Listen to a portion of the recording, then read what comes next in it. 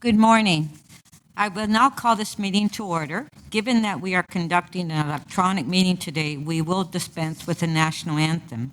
Today is our second meeting of City Council held with members participating remotely. The clerk has advised that we do have quorum. Members, please join me in a moment of silence in memory of Father Massi Lombardi, Mario Napolitano, and Danny Sardellas.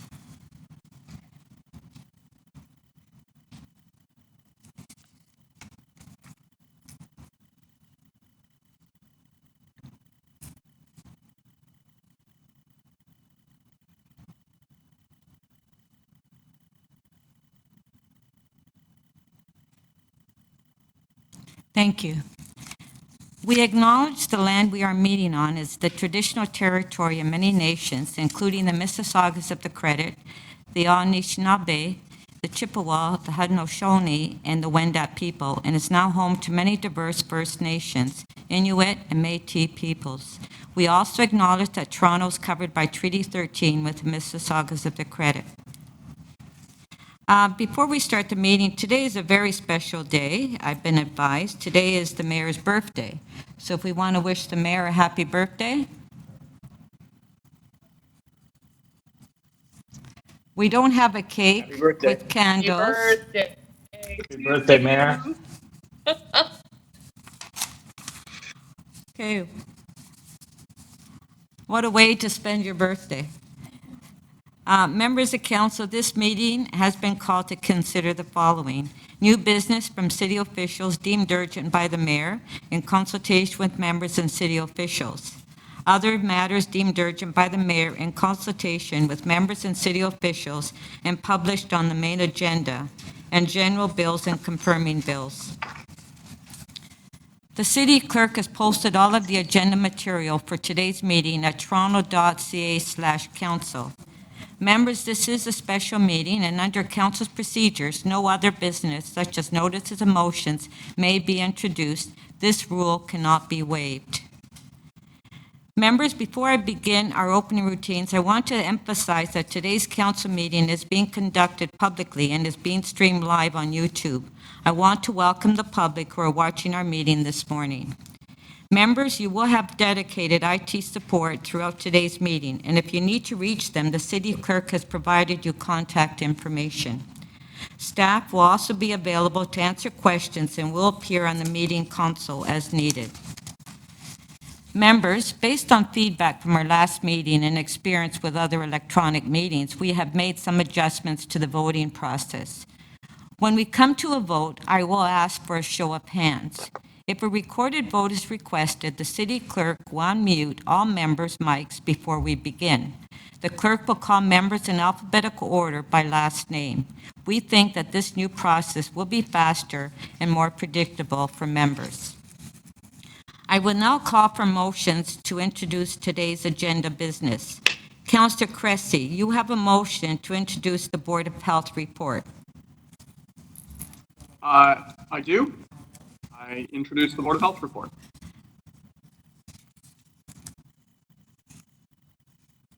That the report from meeting 16 of the Board of Health listed on the agenda of council be presented for consideration. Thank you. Councillor Ainsley, you have a motion to introduce the General Government and Licensing Committee report.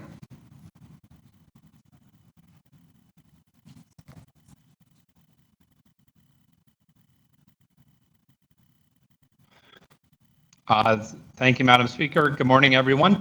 That the report from meeting 12 of the General Government Licensing Committee listed on the agenda of council be presented for consideration.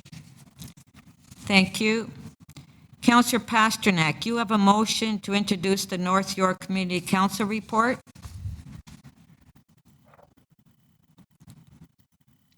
Yes, I do, Madam Speaker. That the report from meeting 14 of the North York Community Council listed on the agenda of council be presented for consideration. Thank you. Councillor Karygiannis, you have a motion to introduce us. Oh. Councillor McKelvey, You have a motion to introduce the Scarborough Community Council report.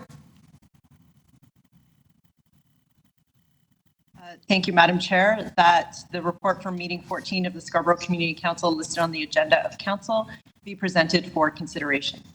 Thank you. Councillor Perks, you have a motion to introduce the Toronto and East York Community Council report. Good morning, Speaker. I move that the report from meeting 14 of the Toronto East York Community Council listed on the agenda of council be presented for consideration. Thank you. Councillor Bradford, you have a motion to introduce the new business from city officials. Yes, Madam Speaker, that new business from city officials listed on the agenda of council be presented for consideration. Thank you. All those in favor, please raise your hands.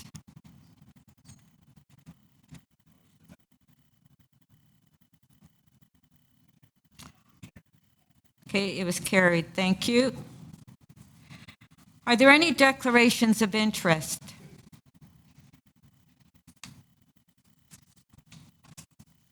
If you have an interest, please unmute your mic and state the item and nature of the interest, and please also remember to send the city clerk a written declaration.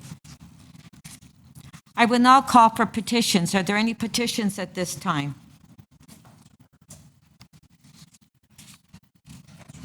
Councillor Perks? Thank you, Speaker. I have a petition from 5,478 people. It reads, Dear Mayor Tory and Toronto City Council, on Thursday, May 14th, over 50 community organizations signed an open letter calling on the City of Toronto to implement the following as part of active TO. Immediately install crosstown spine bikeways on Bloor Street, Danforth Avenue, and Yonge Street, approximately 40 kilometers.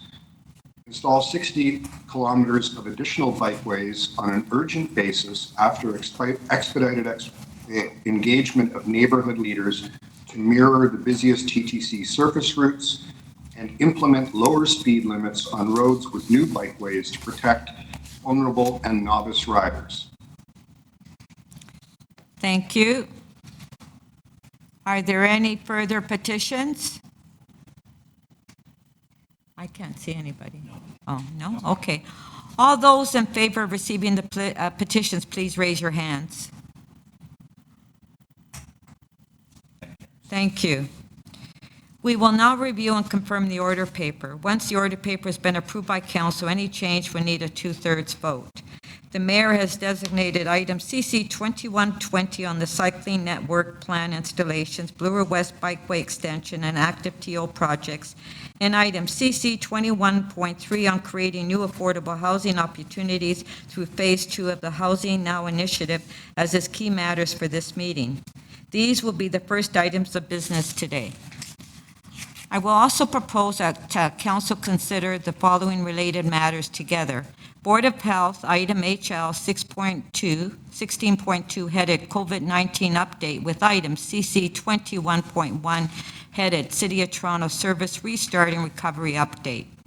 Members, I also propose that we take a 1-hour recess for lunch today from 12:30 to 1:30. I will now go through the items to take member hold, and if you would like to place your name on the speaker's list to hold an item, please text your surname to the clerk at the number provided, and when I recognize you, unmute your mic and state the item or items you wish to hold. Speaker. Yes? Madam Speaker, Councillor Carroll, before we adopt the order paper, I'm just asking if I could know this for my own consideration. The HL 16.2, the public health update on COVID-19, I would assume is essentially virus response based. You are proposing that we consider it together with 21.1. Would the impact of that, Madam Speaker, be that we each only get one opportunity to question on both the virus update and the recovery update? Yes. Okay, how in the procedure would I be able to vote against that? Simply by voting against the order paper? Well, we can separate the items out if you would like to vote against one of the items. We can separate the two. I would like to separate out that motion to consider them together. because Oh, I you think mean when we they're adopt the very order distinct. paper? Okay, sure. We can I separate think that out. they're rather distinct items in terms of questions. Thank you. Okay. So are there any items that councillors, we'll go through the agenda, page 1.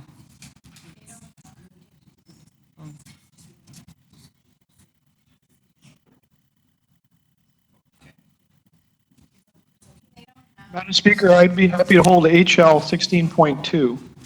Okay, just one sec. So you don't, Deputy Holliday, it's Councillor Cressy here. I believe I'm already holding that. Thank you. Yeah, just adapting to these processes here. okay, so HL 16.2 has been held by Councillor Cressy. Are there any And other items?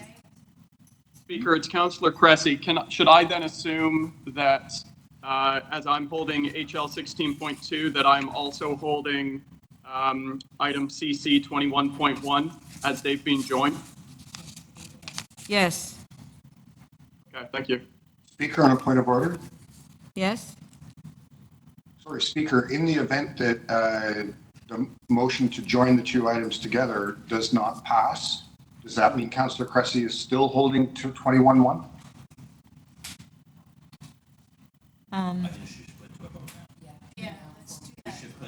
Yeah. So why don't we take that vote now?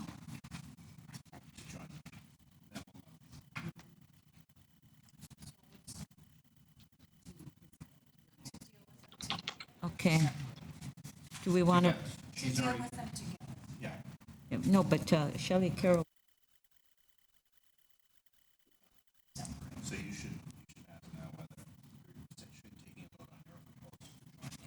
Okay, so we'll take a vote on my proposal first, which is that we combine the HL 16.2 with item CC. Recorded vote, please. Yes, item CC 21.1, and we'll ask for a recorded vote. Madam Clerk?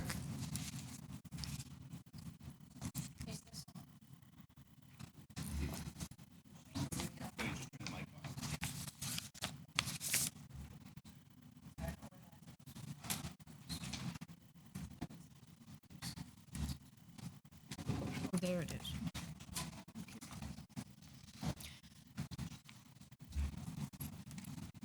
Members, remember, we're going to proceed in alphabetical order. Councillor Ainsley, are you in favor or opposed? In favor? Councillor Bailao? In favor? Councillor Bradford? In favor. Councillor Carroll? Opposed? Councillor Cole? Opposed? Councillor Crawford?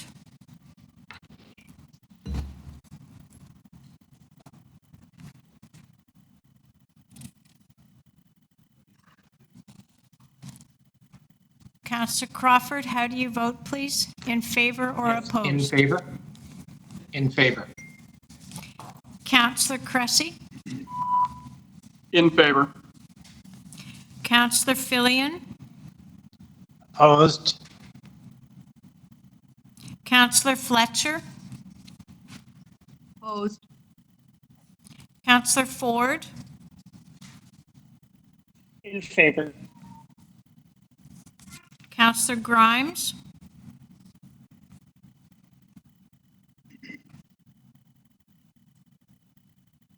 Councillor Grimes?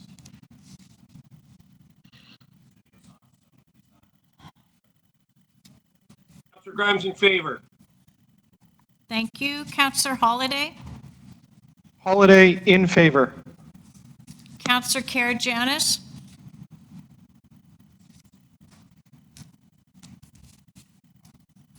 Councillor Karygiannis? In favor. Thank you. Councillor Lai?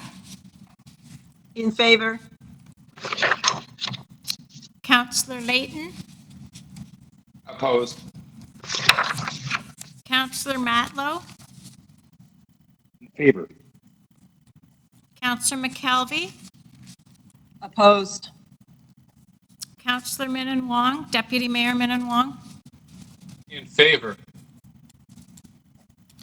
Speaker Nunziata, In favor.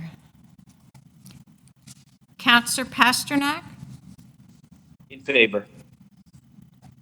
Counselor Perks, Opposed. Counselor Perruzza,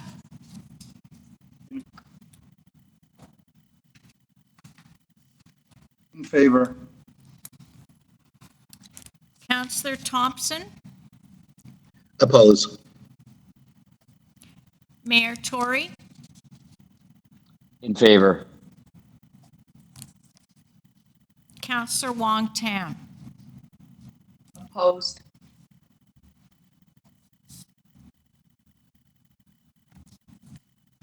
What was?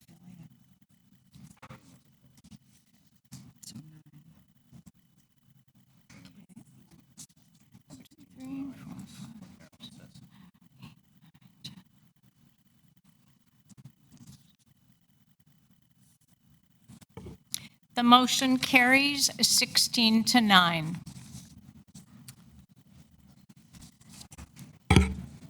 Thank you. Before we adopt the order paper, are there any further items that councillors wish to hold down? Yes, Madam Speaker, it's Stephen Holliday. I wish to hold 21.4, CC 21.4, proposed inclusion of live music venues as a component of the creative co-location facilities property tax subclass. Thank you. Yes, Councillor Holliday, that has been held. Madam Speaker, Councillor Filion, I wish to vote negative on GL 12.13 and NY 14.3, so I can either hold them, or if you just want to do the recorded votes now to facilitate the meeting, I'm okay with that. Okay, and that was Councillor Filion, GL 12.13, and what was the other item? NY 14.3. Okay, thank you. Essentially the same, two parts of the same item. Okay. Are there any further items councillors would like to hold? Yes, Madam Speaker, Councillor Carroll here. Yes? Madam Speaker, I'd like to hold CC 21.11, Toronto Water 2020 capital budget and capital plan adjustments. I may be able to release it by lunchtime. I just want to check something. Okay, thank you. Any further items? Madam Speaker, it's Councillor Ainsley. I'd like to hold 21.6 amendment to the blanket contract with Enterprise Rent-A-Car. Okay, thank you. That's 21, CC 21.6. Any further items? Yeah, Councillor Cole, Yes? I'd like to hold CC 21.5. Authority to accept federal funding for virtual Canada Day celebrations. Okay, thank you. Any further items?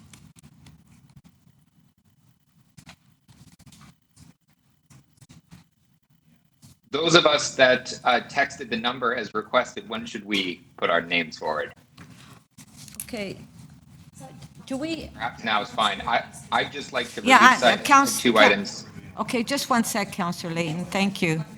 Do we have texts from councillors on items they're holding? Okay, if we're working on that, Councillor Layton, if you can just give us a minute. Okay, thank you. Thank you. Councillor Layton is next. Is the only one on the list.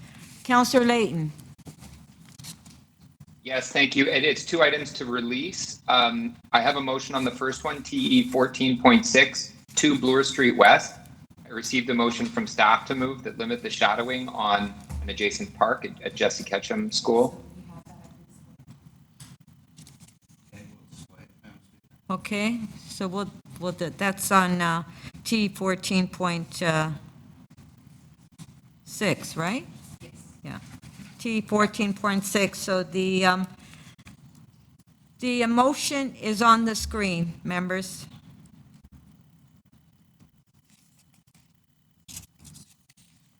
I'll just remark as it's going through that this is at 3 towers, 50-plus stories at the corner of Yonge and Bloor. Okay. All in favor? Opposed, if any? Can I have a show of hands, please? Carries. Okay, Councillor Layton, your other item? The other item, Madam Speaker, just on a point of order. Just if one you can sec. just Hold on, we have a point of order by Councillor Holiday. Thank you. If you can just proceed slowly through the indication of those in favor and those opposed. I just want to make sure that my hand is up at the right time and that the public record is accurate. And on that vote, I was in favor. Thank you, Councillor Holiday. Okay, Councillor. Okay, item is amended. All in favor? If I can have a show of hands.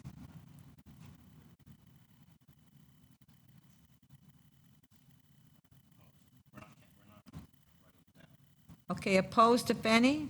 Okay, thank you. Councillor Layton, your second item? the second item is CC 21.1764 Prince Arthur Avenue zoning bylaw amendment application request for direction. So you're releasing that, so if we can put the motion on the screen, please.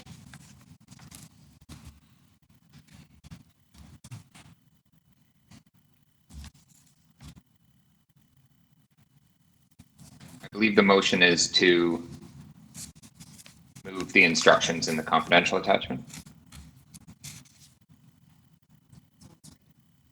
Okay, it's on the screen.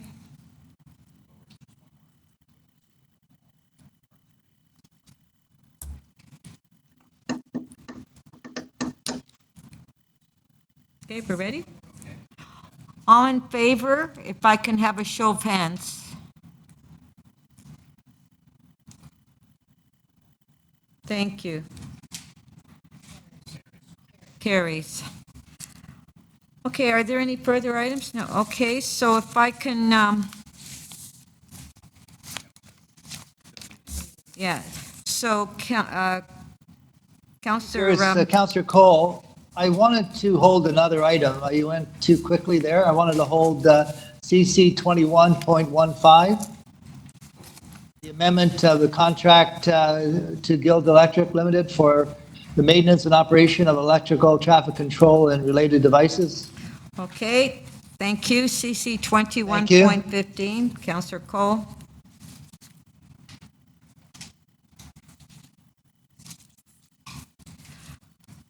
Okay, we'll vote on those two items separately, right? Separate vote. Okay, we'll have a separate vote. This was a request for a separate vote on GL 12.13, which is the proposed sale of 20 Castlefield and 565 duplex. All in favor?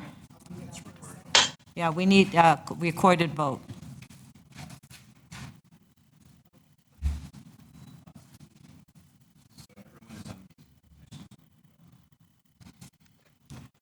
We're going to be asking for a recorded vote on this item. Okay. This is on item GL 12.13. Councillor Ainsley, in favor or opposed? In favor? Councillor Bailao? In favor? Councillor Bradford? In favor. Councillor Carroll? In favor. Councillor Cole? In favor. Councillor Crawford?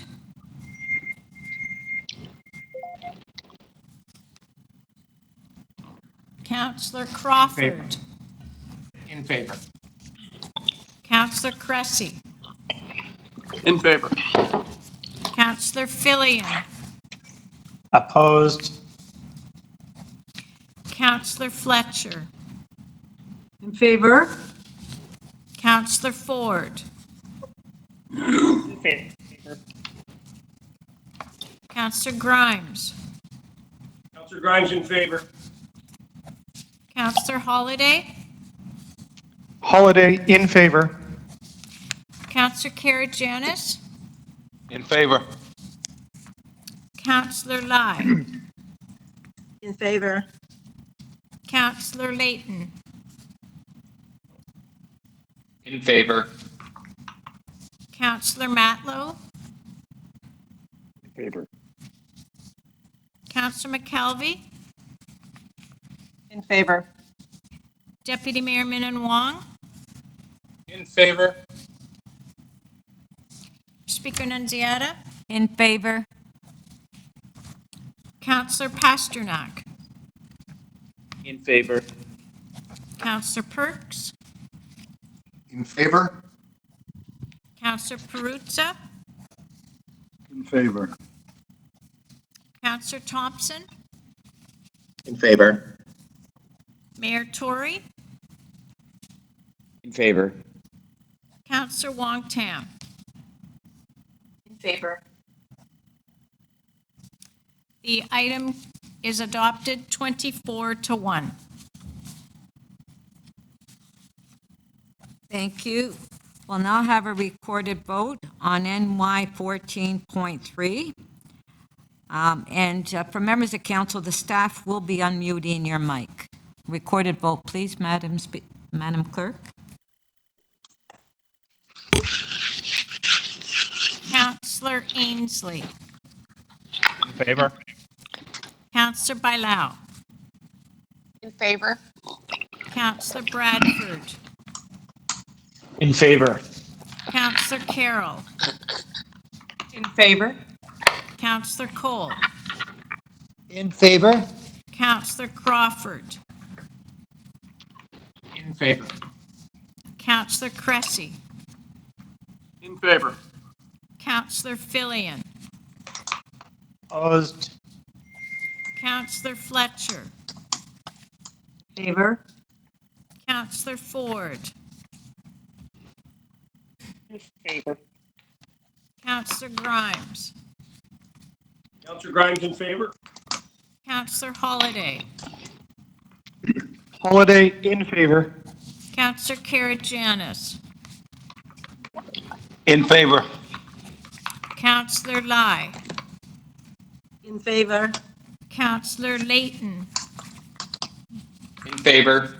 Counselor Matlow, In favor. Counselor McKelvey, In favor. Deputy Mayor Minnan-Wong, In favor. Speaker Nunziata, In favor? Counselor Pasternak,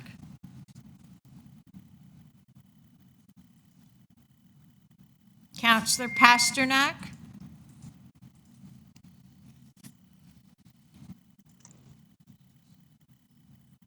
did anybody hear him? He's daydreaming. Call him out again. Counselor Pasternak, In favor. Counselor Perks, In favor? Counselor Perruzza, In favor. Counselor Favor. Thompson, In favor. Mayor Tory, In favor. Counselor Wong Tam. In favor. The item is adopted 24-1.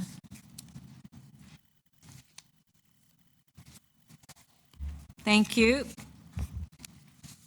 All those in favor of adopting the order paper and any items not held, please raise your hands.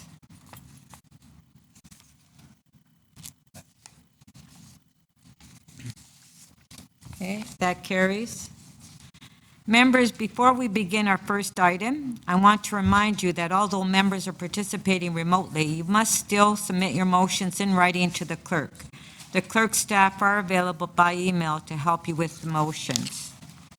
We will now go to our first item, which is CC 21.20.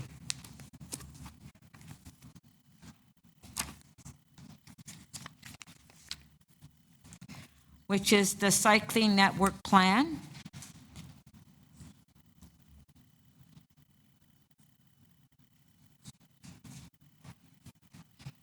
Mayor Tory, you have questions to staff?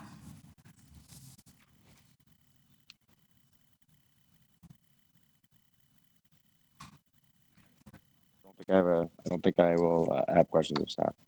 Yes, Mayor Tory, do you have questions to staff? No, I don't believe I do, Madam Speaker. I will, at least I don't have to go first if I do. Oh, okay. It's just that your name was on the screen. No, I don't know how I got there. Councillor Cressy, I see your name on the screen. Questions to staff? I do, Speaker. Okay, you have I 5 will have minutes. So that staff can be ready, I have questions for the Medical Officer of Health, the TTC, and General Transportation Services. I'll begin with to the Medical Officer of Health. Is it your recommendation? Councillor Cressy, hold on, please. All right, if you'd put my time on hold, please. Yeah, I haven't started it yet. Yeah, we're on the bike lanes. Councillor Cressy? Yes? We're on the bike lanes. Yes, I know. Oh, okay.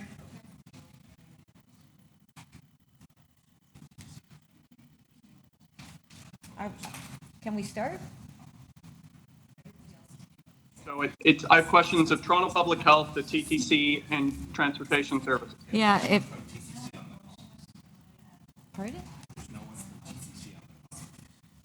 Councillor Cressy, we don't have anyone from TTC on the conference call. I'm sure the Deputy City Manager will be able to respond to that question, then that's okay.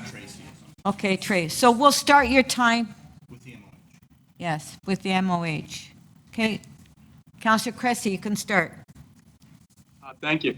So to Dr. Davila, is it your recommendation that we should prioritize and build enhanced pedestrian and cycling infrastructure in order to support physical distancing as we learn to live with COVID-19?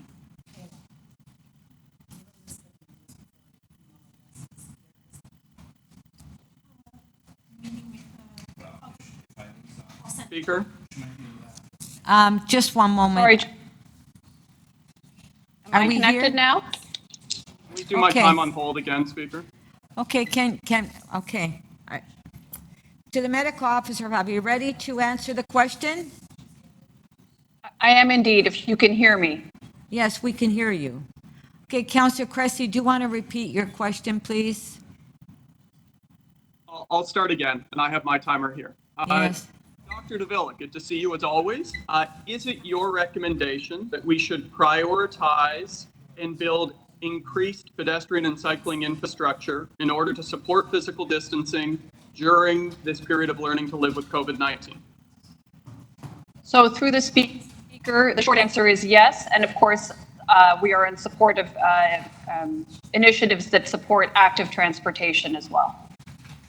And will accelerating the development of cycling infrastructure, in particular along key transit corridors, public transit corridors, will that help to mitigate transmission of COVID-19 by providing for safe transportation and physical distancing? So through the speaker again, in brief, yes. Okay. And then I'll go to our Deputy City Manager. And Tracy, if you don't have the answer, not to worry at all. But do we have a sense of how many daily riders took the TTC prior to COVID? Through you, Madam Speaker, Councillor Cressy, I don't know that. I do know they're in the millions.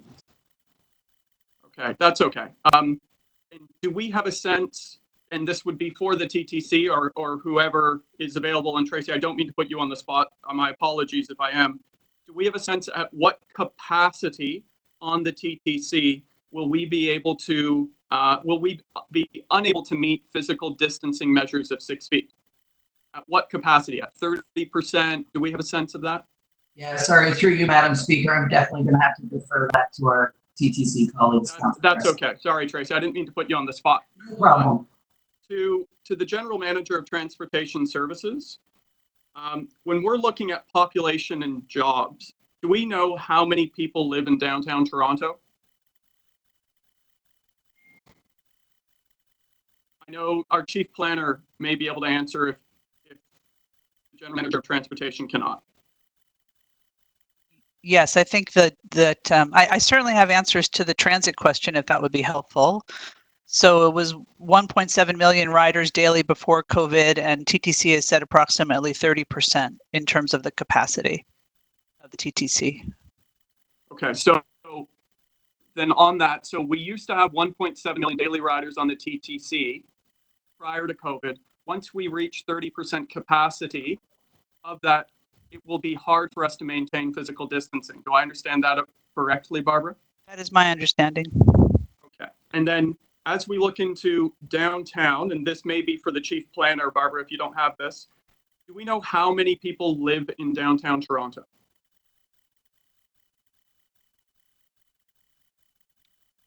I have all sorts of other numbers, Counselor, but that's one I don't have at the top of my head. Okay. Do we? Can you hear me? Oh, there's Greg. Yeah, go ahead, Greg. I can hear you. Speaker, I believe the question was how many jobs or what the population was? Population of downtown Toronto, please, Greg. The population is approximately 250,000 people. And do we know on a weekday what the population is, what it grows to with people commuting in? Certainly before COVID, population swells to over 800,000 people, depending on how you count for tourism and other uses of the downtown. Okay, so 250,000 people live downtown, daytime population of nearly 800,000. For those people commuting into the downtown, what percentage are taking TTC or Go and Regional Transit? It's, Barbara, approximately 33% take transit. These are numbers, the most recent numbers that we have are from the 2016 travel survey. So Sorry, at that time, can you hear Barbara, me? I'm asking about inbound commuters, not residents within downtown. So I'm asking what percentage of people traveling into downtown for work or other uses take public transit, be it TTC or Go? I do have that information, Counselor. 39% take the TTC, 21% Go and Regional Transit. Okay, so 60% are taking public transit of one form or another. And what percentage are driving coming into the downtown? Councillor Cressy, 30 seconds. Approximately 25%. So I guess my Again, 2016 numbers. So I guess my question is, if we don't create alternate options such as cycling infrastructure, will we be able to ensure people can get safely in and out of the downtown to go to work while physical distancing? Do we need to do this in order to create safe physical distancing? Thank you. We certainly believe that it will be critical to give people an alternative, especially in early days related to transit. And so cycling is an excellent choice for people, especially in the mild weather that we're going to have over the next number of months when people should be able to cycle. We're already seeing the numbers go up pretty significantly. We see seasonal shift, but we've also seen a lot of people choosing and opting to take a bicycle for trips, especially those within 5 kilometers. It's a good distance and a good route. So yes. Thank you. Councillor Holiday, questions?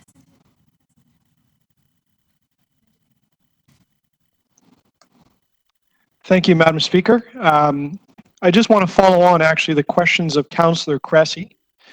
I think we arrived at the thought that there will be hundreds of thousands of people that may not take the TTC but will be traveling into downtown Toronto. Potentially many of those will live farther than the 5 kilometers that you mentioned just at the end of your answer there about the distance.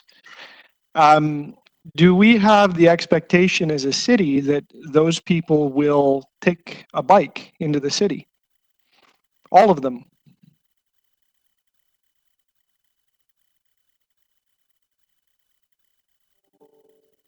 If it is safe and protected and people feel comfortable on the routes, they're much more likely to use a bike for a trip that they may have otherwise chosen to take transit or use a motor vehicle. I think there are some diehards who will ride quite significant distances, but I don't think we can say that everybody will be riding those significant distances. And I think as the chief planner identified, there's lots of people who live in in-city neighborhoods who are trying to get to work or to their daily routines that will certainly, if they have safe and connected cycling infrastructure, are likely to choose that as an option. So what's our plan for the hundreds and hundreds and hundreds of thousands of people that live potentially more than 5 kilometers or for one reason or another can't or won't ride a bike? What do we tell them?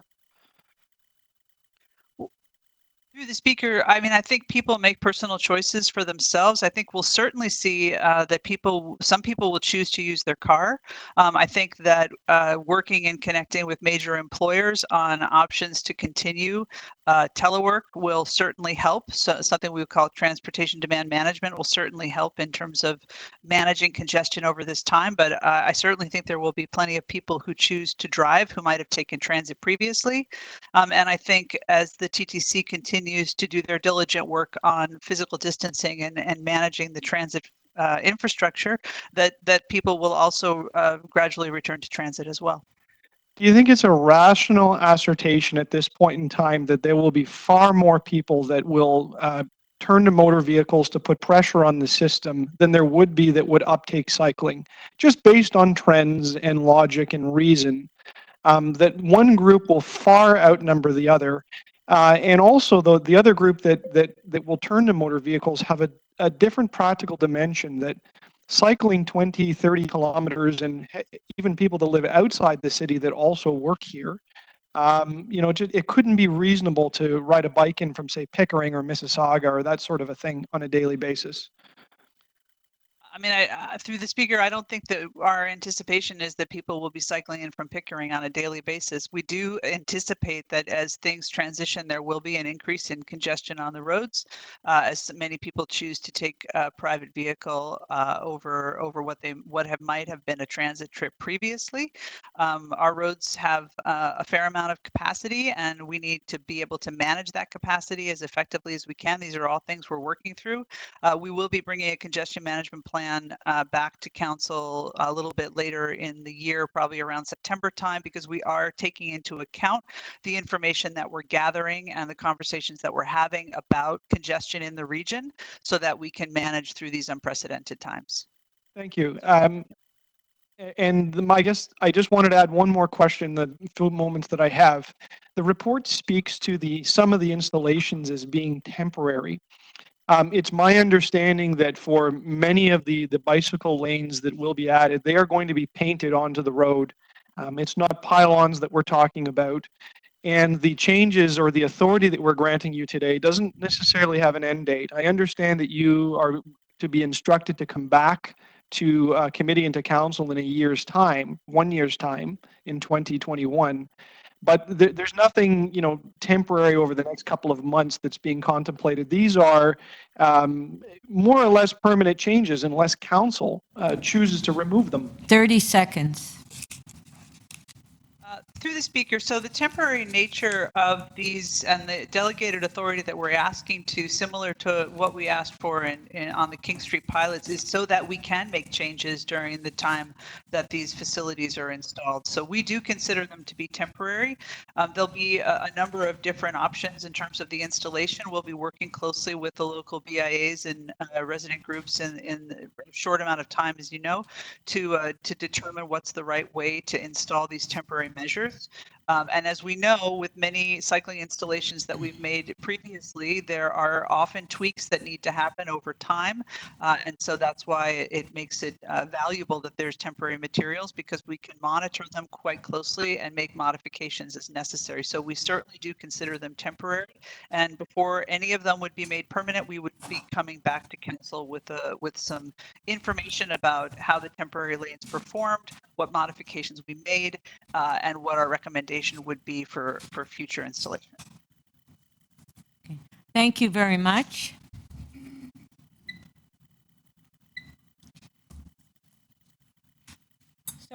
Our next three questions from members of council is Councillor Layton, Councillor Carroll, and Councillor Karygiannis. Councillor Layton, 5 minutes. Yes, thank you very much. To the General Manager of Transportation, most of the routes that are in this report are just accelerating the existing plan, correct? Through the speaker, that's correct. They're all in the cycling network plan.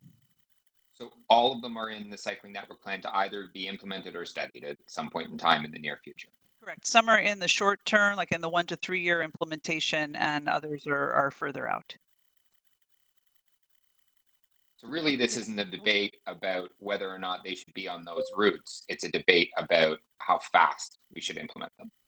That's correct. This is proposing an acceleration of an existing plan. And you may know this, and I don't think the Office of Energy and Environment are on the call. So Barbara, if you can't answer it, that's fine. What percentage of trips do we need to shift to more active forms of transportation? The goal in Transform TO was to shift a certain number of trips under 5 kilometers in order to achieve our long-term climate objectives. What do you recall what that is? Yes, it's 75%. And the one that I can't remember is the date. It's either 2040 or 2035 is the end date. So do you know what percentage of trips we're at now and how far we have to go? That's a great question. I'll see if anyone on my team can provide it to me. But my understanding is that we are certainly not at 75% of all trips within 5 kilometers are being made through walking and cycling at this time. So we do have a significant shift to make, and different neighborhoods have different percentages of people taking active and healthy transportation. So understanding that these are temporary and may take some time to implement and might change over the course of their implementation, these will be physically separated lanes, correct? Correct. The portion north of Bloor, one noticeable shortcoming of the accelerated plan is the lack of connections to the north through Midtown. Could you explain why Yonge Street isn't being considered as part of your proposal? Through the speaker, so I may ask Jacqueline Hayward to hop in here as well, but the northern portion, especially north of on Avenue Road, north of Bloor Street, I'll address that one first, and that is that we have some construction activity and some other activity that's happening with resident groups there to look at the cross section of Avenue Road, certainly north of Davenport, but there's also some construction right now that makes installation and management of a temporary facility north of Bloor quite challenging. With regard to Yonge Street, I can tell you that there's a lot of proposals that are in place looking at Yonge from the downtown. In the Midtown, I know that we have some space challenges, but I know Jacqueline knows that facility better than I do, so I'll have her answer you more directly. Thank you. Through the mayor, the connection between Bloor and Davenport on Avenue could, if we can put that in after the development construction is cleared, that would provide a connection through the Davenport bike lanes, Russell Hill and Poplar Plains, which would bring a connection into Midtown up to St. Clair, where there's a new bike signal on the city's oldest bike lane on Poplar Plains. In terms of Yonge Street, the downtown is currently under study through the Young Tomorrow environmental assessment, and the preliminary priority there is around pedestrian space because we have the sidewalks overflowing with pedestrians in a pre-COVID timeframe. So certainly the priority for pedestrians and patio space is what's coming through that study at this time. Okay, thank you very much to both of you.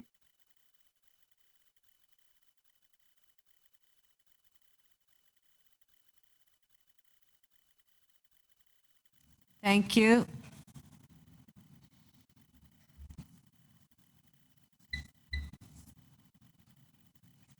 Councillor Carroll, 5 minutes.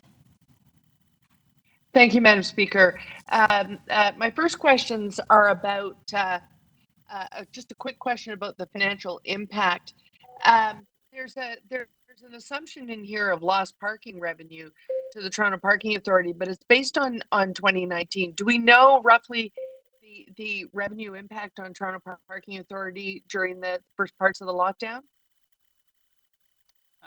Through the speaker, are you specifically referring to Bloor Street on the bikeway extension? Yes, if you have it to that degree of granularity, yes, that would be great.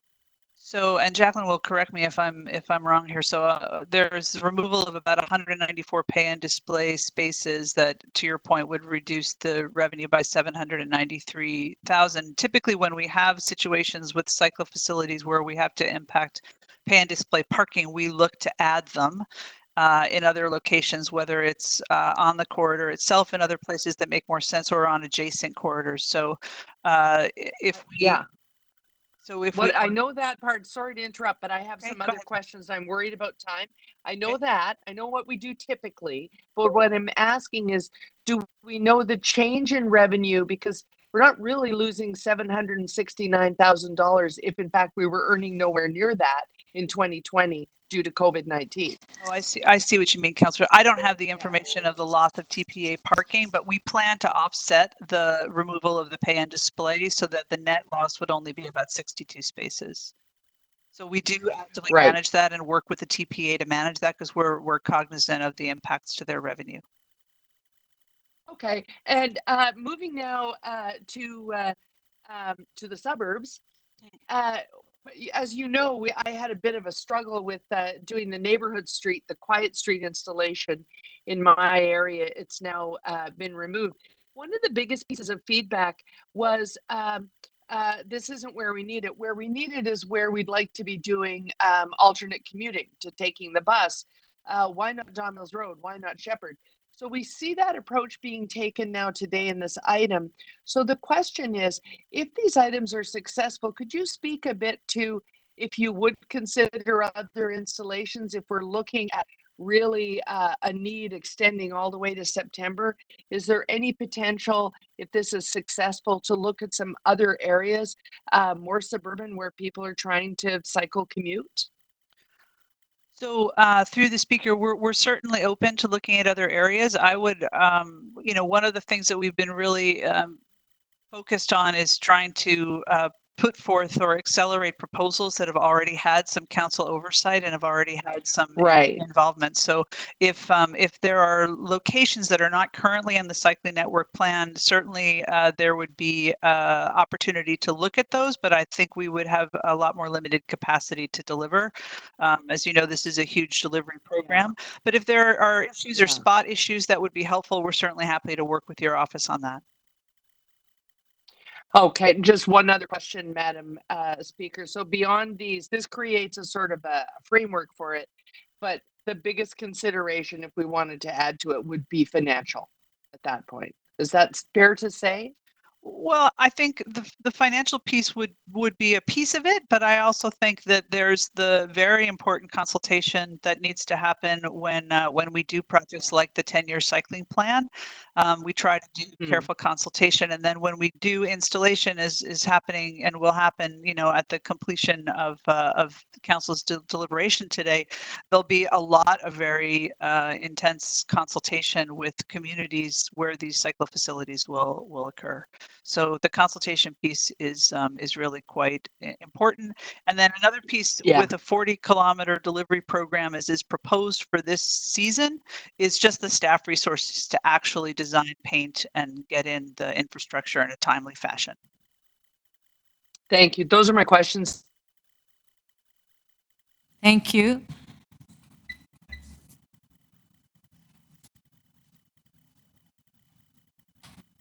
So we have Councillor Karygiannis, Councillor Pasternak, and Councillor McKelvey. Councillor Karygiannis, 5 minutes.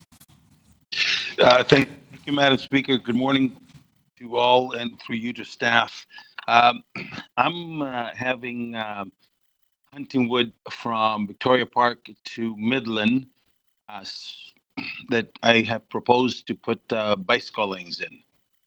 Can you please let me know and advise me how long we've been working at this through through your offices?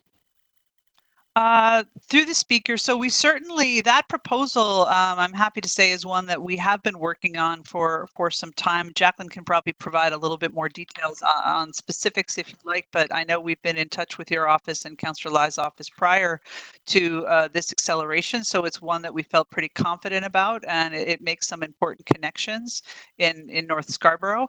And so we're one of the reasons why it was, we still need to do some public engagement around that, and that's why we're proposing to have some webinars with communities in your area so that we can get further information. If my memory is correct, I think the first engagement that we had was in January of 2019. Would that be correct? First time we talked about this? Yes, Councillor, that's correct. My team has been working with your office on this plan for quite some time because it is in our 2020 delivery. And I know that you did a newsletter in your community, asking people for their thoughts on the proposal and heard quite a bit of support.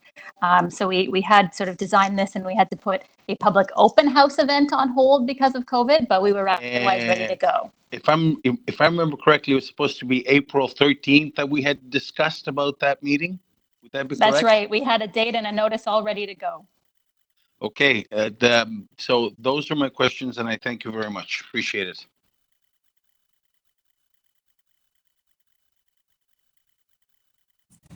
Thank you. Councillor Pasternak, 5 minutes. Yes, thank you. Thank you, Madam Speaker. Through you to the General Manager, transportation. I know we've touched on it before. In the route that's selected in my ward, Wilmington and Faywood. Sorry, Councillor Pasternak, I think we're having problems here. Is there? Yes, it's about 30 some odd school buses come every morning, and of course come at the end of the day for pickup. Councillor Plan for safe unload for school buses when they. Councillor Pasternak, we can't hear you. We're having problems. Is there a problem on your end? You can't hear me? Now we can hear you. Okay, do you want to start over? Okay, let's start again, if you can start. Do you want to start? You can hear me? Councillor Pasternak? Through you to the General Manager. Okay, Councillor Pasternak, why don't we go to... I can hear you. Can you hear me? No.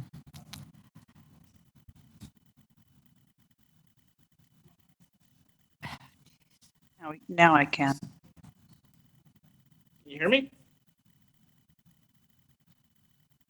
No, we can't hear you, so why don't we just skip over and go to the next questioner, and we'll come back to you, okay? Thank you. Councillor McKelvey, 5 minutes. Thank you, Madam Chair. My question is to the city's Deputy City Manager, Infrastructure and Development Services.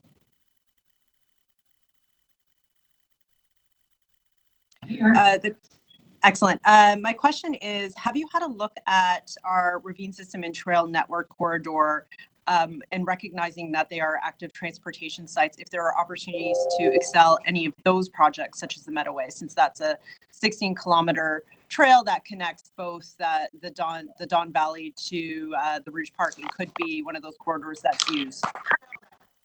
So through you, Madam Speaker, I do think that's probably best answered by Barbara Gray or Jacqueline Hayward or potentially Jeannie Rowan. Okay, thank you. Sorry, I just wasn't sure because it was ravines as well as cycling. Hi, Councillor. I can answer this question. The city, both in the Parks, Forestry and Recreation side, as well as Transportation Services, have been working with the Toronto Region Conservation Authority on the environmental assessment for the Meadowway, and it was just recently filed earlier this year. So once that is fully approved by the province, then we will be working with them on delivery strategies. I know that there's an implementation plan underway. And we are looking at that project as a key project to put forward for some of the investment that we expect to come from the federal and provincial government for infrastructure stimulus. Thank you. Okay, thank you. Councillor Thompson, you have 5 minutes. Thank you very much, Speaker, and good morning, everyone.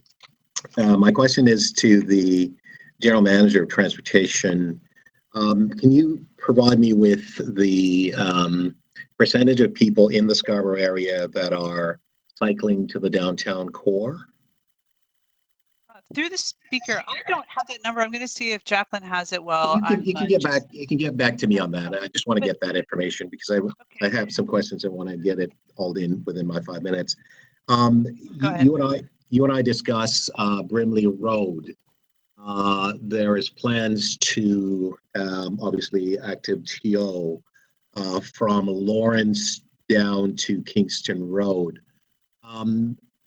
In the discussion, my understanding was this was going to be sort of temporary to respond to the needs of residents and others and so on, because more people are not necessarily taking the TTC and because of COVID and so on. But based on what I'm hearing this morning, part of this is part of the future and long-term expansion of the cycling network. And you talk a little bit about the recommendations about looking at at future installation. You are going to reduce lanes on Brimley Road as part of active TO, as part of what you're recommending now. Is that correct? through the speaker, that the curb lane. The curb lane. And this is to monitor for future implementation as part of the bicycle network program. Is that correct?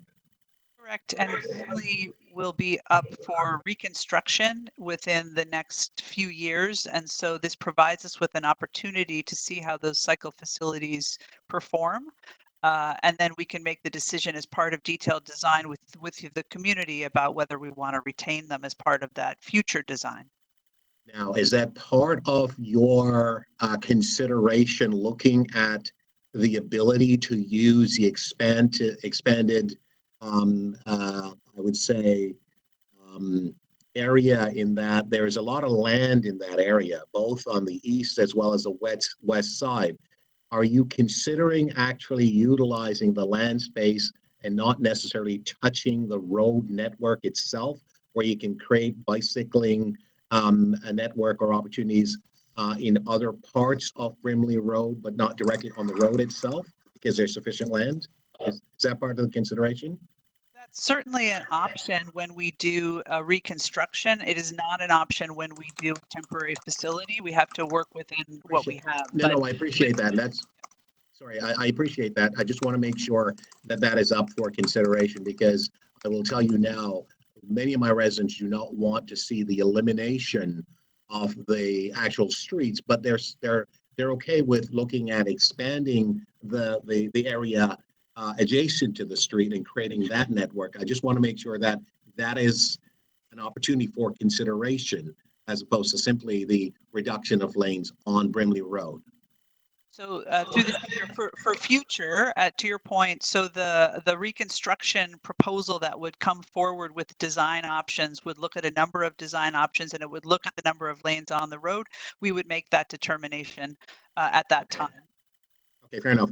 Can you then also tell me, please, with respect to bike lanes that are being proposed, for example, on Danforth Avenue, what will happen with film shoots and festivals in areas where you will have bike lanes?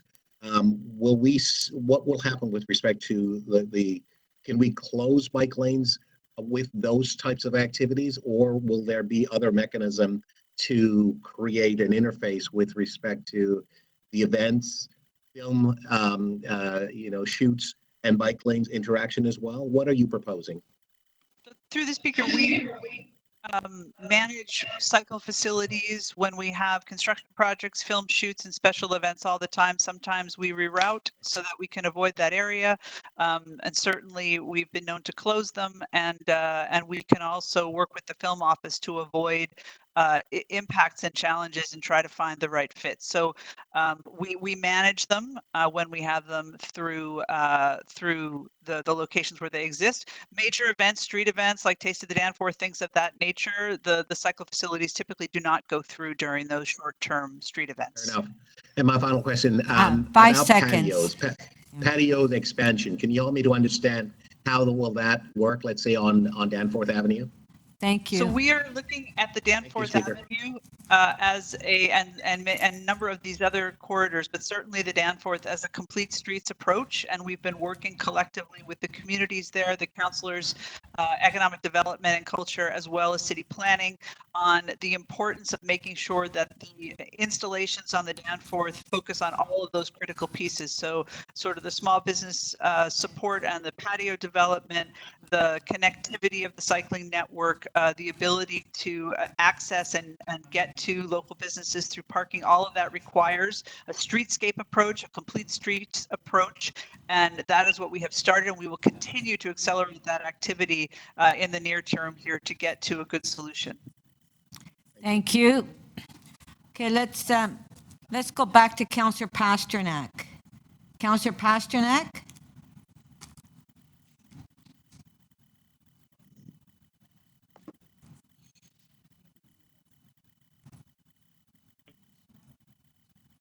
Councillor Pasternak. Yes, Some of us can hear you, James. Okay. I can hear you, Councillor. I can hear you. I know, but Councillor Pasternak, are you there? Yeah, okay, made it. Okay, do you want to start asking your question? I am on the planet Earth. Hello? Yes, I'm here. Okay, can you start asking Madam your Speaker, question? some of us can hear him and he is asking. He has begun. I can hear him plainly in Scarborough. Okay, Councillor Pasternak, can you ask your question, please? Madam Speaker, he is trying to begin. The rest of us can hear him. Running this meeting, Shelley Carroll or the speaker? So, okay. Deputy Speaker. So let's try again. So along the route that's in my ward, Wilmington and Faywood, there's 5 schools. Our guess is a little over 30 school buses come every morning and then come in the afternoon for pickup. What strategy do we have in place when it comes to bike lanes for these school buses to do a safe drop off and pick up at the beginning of the day and at the end of the day? So thank you, Councillor. So the question is about how we manage cycle facilities through school zones, especially with pickup and drop off, not only of buses, but also of parents. I'm going to have Jacqueline talk a little bit about the specific work that we do with adjacent. I can hear you. You can't hear me. Councillor, can you hear this answer? So I'll just start. Hopefully you can hear.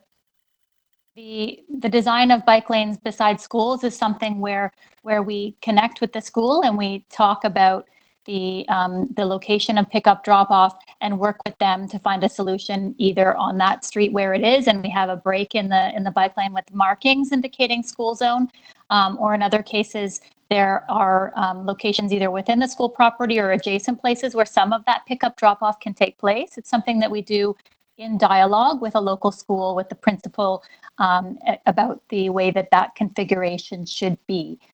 At this time, we have quite a bit of time to look at that issue since schools are not currently operating, so we can go ahead and install it quickly and make adjustments to reflect the needs of the school once schools come back in session.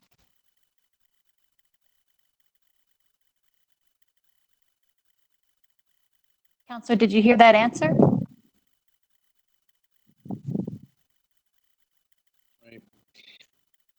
Can you hear me? Okay, Counselor Pasternak, are you? Can you hear me? Counselor Pasternak, can you please turn off your I should video move. when you ask questions? Because nobody here could hear you. Okay, do you want to try?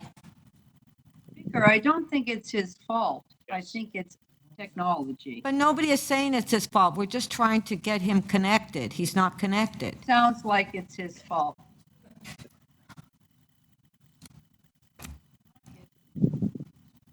Oh, I could try. I still have 5 Okay, minutes left. that's much better if you If I want have to some time left, continue. I'll ask one more question. That's much better.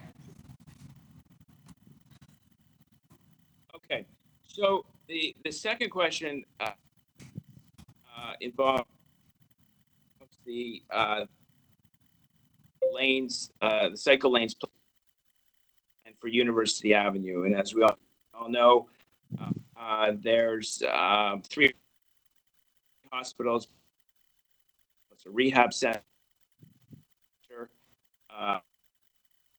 along that corridor. Street parking does play a role in patient drop-off, in visitors, even though there's limited spots. I want to thank Councilor Layton for looking into that. What is our plan with the hospitals to make sure that is there any plan to save some of these spots, because the report on page 11 seems to indicate that south of College, and I'm just wondering what the feedback has been from the hospitals as far as the elimination of those parking spots. So through the speaker, I'll start and then Jacqueline may have more details, but we have already connected with Mount Sinai, UNH, and Sick Kids. And we'll continue to meet closely with those facilities to make sure that we're managing their access, also with the paramedic services. You can't hear me? Counselor, can you hear me? Maybe Jacqueline has the line in.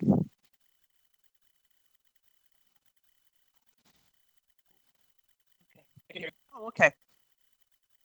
Okay, great. Okay, great. I'll let you finish up then.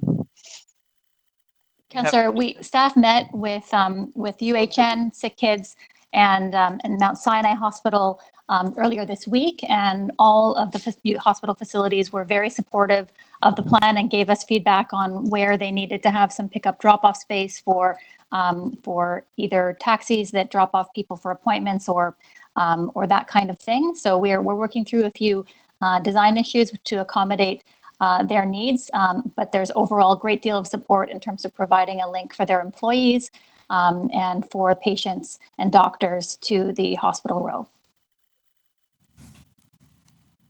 Okay. Thank you. Thank you, Councillor Pasternak. Okay. Thank you.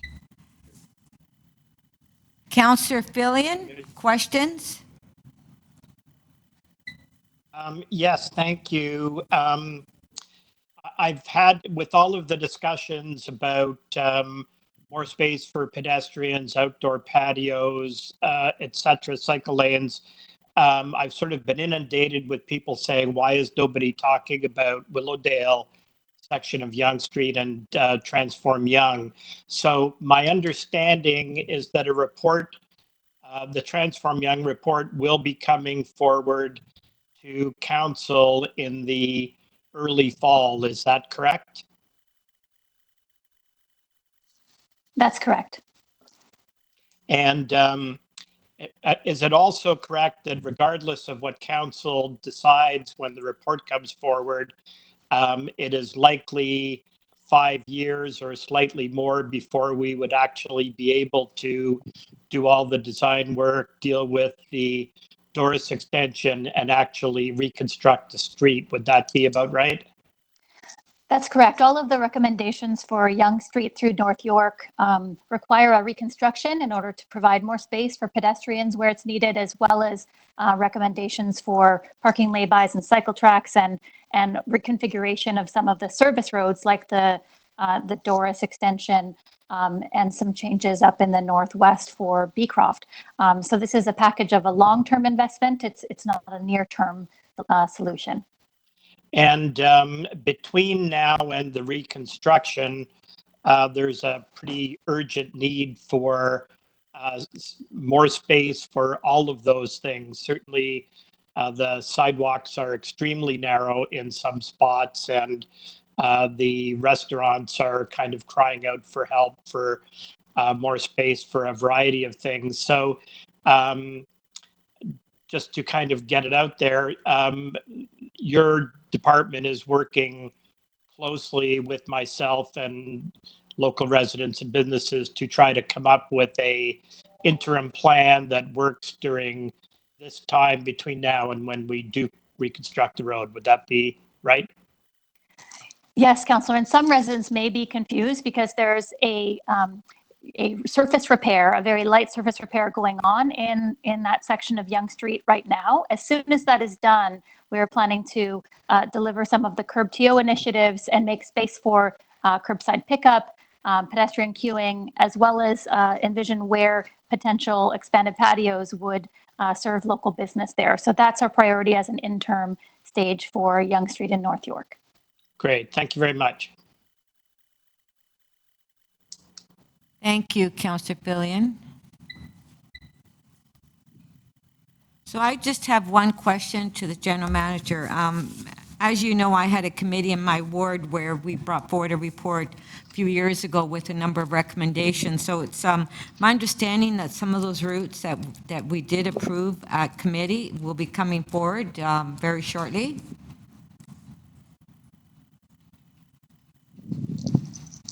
Through the speaker, that's correct. We are looking to make connections from the Scarlet Road cycle tracks into the neighborhood and some of the other locations that you've identified.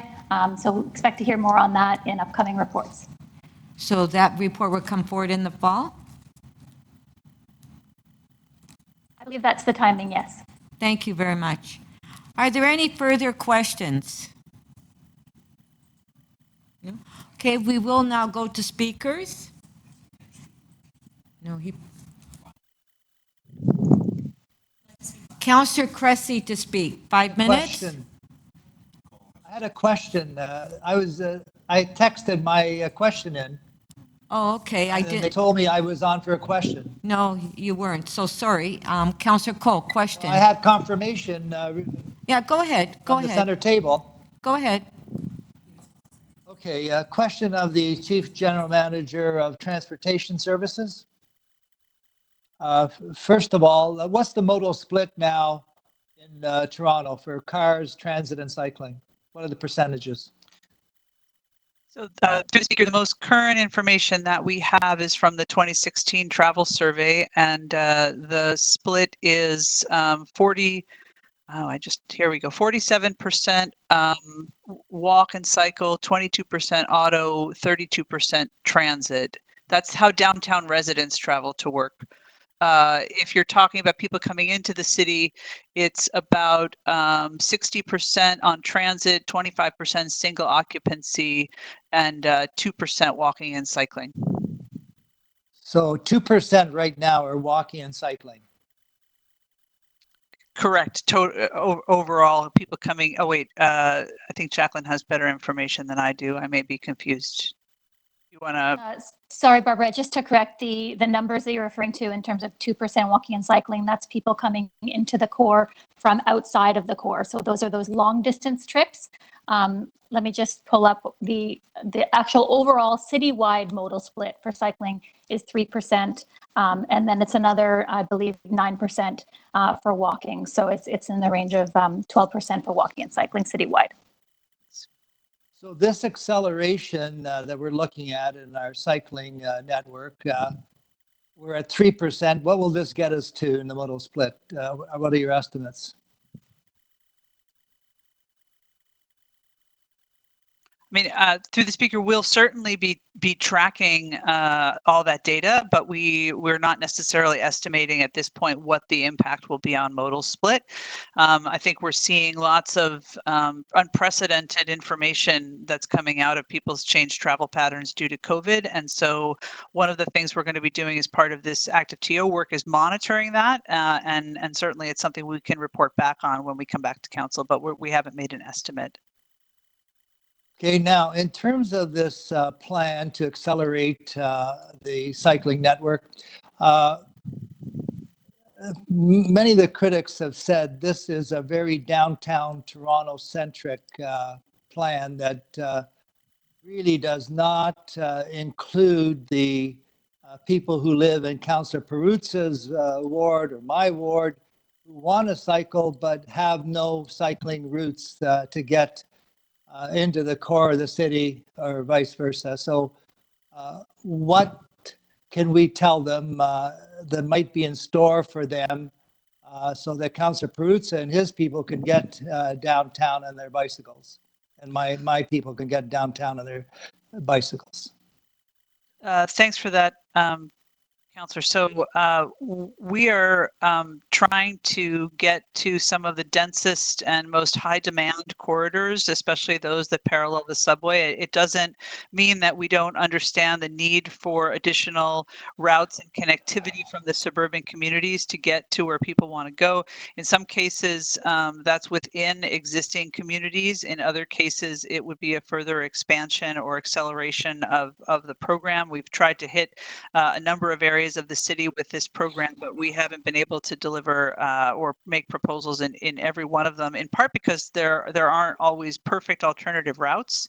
But that's one of the reasons why we've been trying to focus on quiet streets or parallel corridors in some of the more suburban scale neighborhoods.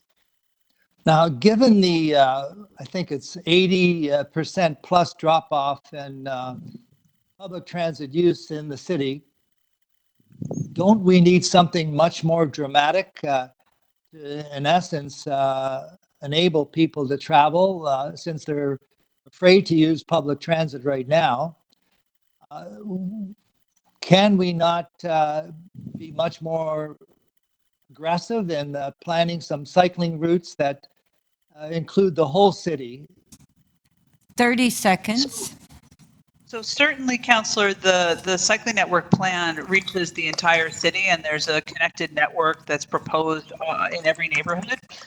Certainly, the capacity of the team, my team, to be able to deliver, we are going to be pressed to be able to deliver in the short amount of time that we have right now, the 40 kilometers that we've identified.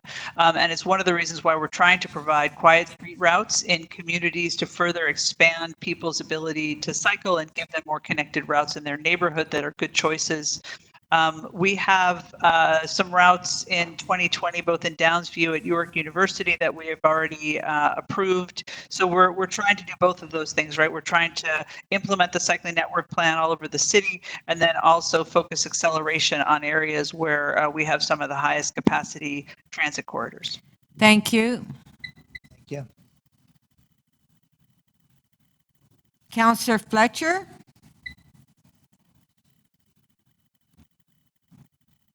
Speaker, and good morning, everybody. Nice to see you. I look forward to seeing you in person sometime soon. I just wanted to confirm with you, Ms. Gray, that the Dundas lane would be extended from Broadview across to meet the River Lane and be a dedicated lane. And that was a request from 2015 that you're able to actually have happen now. Is that right? That is correct. And there's other things for Dundas that have not yet happened. Would you be able to report to committee on when those would actually take place? I'm gonna ask Jacqueline to chime in on the specifics related to Dundas. Well, I don't need specifics. I'm just asking if you're prepared to report on that, if requested, on timing. Yes, we're planning to report in the fall. Good, thank you. Second, I just going to have a motion about maintenance and refreshing of existing bike lanes. Would you be able to let us know how that works from your division as well when you're reporting out? Yes, indeed, we certainly can, Councillor. We have. And what we would be able to expect in the new cohort of bike lanes. So I'm not asking for what you do. I'm asking if you're able to make that as a report later. Absolutely. Yes, that's fantastic. Thank you.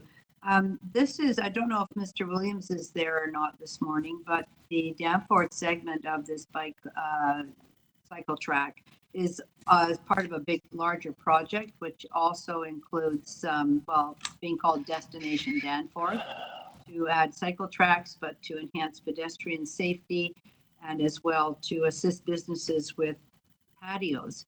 And I just wondered if Mr. Williams is there to address that business aspect this morning or not on this, within this item that we're discussing.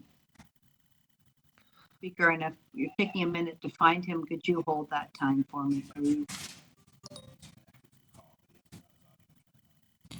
Okay, just one sec, Councillor Fletcher.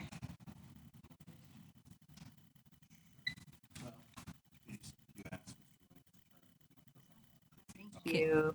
He's on the call. Okay, if I can ask Mr. Williams to turn on his microphone.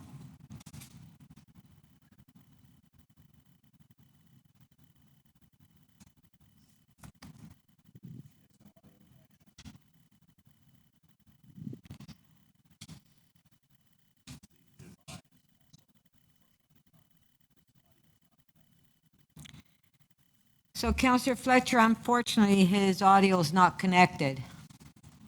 Oh, I see. Okay, thank you, Speaker. It's very frustrating for everybody. I know. Would you like to continue to ask other questions?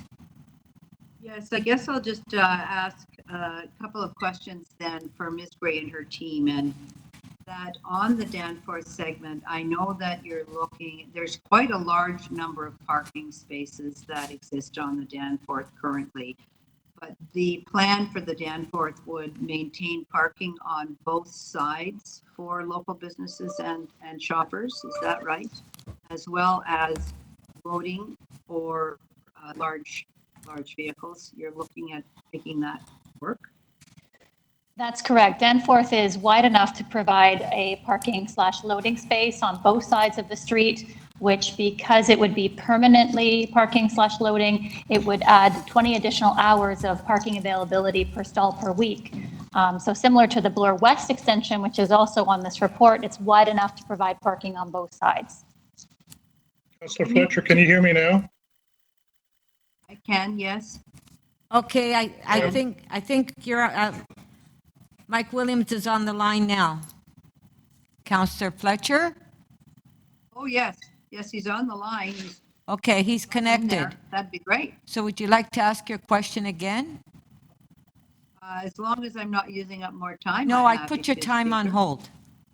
Okay, thank you. Okay. I just wanted Mr. Williams to address the element that we've been talking about as far as creating Destination Danforth, a place for enhancing the business climate with cycle tracks, pedestrians, patios, and how you're approaching, what your thoughts are in being able to make that a Destination Danforth for this type of report and these type of enhancements to the street. I think it's critical that we create more space for pedestrians, for bicyclists, especially for patios. So the restaurant businesses, which are in many ways the big attractor to different blocks on the Danforth, they can operate better. So as long as the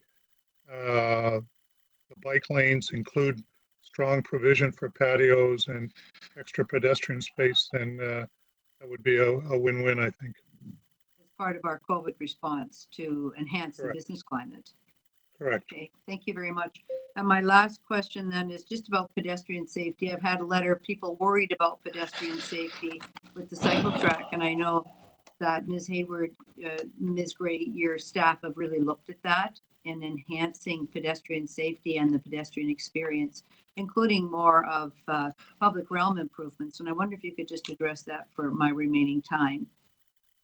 Sure, I'd be happy to, Counselor. We had already started as part of the Danforth study an in-service road safety review, which addresses the types of collisions that are taking place and how to improve safety for pedestrians and all road users. So some of the plans to include as part of this delivery are brightly painted curb extensions, which would reduce pedestrian crossing distances.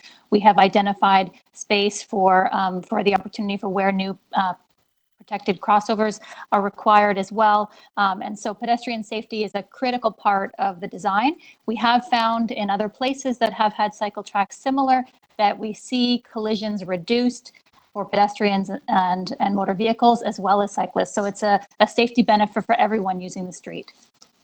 Thank you. And since apparently I have another second, we have the lakeshore closure and the arterial closures, which people are flocking to on the weekends. And I'm hoping that you're going to be able to add a further segment for Lakeshore. It's fairly small at the moment to continue it further west from Coxville, and I'll be moving that motion today.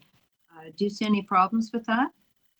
Thanks, Councillor. We are actually actively working to add that. The plan would be to go forward with that for next weekend. This weekend, we have the Gardner closure, so we're somewhat limited in what we can accomplish. But next weekend, absolutely, my team is working and including your office in the discussions about the best way to do that. We understand it's quite popular and people would like a little bit more space.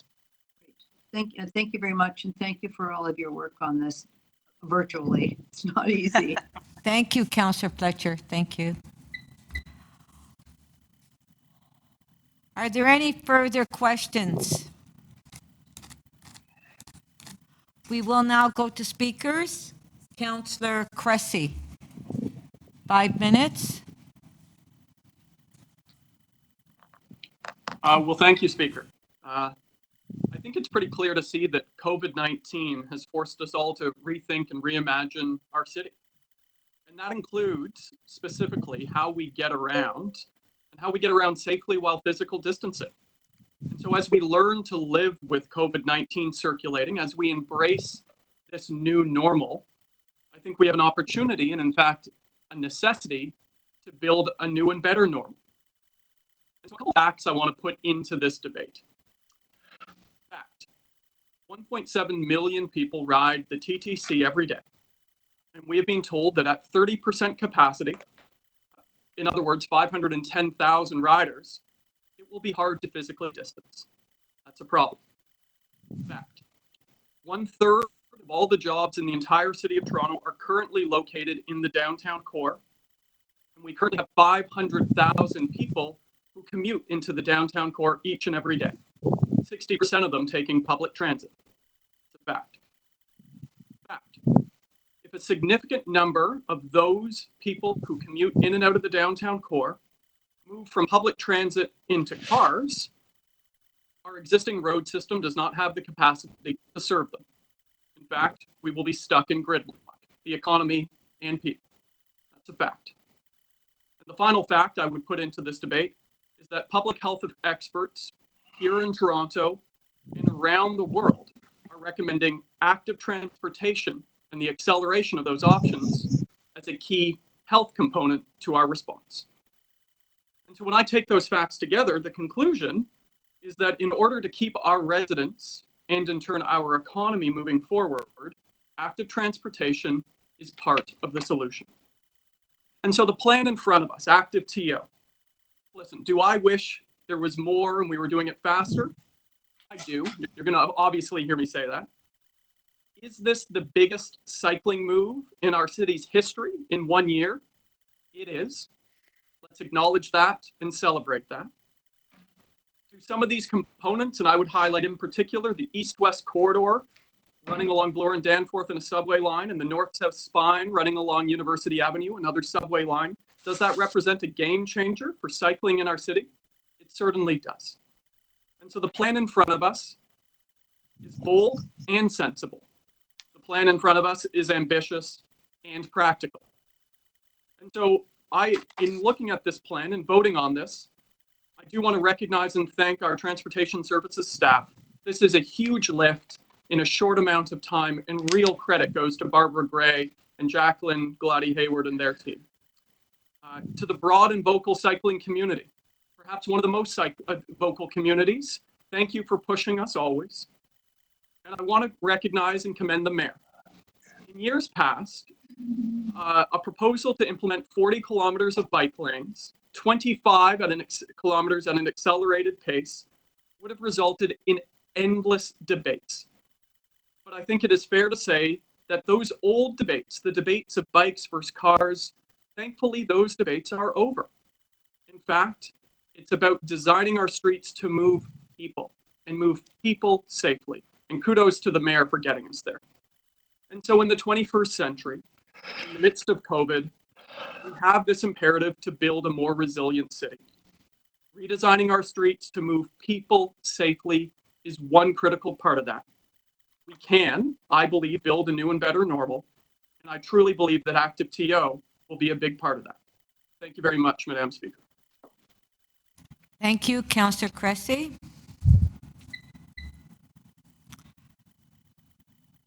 Councillor Matlow, followed by Councillor Holiday. Councillor Matlow? I move the motion that I submitted to the clerk. Okay, do we have a motion? Okay, it's on the screen.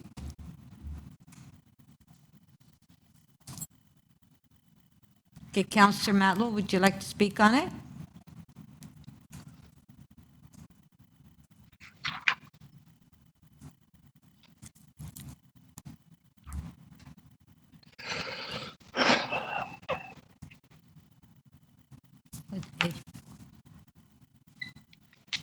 What happened? What happened? Did we lose him? I don't think he wants to speak. Oh, okay, Councillor Matlow, then you just want to move the motion and not speak on it? Yes, please. Okay, thank you. Thank you. Councillor Holiday? Thank you, Madam Speaker. I have a motion. Okay.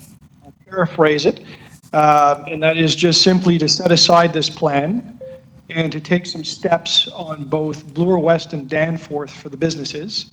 That is to allow free parking along those curved lanes and to make provisions to extend patio space into those spaces on a temporary basis, and temporary means up until Labor Day. I want to speak briefly on this item. There are 2 points I want to raise. The first is the practicality, and the second is the timing. I think a very reasonable person in Toronto watching this emergency unfold in front of us could predict, without staff reports, without questions and answers, the traffic is going to be higher than ever, especially as we head into the fall, back to school, people get back to work after this period. And I am really worried about any move to reduce road capacity on major arteries, those roads that people rely on to come in and out of the city to get to work, to get to businesses, to get to school. And we heard it's 3%. It is reflecting 3% of people that will be prioritized over this. People that are 5 kilometers from these routes. And I worry about people that live on the suburbs of the city and beyond. I don't know what we're going to tell them. I asked that question of the general manager. I didn't get an answer on how we will manage this traffic capacity. We're deliberately making it more difficult in this move right now. We're prioritizing those people within 5 kilometers over the others.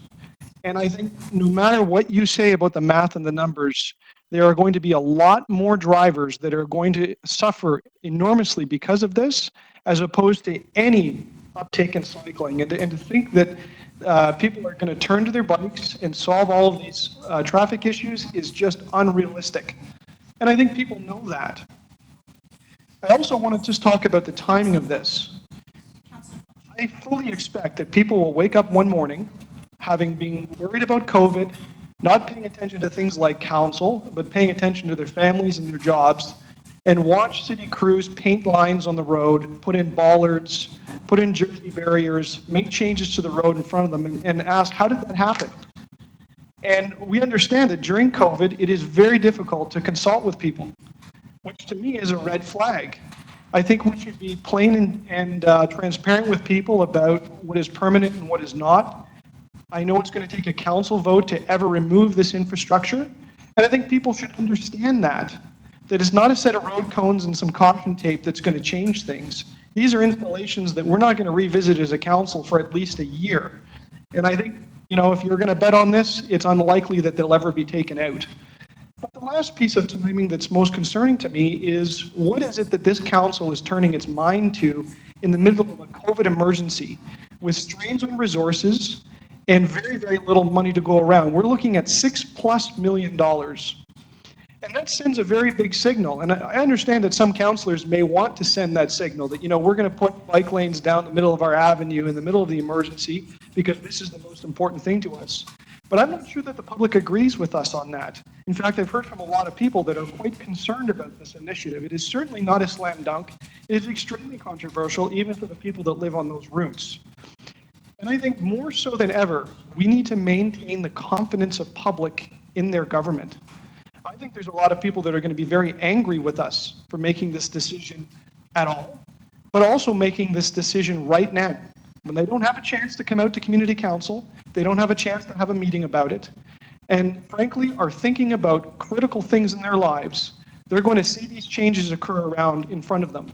And they're going to look at it and say, council, you should have reasonably known that the traffic is going to be worse than ever. We need to move around, and you've deliberately made it harder. You've had the 3%. 3% is the number that was given to us by the general manager of the city, the tail wagging the dog. And for that reason, Madam Speaker, I cannot support this at this time. Thank you. We do have a question for you. Councillor Fletcher, clarification of the motion.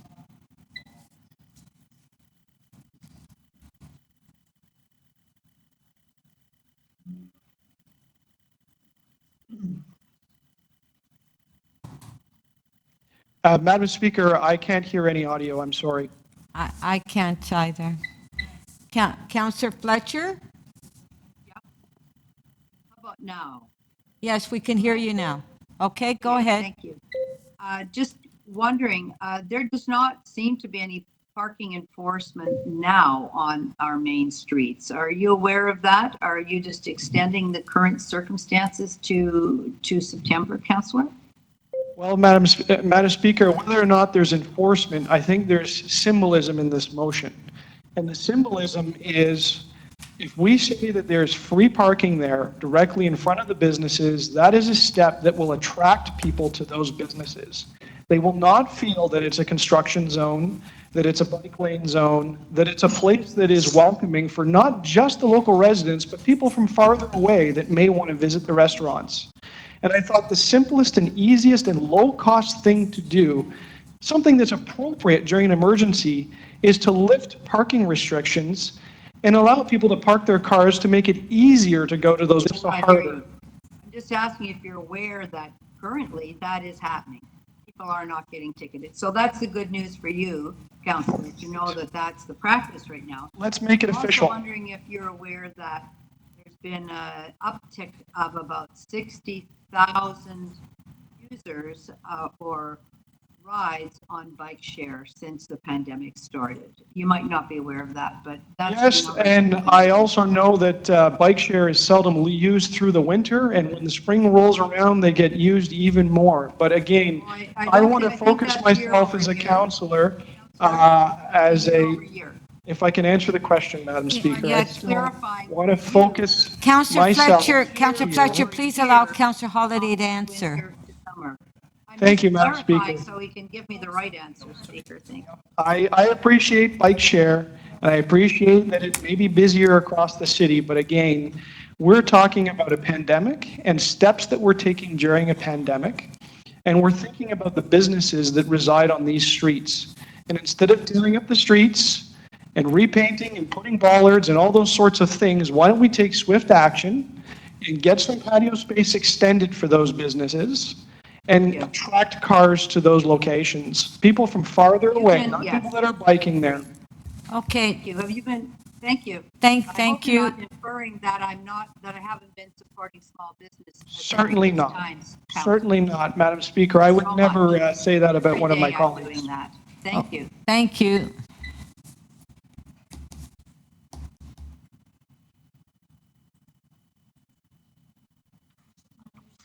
Okay. Councillor Bradford, followed by Councillor Wong Tam. Councillor Bradford, 5 minutes.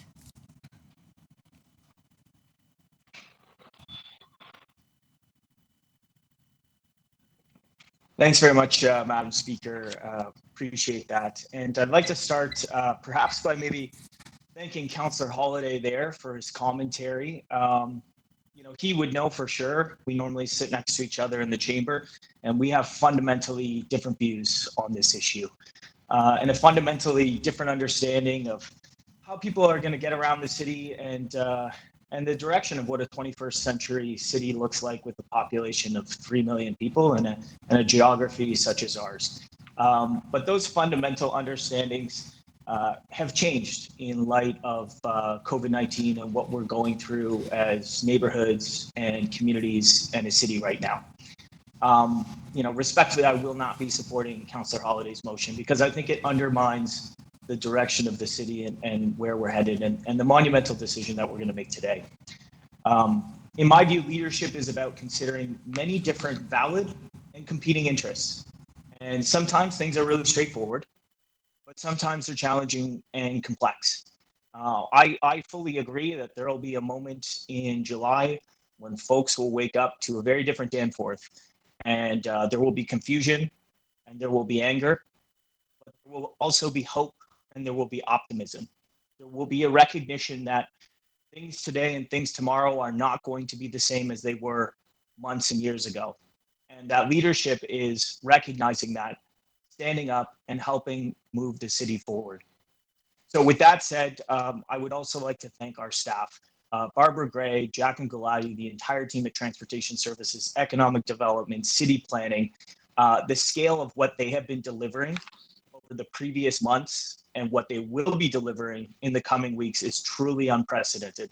As someone who has been in city government on a civil service side, I can tell you this stuff doesn't typically happen overnight. And it's just been a tremendous amount of heavy lifting by their team to get this stuff in front of us today. And it's really impressive. You all know, as my colleagues here, my enthusiasm for active transportation and certainly the Danforth segment of this proposal extends long before any sort of COVID-19 emergency. That's because I think it's about city building. I think it's about road safety. I think it's about neighborhoods that are vibrant and safe for people. Up until now, my support was really based on those fundamental principles of road safety, increasing mobility options, building a more sustainable city through active transportation, and helping our community shop local by making it safe and more comfortable to get out there.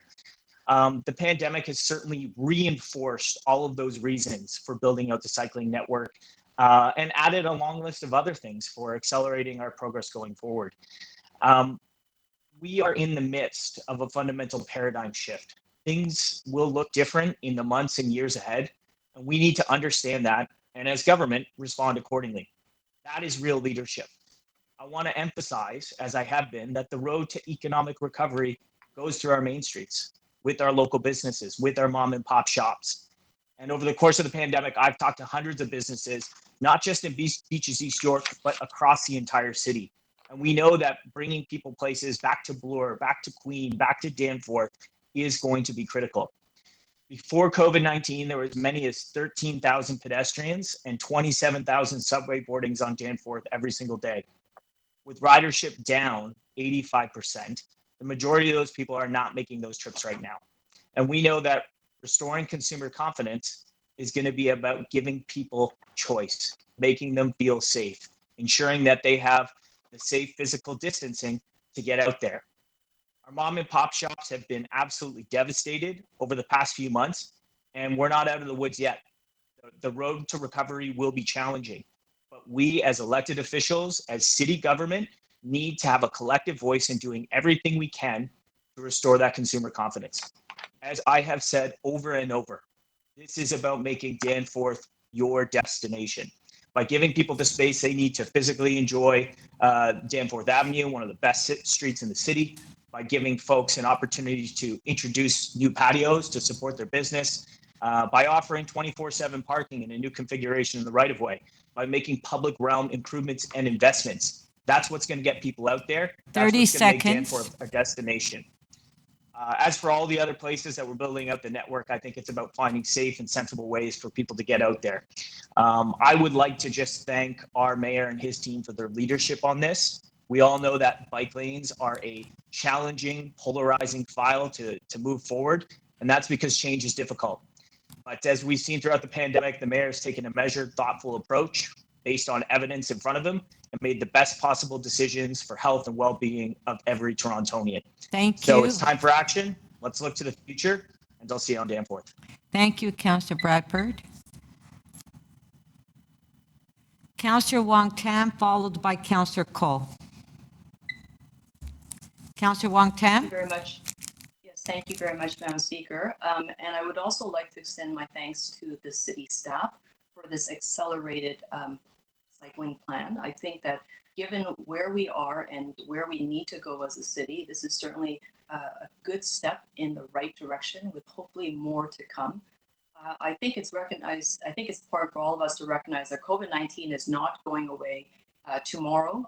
We know that it is going to be here in the weeks, months, and possibly years ahead. And that means that we have to adapt our infrastructure and to repurpose that infrastructure for what will be the COVID-19 era that is now upon us. It's important for us to note, Madam Speaker, that there are those who have described that this is a bold plan, and I would not disagree. It's bold for the City of Toronto, bold for City Council, because we haven't been bolder before. And although there's 25 kilometers of accelerated installation in this short period of time, I think it's important for us to also take a look at what else is happening around the world.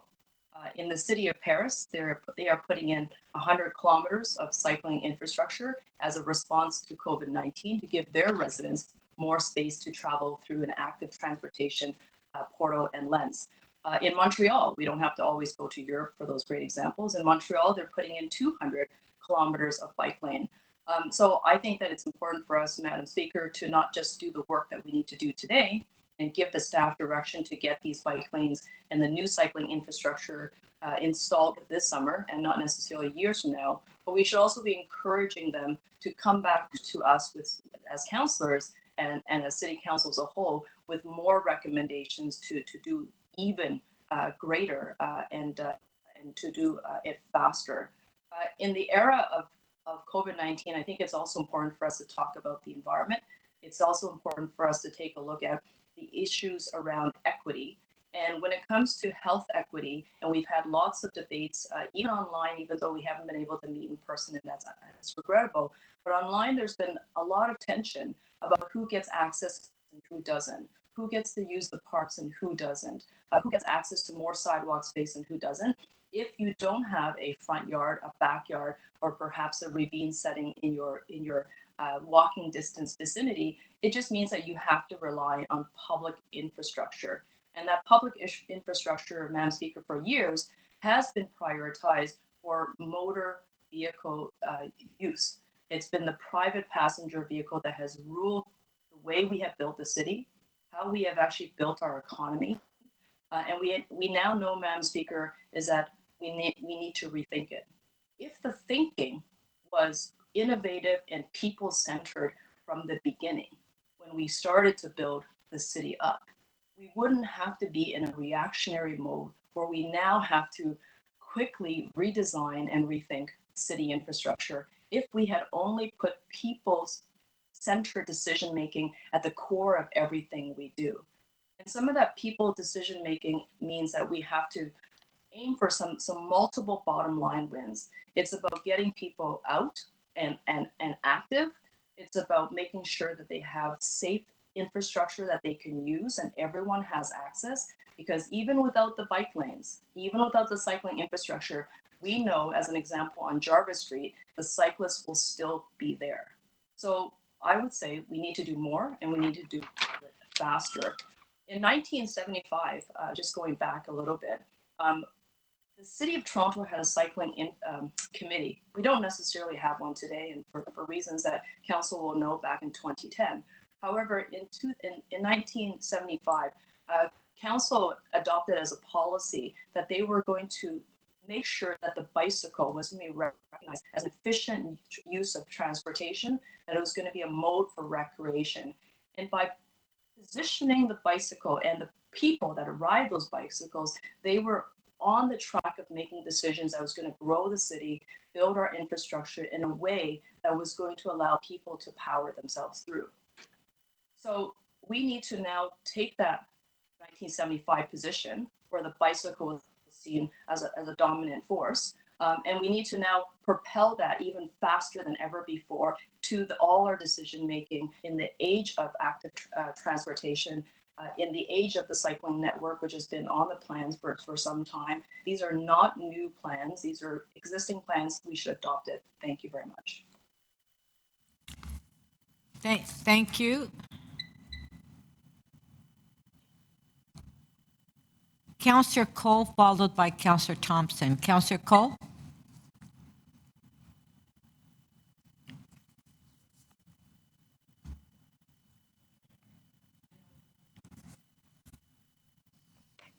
It's a no-brainer. We have to do this. There is a critical situation here that's happening. We are in the middle of the COVID-19 abnormal that's going to be with us. We have to do this. And thanks to staff that they acted quickly to basically implement a plan that has been worked on. Does he have a motion? Councillor Cole, do you have Yeah, a I have motion? a motion. Yeah, can you put my motion up, please? Yes, you need to speak on your motion first. Can we put it on the screen? Is my motion up? Yes. The City Council requests City Manager in consultation with the appropriate city staff to report on the feasibility and effectiveness of making bicycles available for residents in low-income priority neighborhoods at no cost to help offset the impact of an 80% drop-off in Toronto Transit Commission ridership due to COVID-19, and this be contingent on finding a private sector partner willing to underwrite the cost of this program. What I'm trying to do with this motion is to say that we need to build the cycling culture outside of the downtown core. This is an initiative that deals with cycling essentially in downtown Toronto, but we have to get people to use alternative means of transportation like the bicycle. And this is one way of encouraging a culture shift. We can't just think of downtown. We have to get people in all parts of the city, in Scarborough, in North York, in Midtown, cycling more, and not because of the old arguments. It's beyond the old arguments. What we have here is we've got this incredible explosion of a new transportation reality that's hit us. 80 to 85% drop off in transit usage. I know Councillor Holiday talked about road, space for cars. Well, if you have 85% people not using transit, you can imagine how many cars that's going to bring onto our roads, the gridlock that's going to cause as the economy comes back. So we have to look for alternative ways of moving people. And this is a modest way of shifting some of those people onto bicycles, so there will be less cars on the road. So this is, again, a very, very basic thing we have to do, as the majority of people now are afraid to go on transit. There's a fear because of the crowding that occurs. I mean, I can just imagine people trying to get on the subway at Yonge and Eglinton. I mean, if you've ever been there in the morning, it is chaos. So you think people are going to want to go onto the Yonge Eglinton station? They will not. They're not going to go on the crowded Dufferin bus anymore. So we have to give them alternatives. One alternative is to get more people cycling. But right now, there is a cost factor too. There's a lot of working people that can't afford bicycles and for their children, for themselves. So let's find a way of encouraging a shift to more cycling. And one way might be to offer these bicycles to people that can't afford one, would normally not think of it, and get a private sector partner to partner with us given the financial realities we face. So this is something that we have to do. This plan is in place, and we've got to be bolder and do much more, or else there will be chaos on our roads, considering the use of public transit may not come back for a long time, given that people have fear of the catching COVID-19 on our transit system.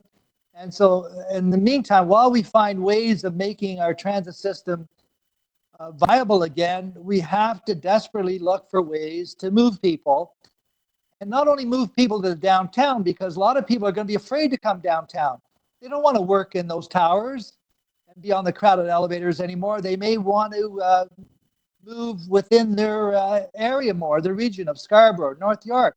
They may not want to come downtown. They won't come downtown for the entertainment or restaurants because they want to be where there's more space. So let's give them the opportunity to travel around in Scarborough more, travel around in North York more, in Midtown more, and work and go to restaurants or places of entertainment. Thank you, Councillor Cole. Thank you. Okay, thank you. Thank you.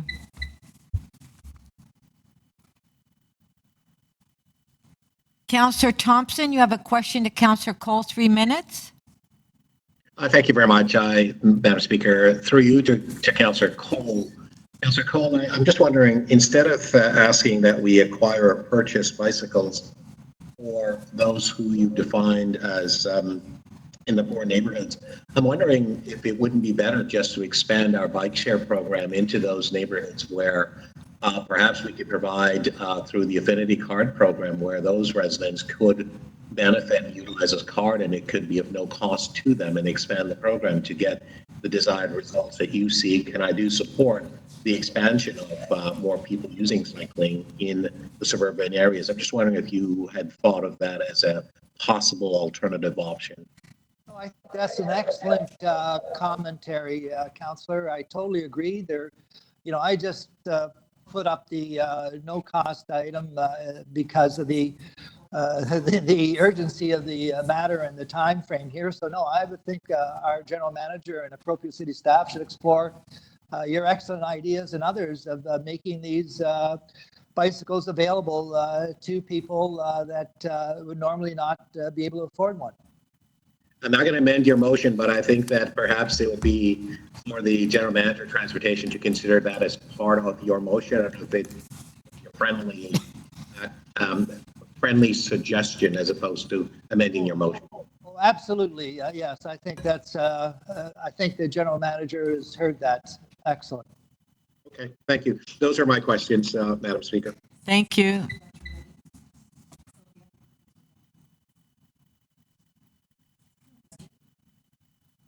Okay.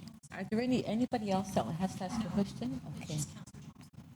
Councillor Thompson to speak. Thank you very much, Madam Speaker. Madam Speaker, the cycling expansion network or otherwise is always a difficult a topic when we come to this in this city. We've heard that only a small percentage of people who are utilizing cycling in the downtown core and so on. But and in my own neighborhood, I have had the community association who have sent me letters and communications saying, look, we oppose to the restriction of or removal of laneways and so on. And I get that. But part of what we actually have to do, whether or not it's COVID or non-COVID, there are more people seeking to cycle in a safe manner. And, the staff have, through this particular process, have made some recommendations that are looking at Brimley Road and, of course, the other areas which is contained in this report. I've looked at it prior to coming to this meeting, and I've looked at some of the areas around the world, what are other cities are doing. We know about the Copenhagen's and Sweden's and Denmark and other places that have long history of cycling and so on, people obeying the rules as well. And I know that in my neighborhood of Scarborough, which is a suburban area of Toronto, people do want to actually have the ability to cycle and cycle safely. We have the capacity in my area, and I know other areas in the suburban area where there is wide expense of, certainly roadways, but also the sidewalk and the corresponding, areas that provides the ability to expand and to add bike lanes in as part of safe network. And I think that's what I'm supporting for my neighborhood. I know that the staff have proposed a small area, which is probably less than 2 kilometers from Brimley and Lawrence to essentially Eglinton, but certainly it extends into Councillor Crawford's area. But in my area specifically, I think while we study this, it's important. One of the reasons why I will support this in my area is the following. I've had a person who's been killed on Brimley Road in the very area that they're proposing to put this, the active TO. I've had in one specific area, there's probably on average 20 to 25 motor vehicle accidents or occurrences that occurs there. And this is an opportunity for us to study this.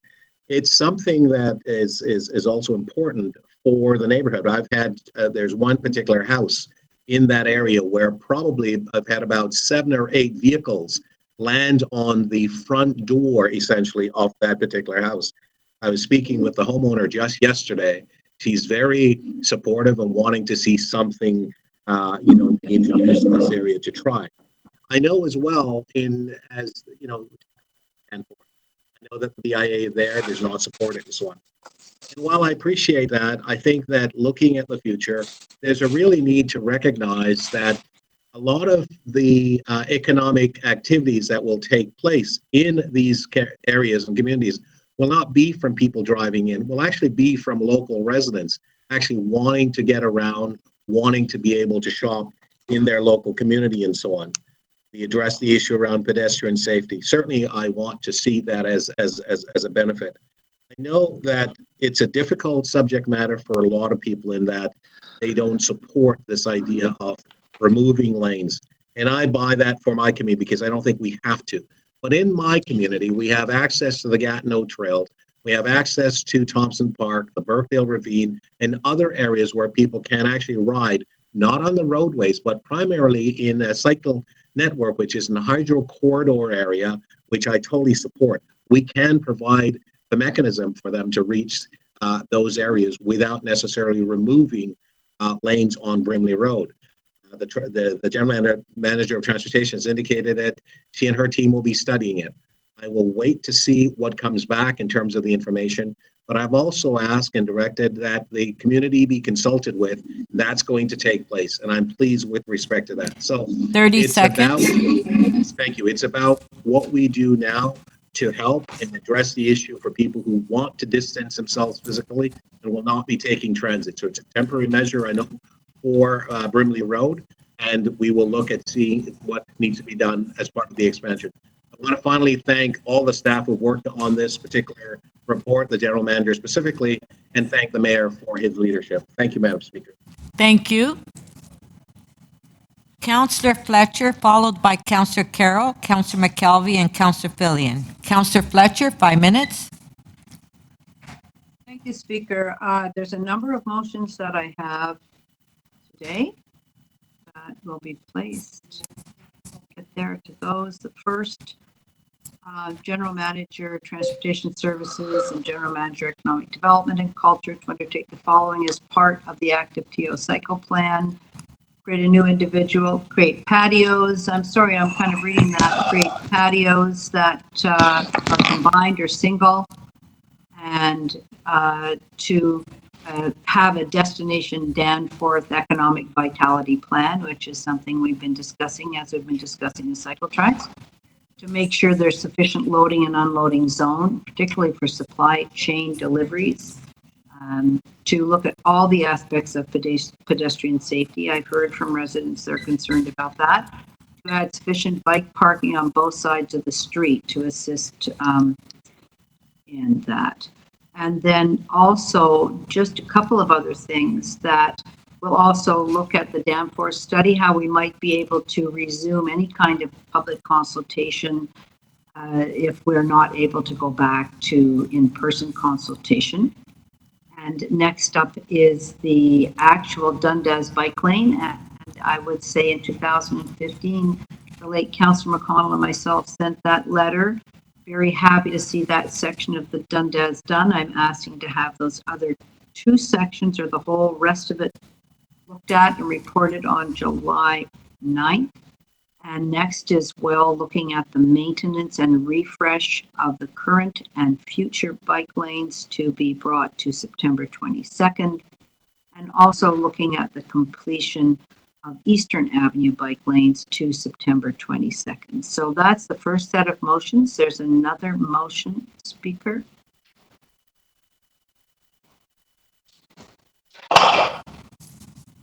Sorry. Which is asking that City Council extend the road closure of Lakeshore Boulevard East, active TO road closure from Coxwell to Leslie Street. And I've asked if we can look further than that, but that's to get that started. And the last one is amending Councillor Holliday's motion about free parking. And that would be after there has been a consultation, if recommended as best business practice by ECDAV, Toronto Parking Authority, Toronto Business Association, and local businesses. And I'll just start with that one, and that's simply because there is a theory that if you don't have any enforcement of any kind, people will park there for 8 or so hours a day. I'm not sure what the situation is with COVID. So I think that I'd like to support the businesses, but I also want to make sure that we've got a business lens, and that's something that TPA and others look at. Be willing to forego that revenue, but only if that's the best practice during this particular time. I will simply say that this is very exciting to be doing this. Normally it's bike week, and we'd be here getting pancakes, as Councillor Carroll's already baked a couple with bikes on them on Monday, but this is a significant week to be looking at this extension. And I do think it's very exciting because we're looking on the Danforth at a very holistic approach. There is a destination Danforth approach, an economic recovery approach, bringing people up to the Danforth that might not necessarily be able to come. They're not going to be on transit in the way that they have been on transit. So creating many different modes where people can support business, support the street, and make a better Danforth, which has always been our goal. So this is I'd say that everyone's talking about getting back to normal. I believe we all understand there will be no normal as we have anticipated that.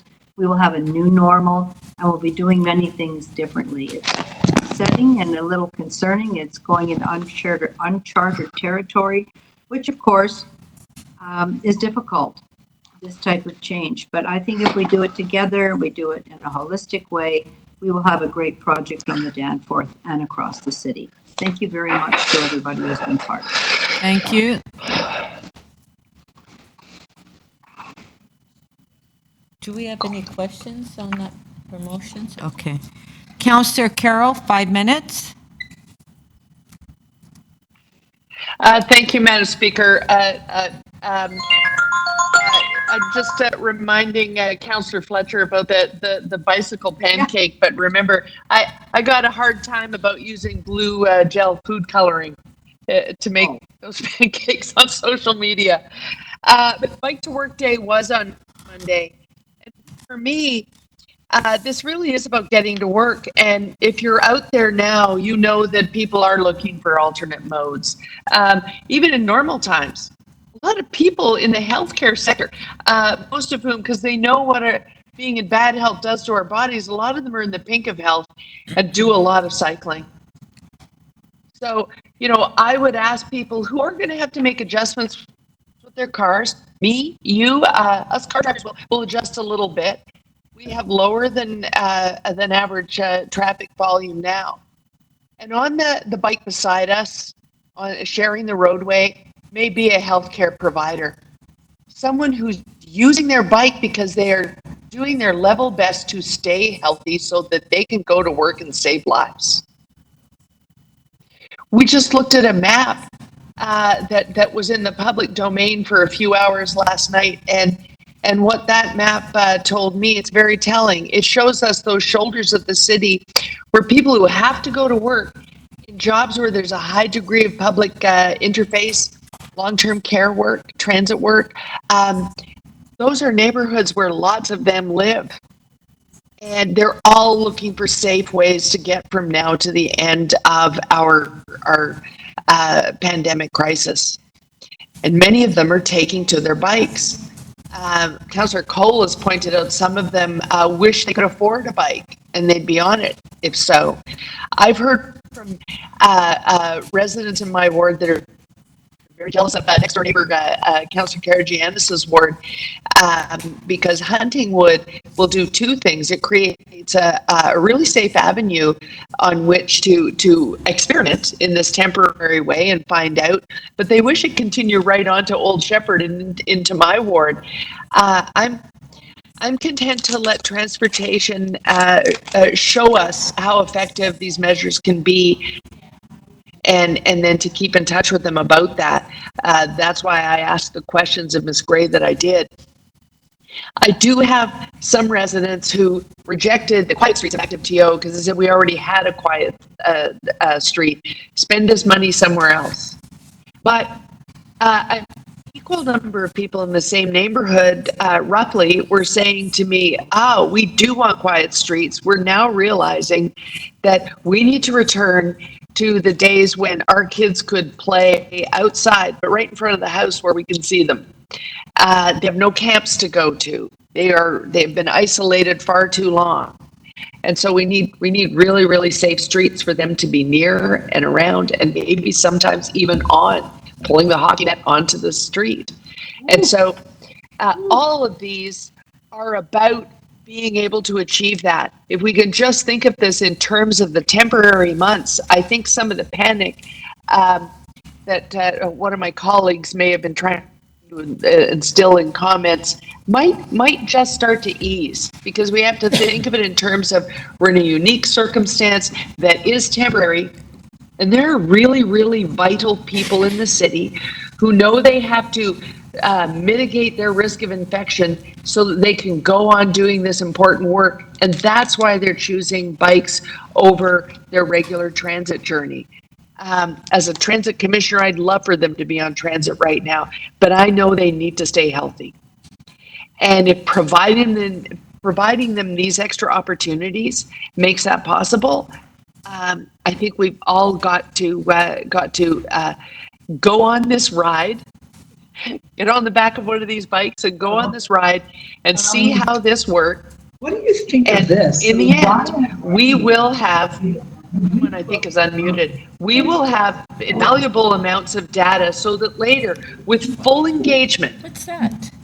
we'll be able to look into this.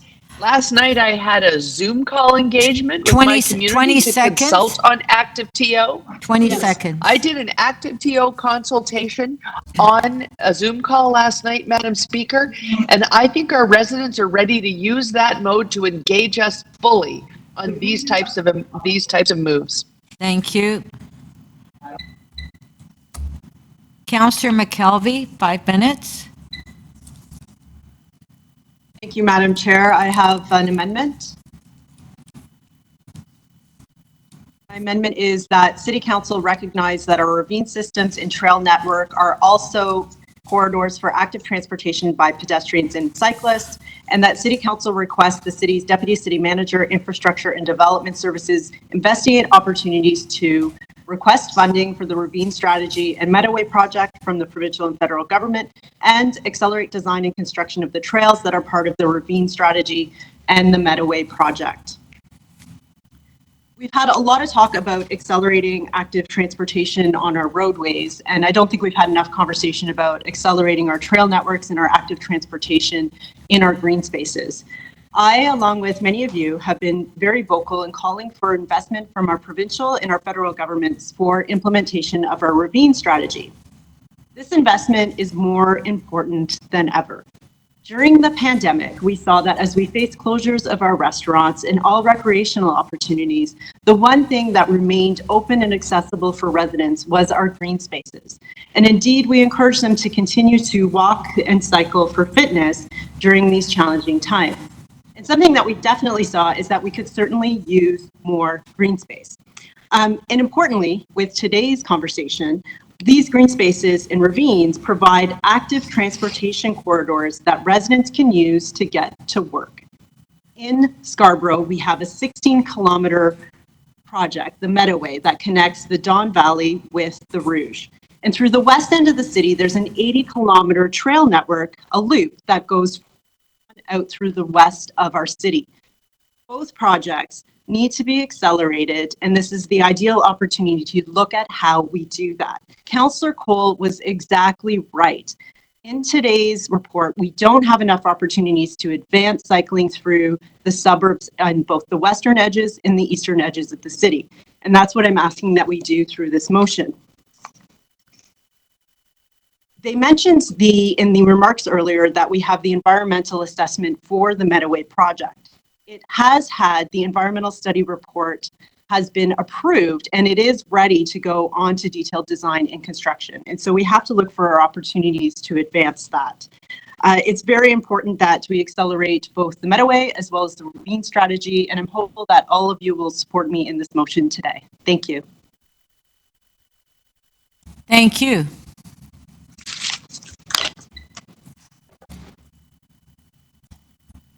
Councillor Fillion, followed by Councillor Karygiannis. 5 minutes, Councillor Fillion. Thank you. I have a motion which I will read if it goes up on the screen because it's very short.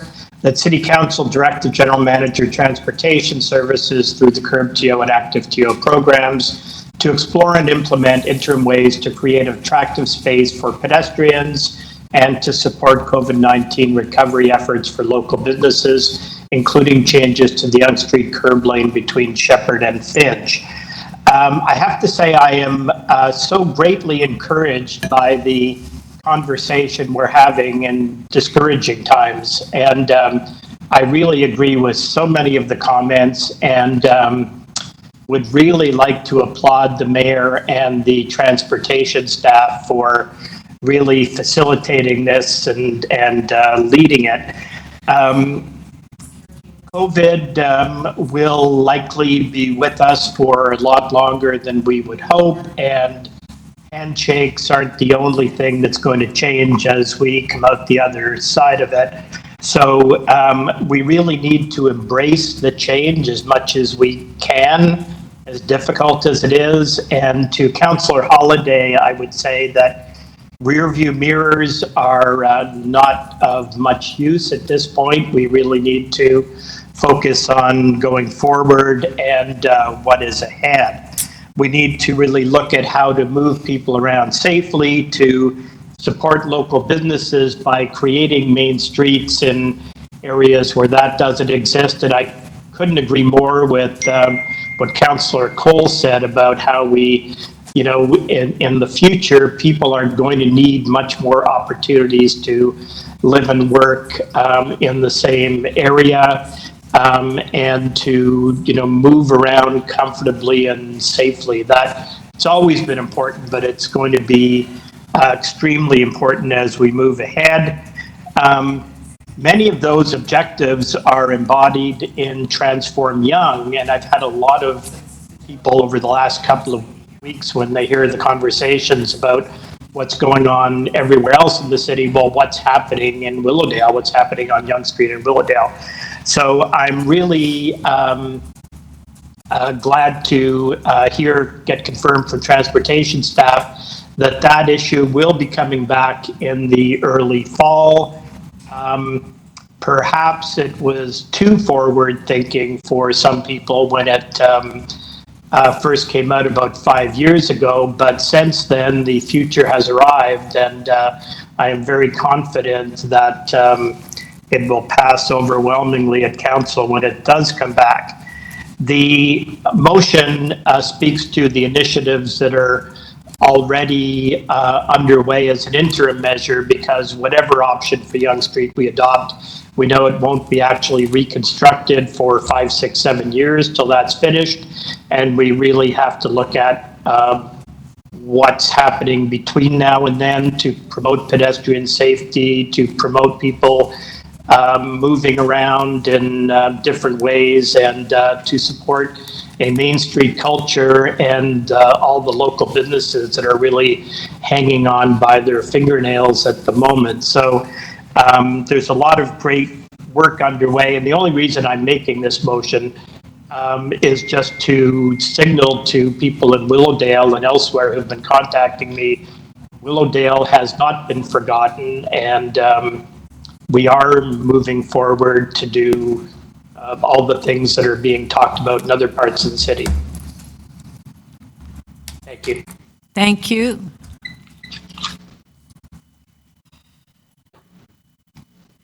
Councillor Karygiannis, followed by Councillor Layton. Thank you, Madam Speaker. I do have a motion. I was wondering if staff can put it up, please. Thank you, Madam Speaker. As we're moving forward with more and more bicycles on the road, I think it's very important that we consider identifying the bicycles. We consider having plates on them.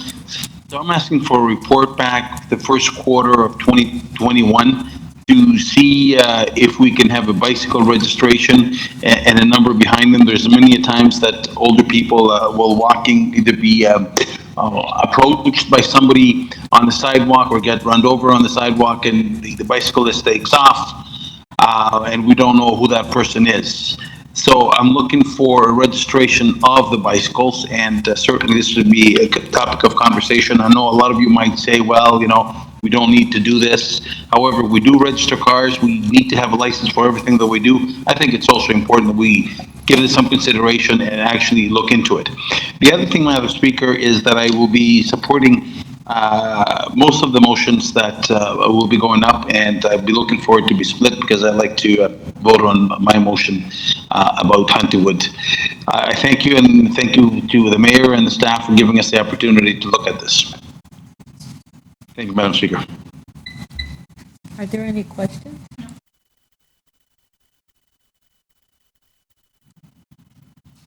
Speaker, I have Councillor. questions.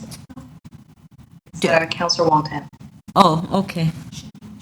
Okay, Councillor Wong Tam, you want to question the mover? Yes. Okay, yes, 3 minutes, I 3 do. minutes clarification. Okay, go ahead. Yes, thank you very much.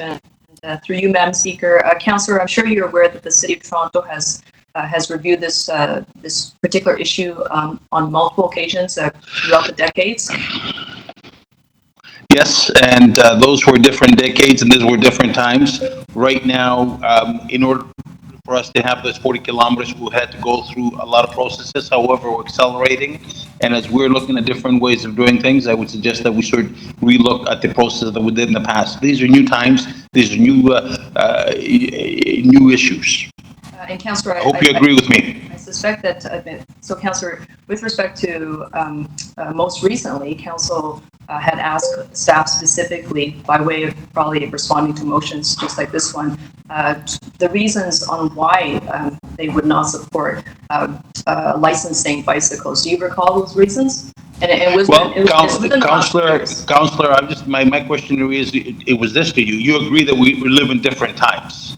So Madam Speaker, what happens a couple of years ago, it's not what's happening today. Today, we're looking to get more bicycles on the roads. And the more infrastructure on bicycles we have to get on the roads, and more people will be moving on bicycles. I think that we should be able to identify who's riding whose bike and what's out there. Okay, Councillor, please allow the Councillor to ask the question, please. Councillor Wong Tam? Thank you very much. Thank you very much, Madam Speaker. Councillor, are you aware that the three major reasons why staff rejected the proposal to license bicycle are the following: that they had difficulties maintaining a database that was complete and current. There was difficulty in licensing children because they also ride bicycles. And there was also additional difficulties in the licensing process itself, being very arduous and very expensive. Are you aware that those were the rationales that was provided within a very short period of time, not too far away from this particular council meeting? Councillor, you keep referring to the past. And as we refer to the future, and as we look at the ways of means of doing things, I think this should be examined. The rationale is actually posted today on today's website. It's not necessary from the past. But that concludes my questions, Madam Speaker. Thank you. Thank you. Thank you. Are there any more? No, but I think Councillor Carroll is in order. She wants to. No, she's asking if Councillor Karygiannis is in order since licensing anything on the rights of ways in provincial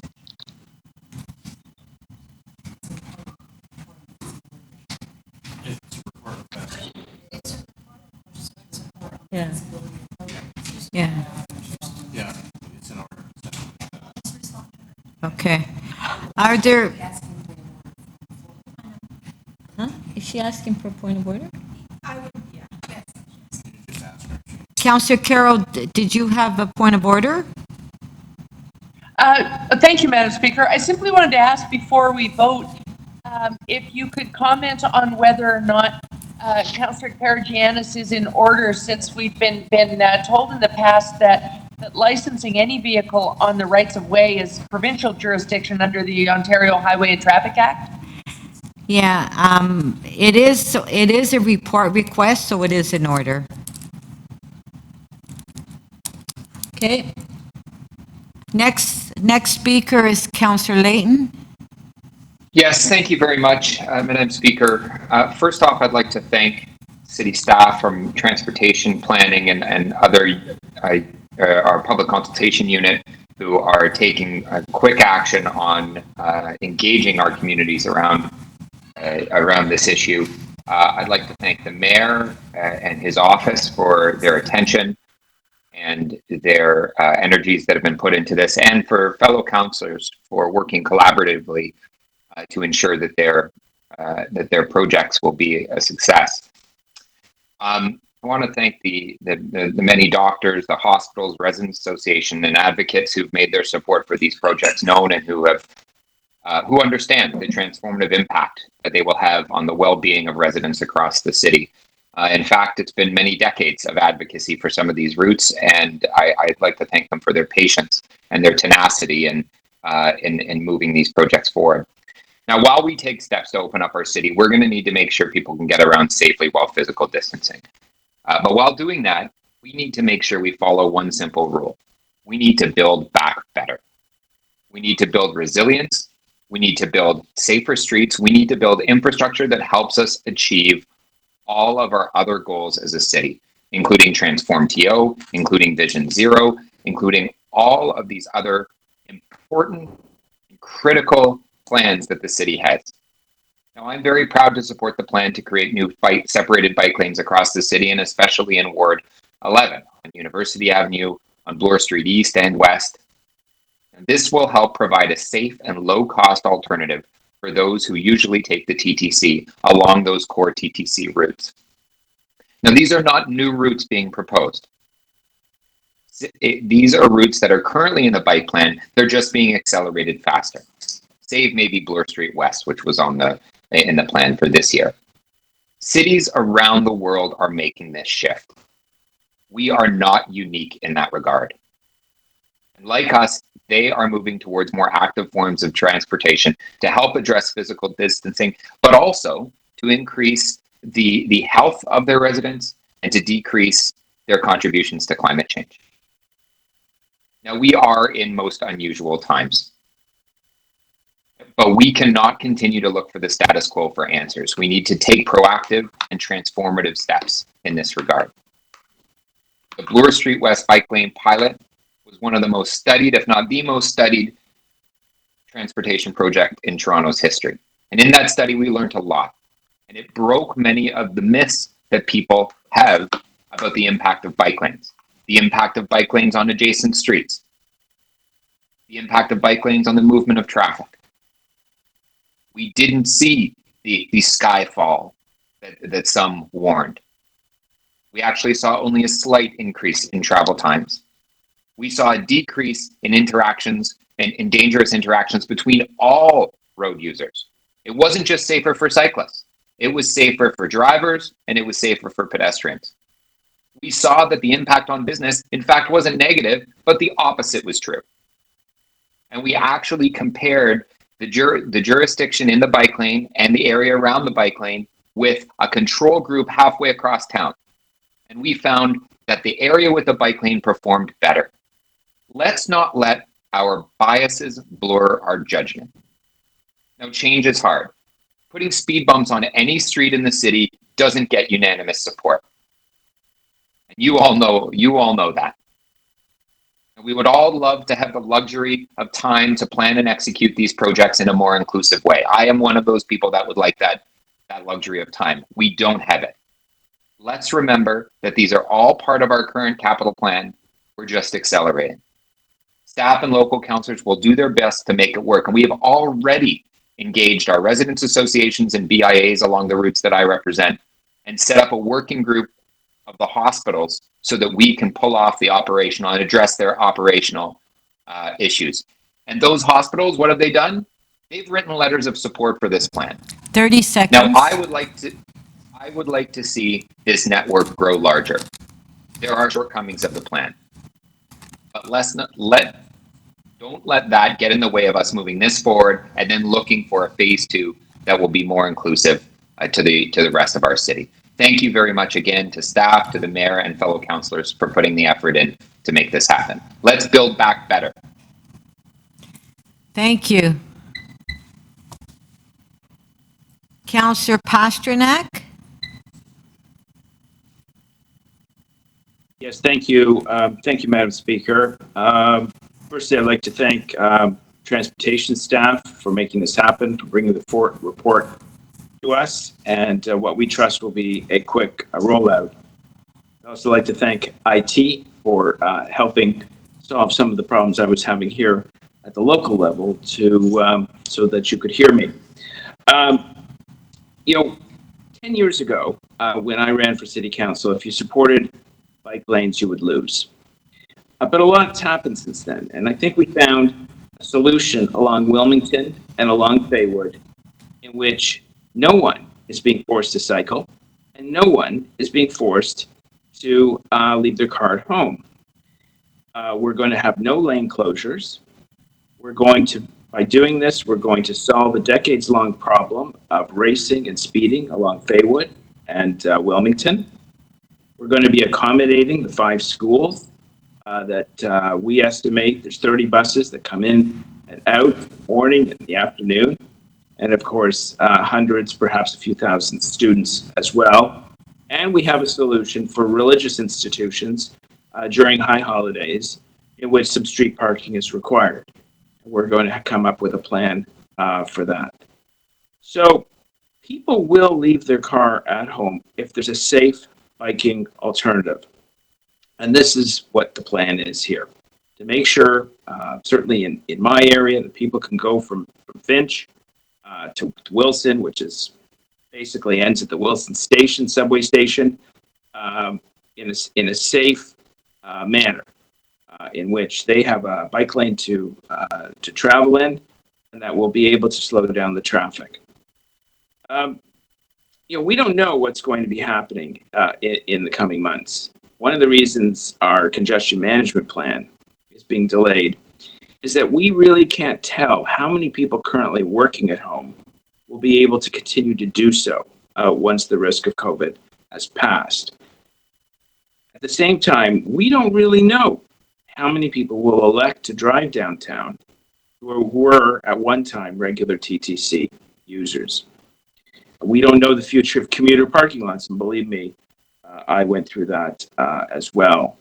I think one of the big changes here is a cultural shift, a paradigm shift. I can tell you that my millennial kids have bikes, use bikes, get around in bikes. They don't own cars. They borrow mine on occasion. And they were the ones who really influenced much of this paradigm and cultural shift, because many of the boomers who were reluctant to support bike lanes were influenced by their sons and daughters who adopted cycling as an alternative, a way of getting around. And I think that is very important as we go forward. For the people of York Center and Ward 6, the Wilmington, Faywood bike lanes will connect nicely with the east-west Hydro Finch corridor bike lane, and will connect nicely with the new bike share docking stations that are going in to York Center this summer. So at the end of the day, what we're presenting to people is a safe alternative for what they want to do or they want to try. Mode of transportation that results in good health, physical fitness, and gets you from A to B relatively cheaply. At the same time, we're not pontificating to people who drive. They're welcome to drive. They have that right to drive safely. The rules of the road are all there. We're not forcing anyone to take a bike, and we're not forcing anyone to give up a car. And that's why this is a good plan for Ward 6, and this is a good plan for the city. So once again, I'd like to thank the transportation staff. I'd like to thank the mayor for driving this forward, and I look forward to the rollout. Thank you, Councillor Pasternak. So before we recess, I understand, Councillor Carroll, you would like to release an item, and Councillor Ainsley. Councillor Carroll? Yes, Madam Speaker, it's CC 21.11, the 2020 Toronto Water capital budget adjustments. I held them, Madam Speaker, because I wanted to make sure that projects weren't losing out in the reallocation of funds, and was happy to learn that reallocation is really projects coming in under budget to the tune of almost $6 million. So I'm happy to release it with that good news. Okay, thank you. So on the item, all in favor? Show of hands. Thank you. Carried. Councillor Ainsley, you would like to release an item, please? Councillor Ainsley, you would like... Thank you, Madam Speaker.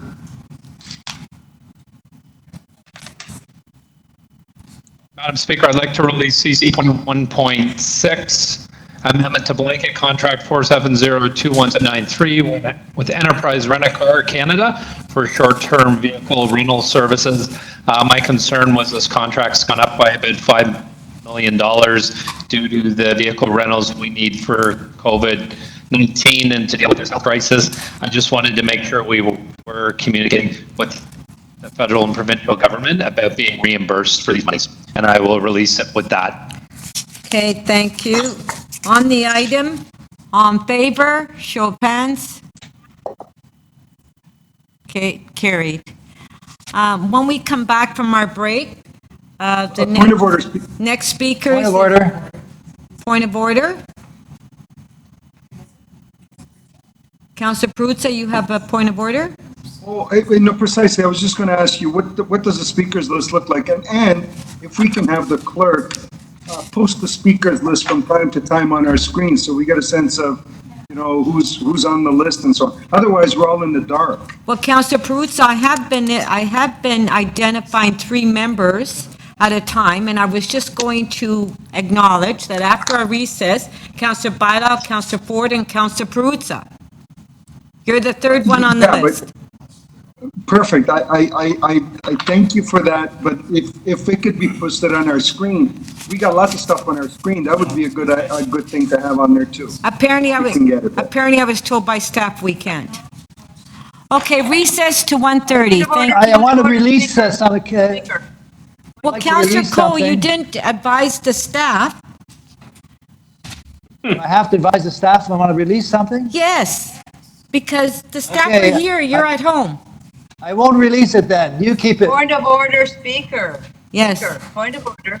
Point of order, Councillor Fletcher. I just asked the center table if we can see somewhere where all the motions that have been made on this item are now posted, and I'm unclear where that is. I couldn't find them.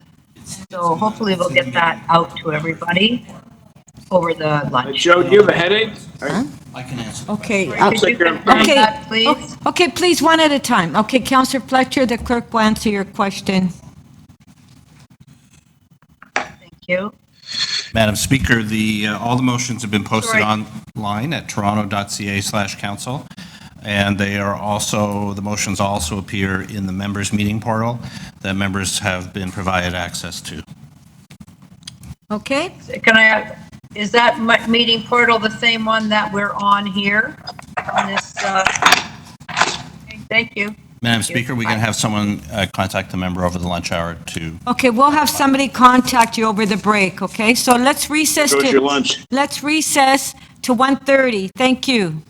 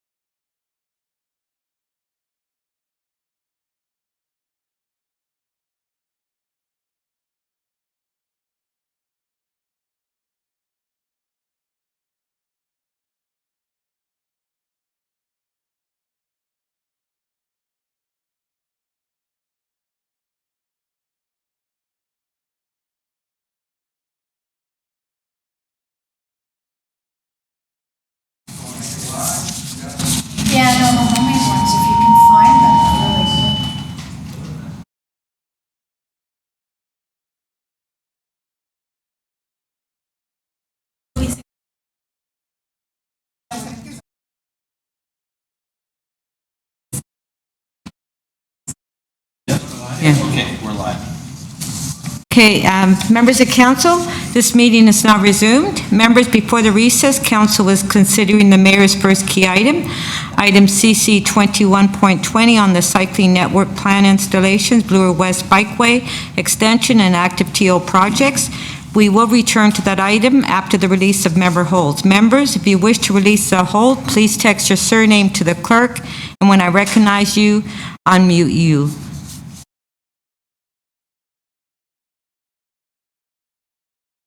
Councillor Cole. Like to release CC 21.15 on page 3, the amendment of contract 17 TM to Guild Electric Limited for the maintenance and cooperation and operation of electric traffic control and related devices. I've talked to staff and they said rather than taking 4 years, they're going to reduce it down to 2 years before we get traffic lights installed. Okay, thank you. So on the item, on favor, show of hands, please. Thank you, carried. Next speaker, Councillor Bailao.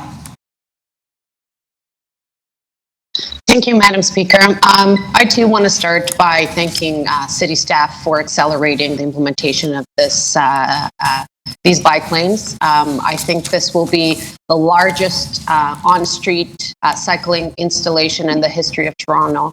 And to do this in the midst of a pandemic with all the constraints that we're all living through, I think is remarkable, and I think we need to recognize their efforts and the work they're doing, so thank you.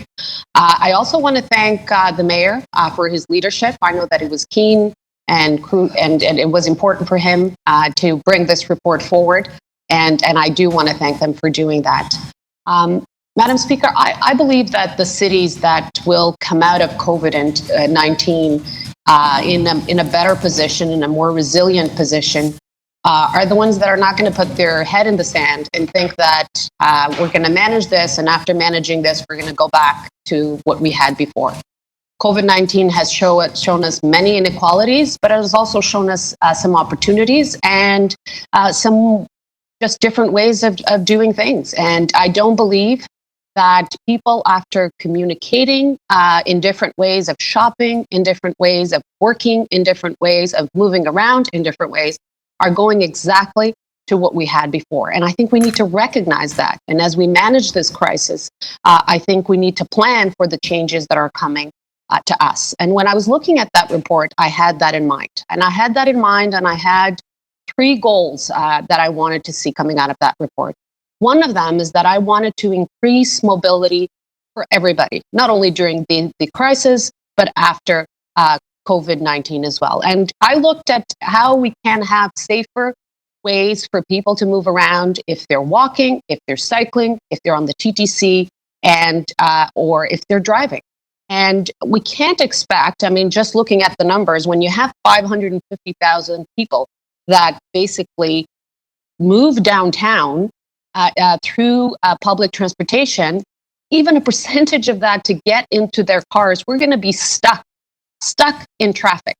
And we can't just think that that's the way that we're going to manage this. So the way that we need to look at this is obviously, as our transportation general manager said, is in different ways. And we have to look at staggered schedules and people working from home. But we also have to provide the infrastructure for people to move around in safe ways. And cycling is part of that. And yes, maybe the person that lives 50 kilometers away won't cycle to the one to the work downtown or to the hospital appointment downtown, but maybe the one that lives 5 kilometers will. And that will help both of them because it's less cars on the street as well. So when we're talking about this infrastructure, we're talking about all modes of transportation. The other point I wanted to ensure is that we're helping our small business. And having cars driving through neighborhoods or stuck in traffic in our neighborhoods is not going to help our small business. What we need is to create the confidence for people to come around, to go pick up their takeout food, to go to their small businesses, get on their bike maybe for a few blocks, walk while practicing physical distances, and support our main street businesses. The other thing is, with more people working from home, possibly even post-COVID, more and more people are going to be living and moving around and working around in various spaces. I mean, there's a concept that a lot of people are talking about, which is the 15-minute city or 20-minute city. It depends, some people call it 15-minute, 20 minutes. And I think a lot of that is going to be happening in the world. More and more people are going to be doing their daily lives, their daily tasks in their communities, in their neighborhoods. And we need to acknowledge that. We need to plan for that, and we need to have the infrastructure for that. And I think that's what we're starting to really build in here, is the opportunity to support our business, to create safety and mobility for people to move around while practicing physical distancing as well, but also dealing with some of the congestion issues that we're going to be dealing with. So I will be supporting this report. I'm very excited to have the Bloor Bike extended all the way to Runnymede. We've been working on it here as a community for some time now. We're excited to have it coming through as soon as possible so we can enjoy it during the summer and the years ahead. So thank you to everybody for their work, and we're looking forward to continue to investing in safe ways for people to move around in our city in a safe way. Thank you. Councillor Ford, following by Councillor Perruzza. Councillor Ford? Yes, thank you, Madam Speaker. So I want to, of course, I think Deputy Mayor Bilow said it well, and many other of my colleagues, I want to thank staff for the work they've done on this. Of course, during what we're going through right now, it's not an easy task of getting these reports together and getting them to council. So I want to thank them for that. I also want to thank them for the work that they have been doing in North Etobicoke. I've had a number of conversations with transportation leading up to this report, as well as in the past, few months, I would say, in how do we make critical investments in cycling infrastructure in the suburbs, but in a very responsible way. We don't see it here, but we continue to work on that, and hopefully in future reports we can see some stuff in North Etobicoke come on here. In particular, to what we have before us, I will be quite honest with my colleagues here. Is I find myself really on the fence here, because I think there are two sides to this debate that both have merit and sides to it that we really have to flush through. One of the things that particularly Councillor Pasternak said, and he repeated a few times, which I think is quite accurate, is we just don't know. We're really living in a time that, we don't know exactly what's coming down the pipe in the next few months. We have an idea, we have plans, but we don't know exactly what that looks like. We don't know what next year looks like. And I think that's a big part of this. I think Councillor Holyday, his comments or some comments from my colleagues were talking about the other side of this debate to be looking back or being in the rearview mirror. No, I would have to disagree. I think it's absolute reality.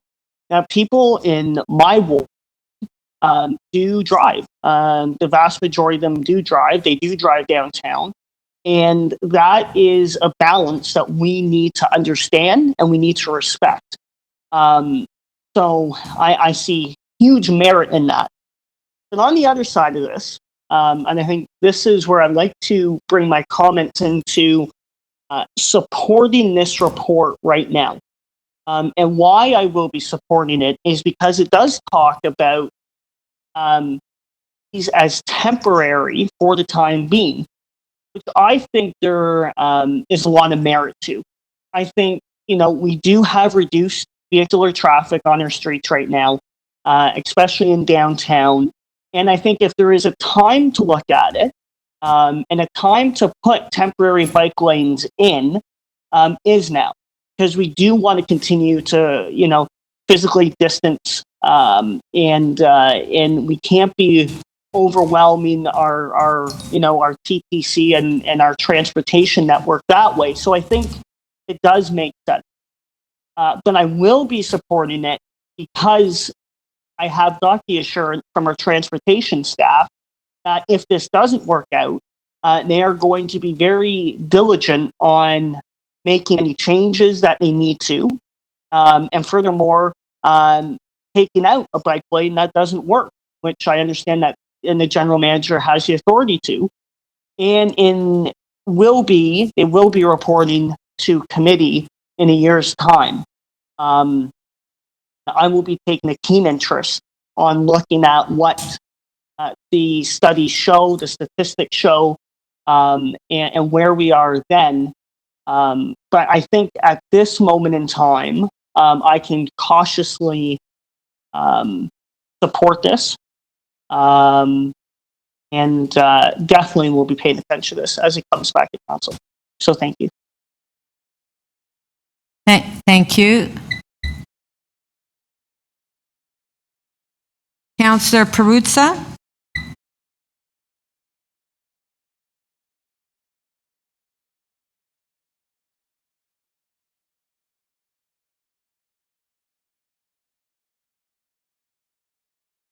Thinking about cycling, I get nothing but frustrated because as a suburban advocate for cycling, find that we don't really have a suburban cycling policy as the motion that's in front of you today by Councillor Cole, who's attempting to put that to some degree on the radar. Here's what my lived experience has been with cycling in the suburbs. We have these grand roads, Finch, Keele, Steeles, and so on. And we don't have, so during my time, most of these streets have at one time or another been repaved or rebuilt.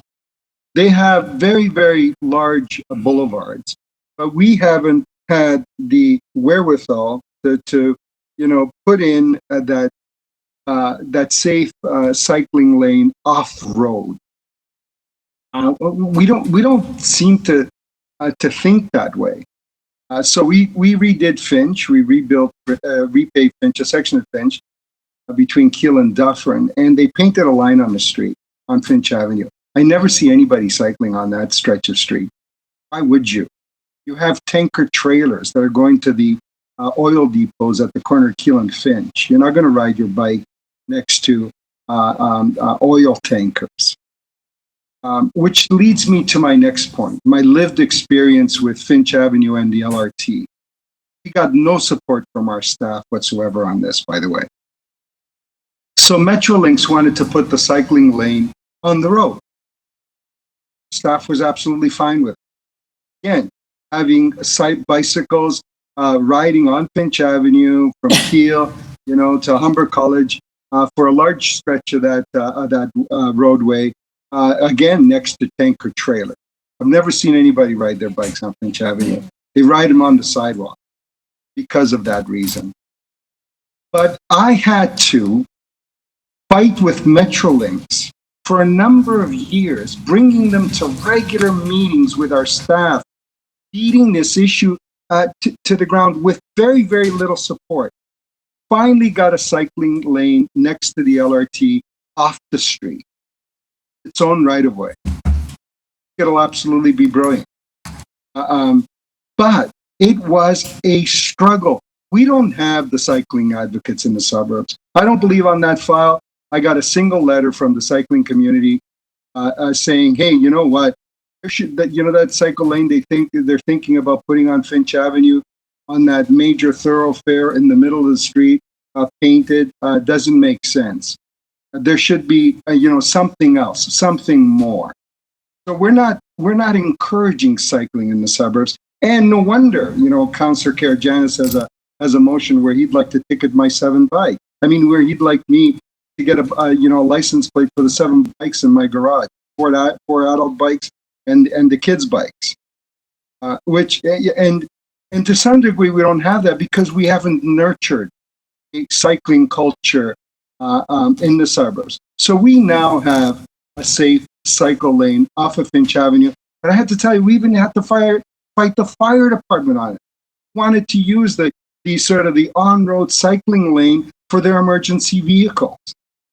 Imagine that, they're rushing to fight a fire and a guy's in a bicycle lane on the side of the street there, and you got a fire truck beating down on you trying to get you off the road because they need to use your emergency lane because Metrolinx wouldn't allow them to cross the street. Absolutely bizarre. The bureaucratic the bureaucratic inertia to think outside the box, to nurture that cycling culture, to build those links.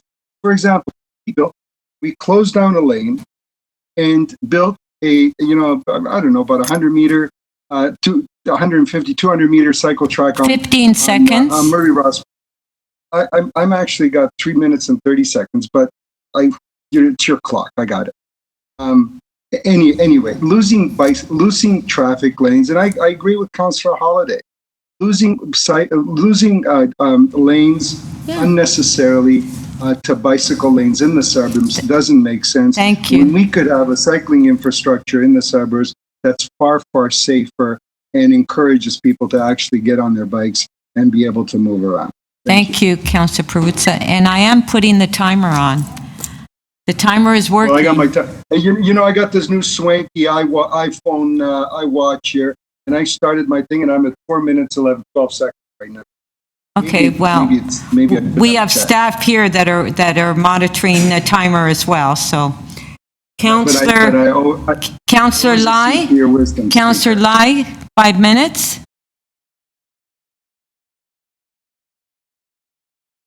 Speaker, I do have a motion. If staff could please put up screen. I like to move that the City Council request General Manager Transportation Service in consultation with the Ward Councillor to roll out a multilingual road safety campaign. Such campaign to focus on educating all users of roadways, vehicular, cyclists, and pedestrians. And the language of the campaign materials is to be determined by local council and area demographics. First of all, I'd like to start by thanking staff for really having such speedy action and under the leadership of the mayor to put this active TO plan together.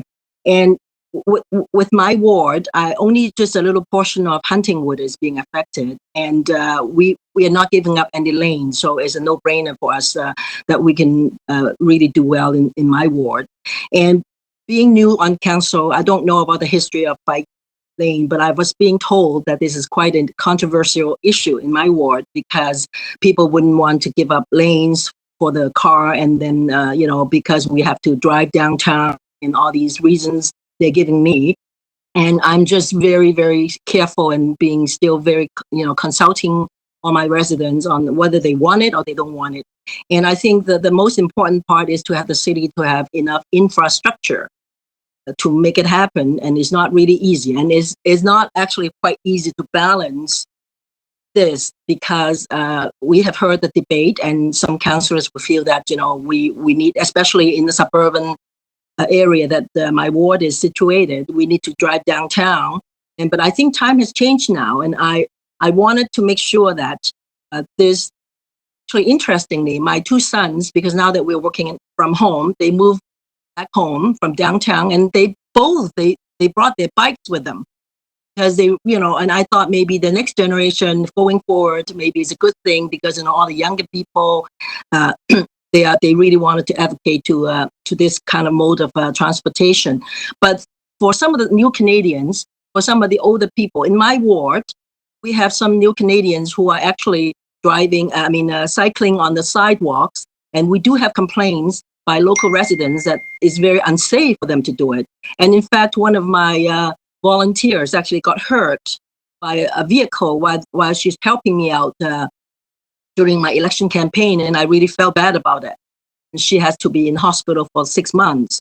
And safety is most important. And multilingual campaign will focus on the educating all the users of roadways, and whether you're driving a vehicle, or whether you're cycling, or whether you're a pedestrian, is very important.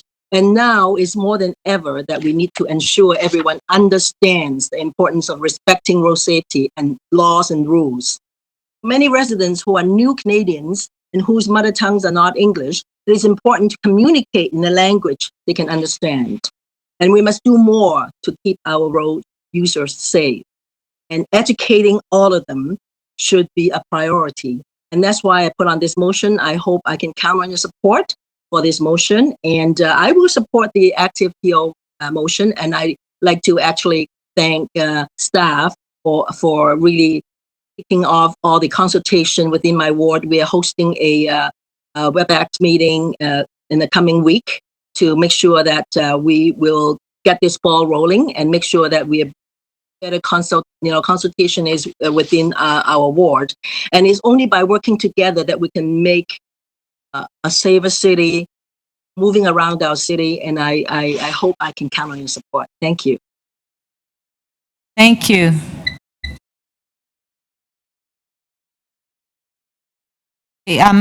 Councillor Lai, I believe that Councillor Karygiannis has a question on your motion. Councillor Karygiannis, 3 minutes, clarification. Thank you, Councillor. My question to you, to the Councillor, is I really appreciate the fact that she's putting forward the motion to have multilingual. Certainly will be supporting it. However, she also said something about somebody getting hurt on one of her campaign workers getting hurt during the campaign. So, Councillor, are you supportive of the motion that I had put in about registering bicycles? I am. Councillor, That is not. Councillor, the time is for you to question Councillor Lai's motion on clarification of her motion. Well, why don't you let her answer? Ask a question on her motion, Well, not your motion. My question on her motion is, since she brought forward this individual about getting hurt, would she be supportive of extending her motion to say that we will also help people register? Well, I cannot extend my motion. I mean, whatever is being as read, that is my motion. Okay. Councillor. All right, thank you. Thank you. Okay, I'd just like to speak briefly. I'm in support of the report and recommendations before us, and I'd like to thank staff as well. And I have personally been working with a committee in my ward and with the cycling committee. And as a matter of fact, we've been working, 2 years ago, 2 or 3 years ago, we worked with transportation, and there was a report that my community brought forward to the city, which was adopted with a number of recommendations on expanding bus cycling routes in Ward 5 and with connections. And they were adopted, and I'm pleased, and I did ask that question early this morning, that report will be coming forward in the fall. Because in my ward in particular, I have a lot of support from my community on wanting cycling and connections, in particular where we have the transit, where we have the GO and the Up Express at Weston and Lawrence and along Western Road, Eglinton and Western Road, with that connection. And I'm also working on getting bike share as well in these locations. We don't have any as of yet, and hopefully we can get them in the future. So I'm looking forward to working with staff on the report that's coming forward in the fall, and I will be supporting the report that we have before us. And thank you to staff and to the mayor for bringing this forward. And that, I believe, was only 1 minute. The last speaker is Mayor Tory.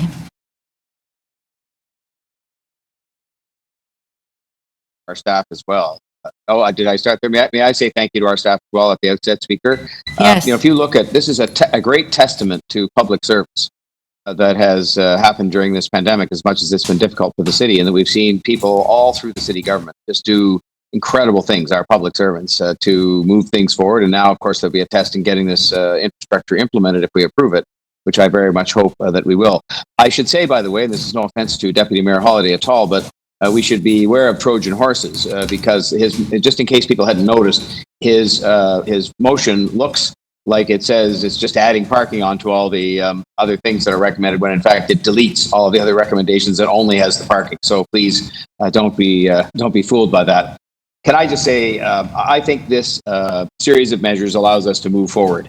It allows us to move forward in a sensible way, and I'm going to sort of set out a bit of that rationale in my own time here, in a sensible way, but also it allows us to move forward and maintain the confidence of the public, which I think is, I'm not, as you know, an ideologue about this or most other things. I want to do what is sensible here, what is going to help advance the cause of good health and good safety, and allow us to continue to do the job we have to do in providing for different forms of transportation to get people around our city in the 21st century.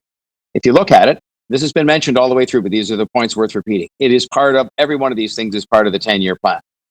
One of them was going to be done this year in any event, subject to council approval, which is the Bloor West. The other ones were part of a plan we approved once, 38-2, and a second time unanimously in the new and smaller council. Second, we are doing these things in sensible, practical locations. And in particular, because it's been mentioned many times today, we're doing most of these major initiatives along the spine of the TTC. And unfortunately, we have a fair number of people who are anxious about using the TTC. We're going to have to work at getting them back onto transit, and I know we can do that. But in the meantime, there's all the talk about everybody's going to drive their car. Well, we forget about all the people, first of all, that don't have a car. And we forget about the fact that there are lots of people who might have a car but couldn't possibly afford to think about parking it downtown for 30 or 35 bucks a day.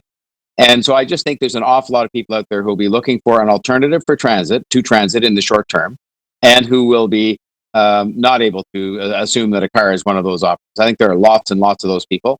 And, the response to active PO, the closure of the roads on the weekend, when I've gone both weekends to see for myself, is extraordinary. I mean, this notion that we think there aren't, there are tiny numbers of people who cycle in the city is crazy. Maybe a lot of them haven't been cycling to work, but they're now going to be looking at the alternatives. And I think a lot of them who enjoy cycling recreationally are going to be cycling to work as well. The spine of the transit point is really, really important, because people are going to need a way to get to work as they're called back to work, as they realize for a moment that they're going to use transit, and for a moment that they don't have a car or can't access one.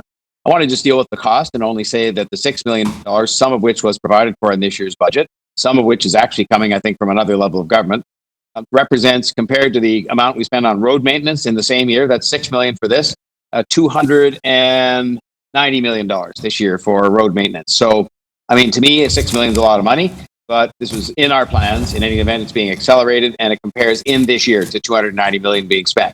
The kilometers involved, 40 kilometers here, is as against 5,365 kilometers of roads. So, in a way, I'm making the case for those who say this isn't bold enough or it isn't enough. I don't really worry too much about people saying that, because, as I said, I do what I think is sensible and maintain the confidence of the public in doing it. I think this will be seen as sensible by the public. It'll be seen as in the interest of public health in the post-pandemic phase, which is going to be a period of change. And I think it is going to be something that is seen as being a substantial scaling up of our bike infrastructure along the spine. The Bloor Street, throughway now on bikes all the way from, I guess it's Runnymede out to Dawes Road, is going to be something that I think is one of a kind in the country on a main street. And I think it's going to be something to be proud of. And then the final point I would make, Speaker, is simply this, which is that it has said here with regard to, in the report, the Danforth and University, that we will have reports back at the end of 2021. And I'm certainly going to be pushing to have it measured just as many different ways, if not more, than King Street was and then Bloor Street was. I'm mindful of Bloor Street of the fact I went up many times up there during the pilot project and heard great expressions of concern from the business community. And when you go there today, they've actually said in many cases their business has gone up. It was a getting used to thing. And I live near there, so that I know what the traffic is or is not. And it is not, in any way jammed up, 24/7, by no means. Rush hour is busy. 30 seconds. It's a busy street. And I know as well that the business people have made adjustments. We all make adjustments to something that today I think is considered a valuable piece of infrastructure. So I thank everybody for what I think has been a thoughtful debate. I thank our staff for all the hard work on this. And I hope people will support this package. I'm not going to go through the motions, obviously, but I hope that there are some there worthy of support. And I hope we support the overall package, though. Thank you, Speaker. Thank you.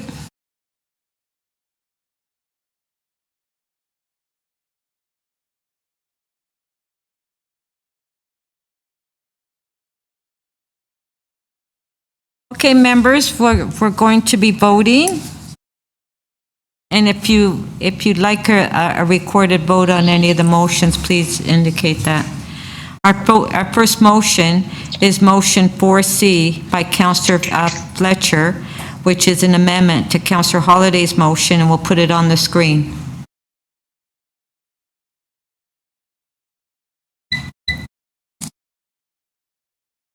All in favor?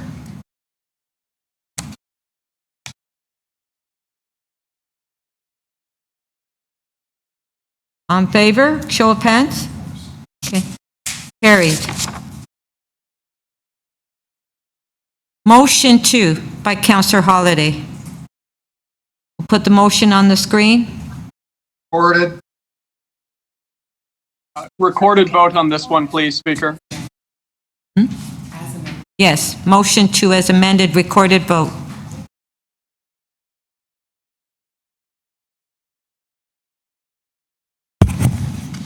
Councillor Ainsley. Opposed. Councillor Bailao. Opposed? Councillor Bradford. Opposed. Councillor Carroll. And we need to respect. Opposed? Councillor Cole. Opposed? Councillor Crawford. Opposed. Councillor Cressy. Opposed. Councillor Fillion. Opposed. Councillor Fletcher. Very much opposed. Councillor Ford. Opposed. Councillor Grimes. Grimes opposed. Councillor Holliday. In favor. Councillor Karajanis. Opposed. Councillor Lai. Opposed. Councillor Layton. Opposed. Councillor Matlow. Opposed. Councillor McKelvey. Opposed. Deputy Mayor Minnan Wong. Favor. Speaker Nunziata. Opposed. Councillor Pasternak. Opposed. Councillor Perks. Opposed. Councillor Perruzza.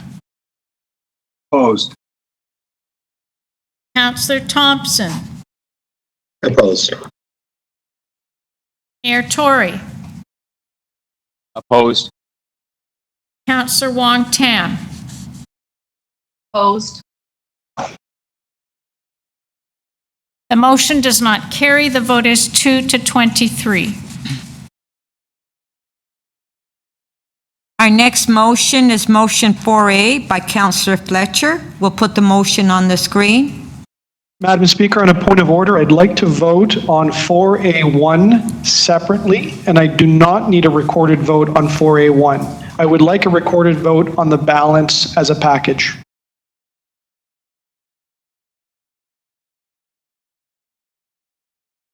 Okay.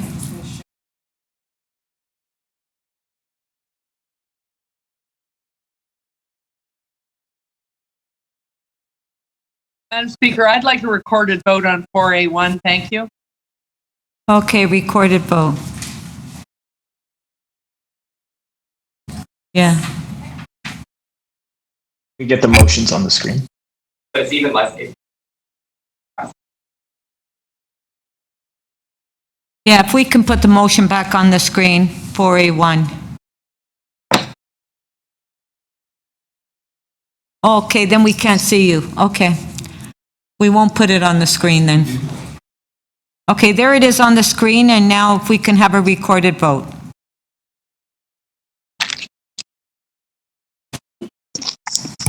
Councillor Ainsley. Favor. Councillor Bailao. Favor. Councillor Bradford. Councillor Carroll. Favor. Councillor Cole. In favor. Councillor Crawford. In favor. Councillor Cressy. Favor. Councillor Fillion. In favor. Counselor Fletcher, In favor? Counselor Ford, That noise. In favor. Counselor Grimes, Councillor Grimes in favor. Counselor Holiday. Okay, just one sec, Madam Clerk. If I can ask the member of council that's typing on the computer, it's making a lot of noise on this end and we can't hear the councilors. Thank you. Okay. Right, Counselor Holiday, In favor. Counselor Karygiannis, In favor. Counselor Lai, In favor. Counselor Layton, In favor. Counselor Matlow,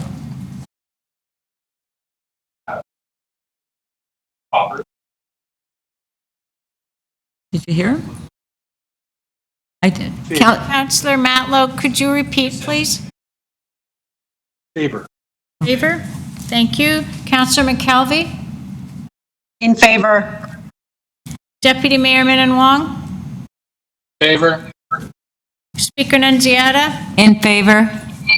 Counselor Pasternak? Favor. Counselor Perks? In favor. Counselor Perruzza? In favor. Counselor Thompson? In favor. Mayor Tory? In favor. Counselor Wong Tam? Favor. The motion carries unanimously, 25 in favor. Okay, so for the remainder of the motion, on favor, show of hands. Oh, Councillor Holiday, you wanted a recorded vote on, okay, recorded vote on the remainder. Yeah. Okay, so recorded vote. All right. Counselor Ainsley, please. Favor. Counselor Bailao. In favor? Counselor Bradford. In favor. Counselor Carroll. In favor. Counselor Cole. In favor. Counselor Crawford. In favor. Counselor Cressy. In favor. Counselor Fillion. Favor. Counselor Fletcher. Favor? Counselor Ford. In favor. Counselor Grimes. Councillor Grimes in favor. Counselor Holiday. Opposed. Counselor Karygiannis. In favor. Counselor Lai. In favor. Counselor Layton. In favor. Counselor Matlow. Favor. Counselor McKelvey. In favor. Deputy Mayor Minnan Wong. Favor. Speaker Nunziata. In favor. Counselor Pasternak. Favor. Counselor Perks. Favor. Counselor Perruzza. In favor. Counselor Thompson. In favor. Mayor Tory.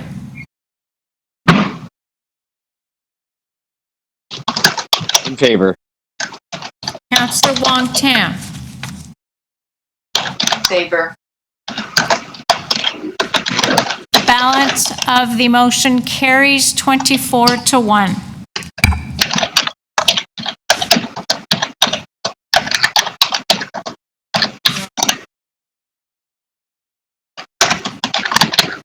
He needs a new computer, quieter one. Yes, yeah, I think you do, yes. Our next motion is motion number 1 by Councillor Matlow. If we can put the motion on the screen. Recorded, please. Recorded vote. Sir, point of order, point of order. What happened to 4B and 4C? Later. Later. Okay, thank you. Okay, there's been a request for a recorded vote on this motion. Motion 1 by Councillor Matlow, recorded vote. Madam Clerk?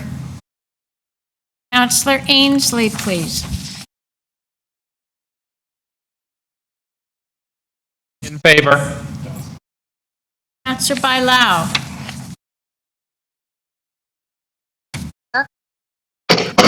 Mom just yell?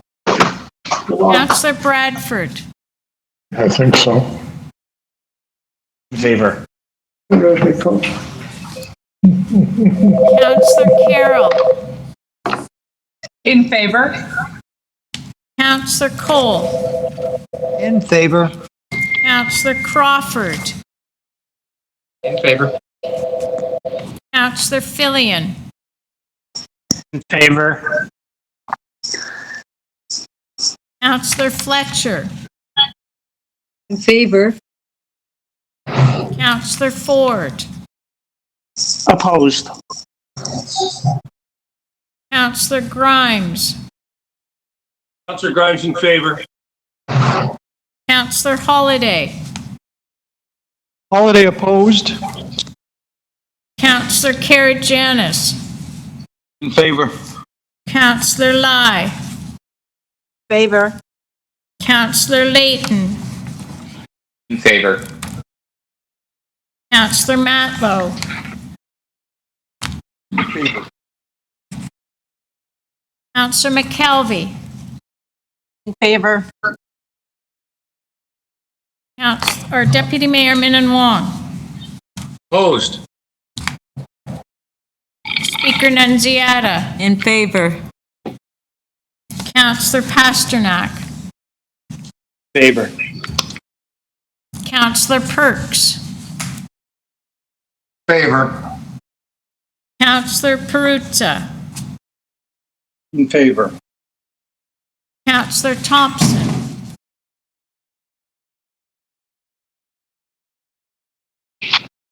Councillor. Thank you. Mayor Tory. In favor. Councillor Wong Tam. In favor?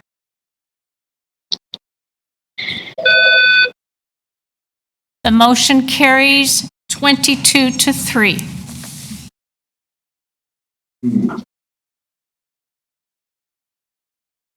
Okay. Our next motion is motion number 3 by Councillor Cole. We can put the motion on the screen, please. Recorded, please.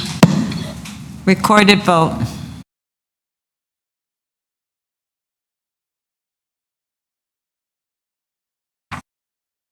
Motion number 3, Councillor Ainsley.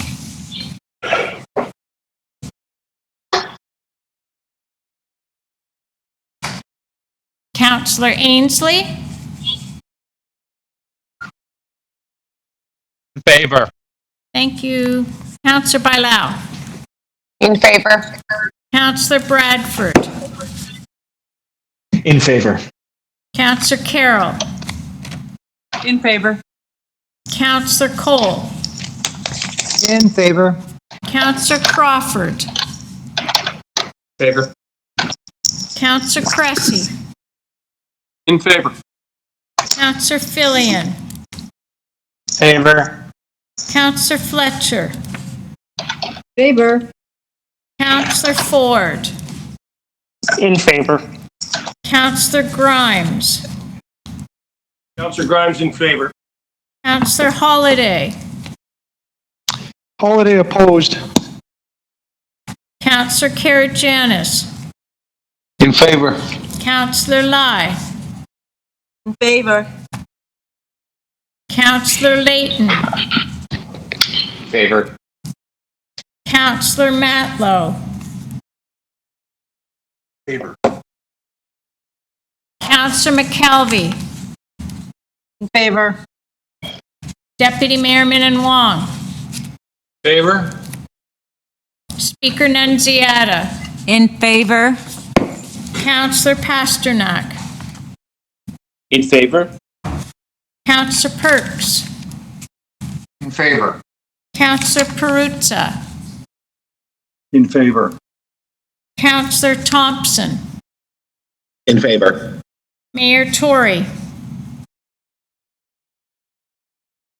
Favor.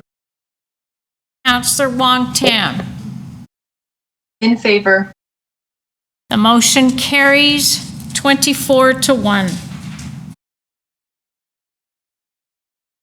Okay, our next motion is motion 4B by Counselor Fletcher. We can put the motion on the screen. Recorded, please. Recorded vote.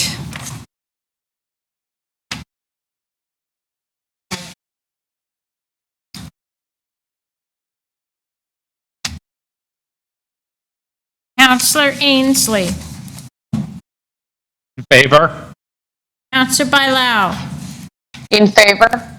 Counselor Bradford, In favor. Counselor Carroll, In favor. Counselor Cole, In favor?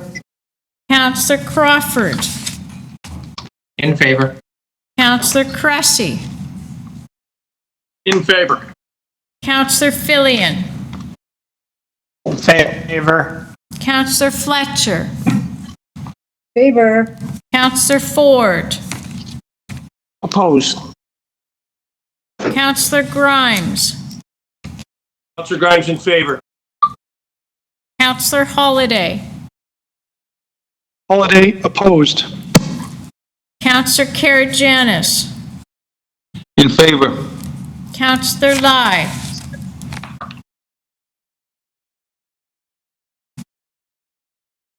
in favor, Counselor Lai? Yes, in favor, please. Thank you. Counselor Layton, In favor. Counselor Matlow, Favor. Counselor McKelvey, In favor. Deputy Mayor Minnan Wong, Favor. Speaker Nunziata, In favor? Counselor Pasternak, Favor. Counselor Perks, In favor? Counselor Perruzza, In favor. Counselor Thompson, In favor. Mayor Tory, Favor. Counselor Wong Tam. In favor. The motion carries 23-2.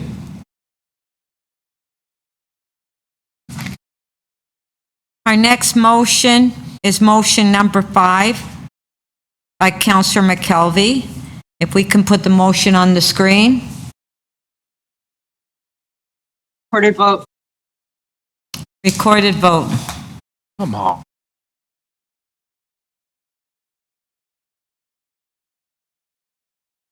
Counselor Ainsley, Favor? Counselor Bailao, It's going to take In some time favor? because the mail is slow, but you're going to get them. Counselor Bradford, Thank you, sir. Come on, in favor. Counselor Carroll, Very in favor of Counselor McKelvey's motion. Counselor Cole, Very in favor of McKelvey and Scarborough's We're going to motion. send you 10. 5 for him, 5 for you. Okay. What? Counselor Crawford, What, Jim? What are they getting? I mean, get off. Are they sending it, Jim? Getting, Jim? Get off the phone. Okay, please, counselors. It's very difficult. It's very difficult for us to be hearing. Like, Michael. we're in the middle of a vote as well. I want to remind members that we're in the middle of a vote. And all your mics are When on. we're voting, all of our mics are on, and people don't realize that they're on the entire time. Well, yeah, I know, but, okay, All right, Counselor Crawford, Very in favor. Sorry. in favor? Yes. Counselor Cressy, Favor. Counselor Fillion,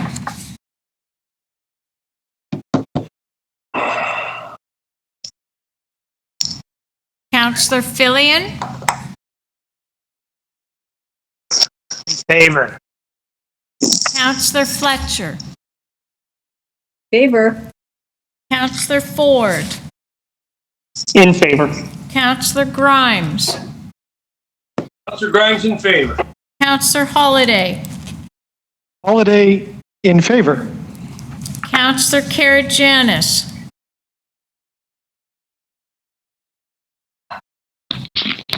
In favor. Counselor Lai,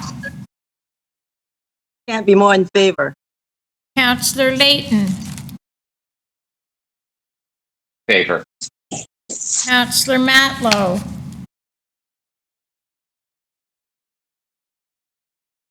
Counselor McKelvey, In favor. Deputy Mayor Minnan Wong, Favor. Speaker Nunziata, In favor. Counselor Pasternak, Favor. Counselor Perks, In favor. Counselor Perruzza, In favor. Counselor Thompson, In favor. Mayor Tory, Favor. Counselor Wong Tam. Favor. Motion carries unanimously, 25 in favor. Motion 6 by Counselor Filion. We can put it on the screen. Please. Recorded? There's been a Yes. There's been a request for recorded vote.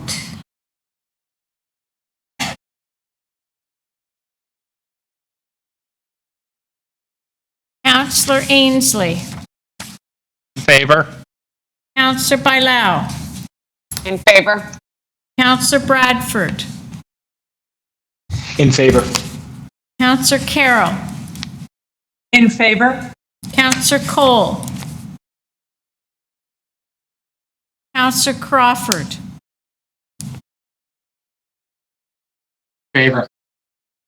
Counselor Cressy, In favor. Counselor Filion,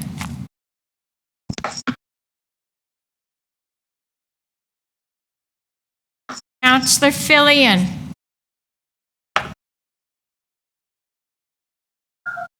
thank you. Counselor Fletcher,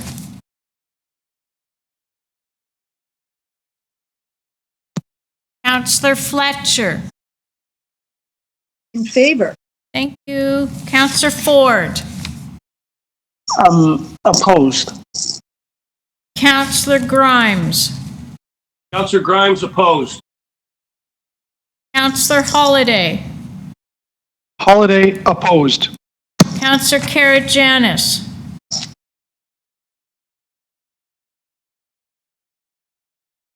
Favor. Counselor Lai,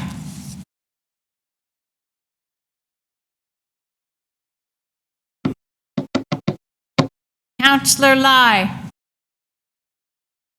Favor. thank you. Counselor Layton, In favor. Counselor Matlow,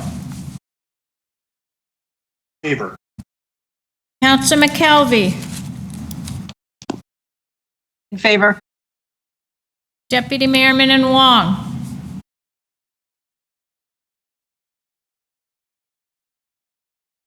Deputy Mayor Minnan Wong, In favor. thank you. Speaker Nunziata, In favor. Counselor Pasternak, Opposed. Counselor Perks, In favor. Counselor Perruzza, In favor. Counselor Thompson, In favor. Mayor Tory, In favor. Counselor Wong Tam. Favor. The motion carries 21 to 4.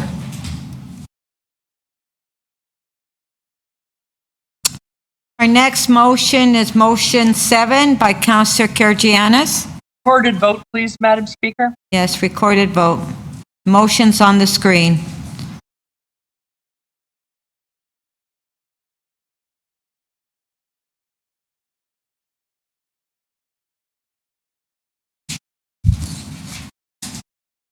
This is on Councillor Karygiannis's motion number 7. Councillor Ainsley. Opposed? Councillor Bailao. Opposed? Councillor Bradford. Opposed. Councillor Carroll. Opposed. Councillor Cole. Very much opposed. Councillor Crawford. Opposed. Councillor Cressy. Opposed. Councillor Fillion. Opposed. Councillor Fletcher. Opposed? Councillor Ford. In favor. Councillor Grimes. Councillor Grimes opposed. Councillor Holliday. Holliday in favor. Councillor Karygiannis. In favor. Councillor Lai. Opposed. Councillor Layton. Opposed. Councillor Matlow. Councillor McKelvey. Opposed. Deputy Mayor Min Wong.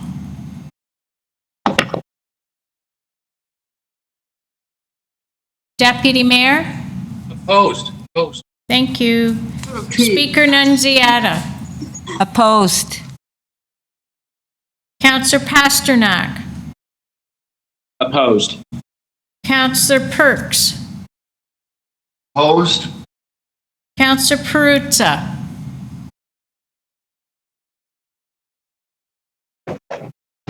What did he say? Councillor Perruzza, we can't hear you. I said I'm opposed 7 you. times. Thank you. We can't hear you, Anthony. Councillor Thompson. Opposed. Mayor Tory. Opposed. Councillor Wong Tam. Opposed? The motion does not carry. The vote is 3-22. Okay, the last motion is motion number 8 by Councillor Lai. We'll put the motion on the screen.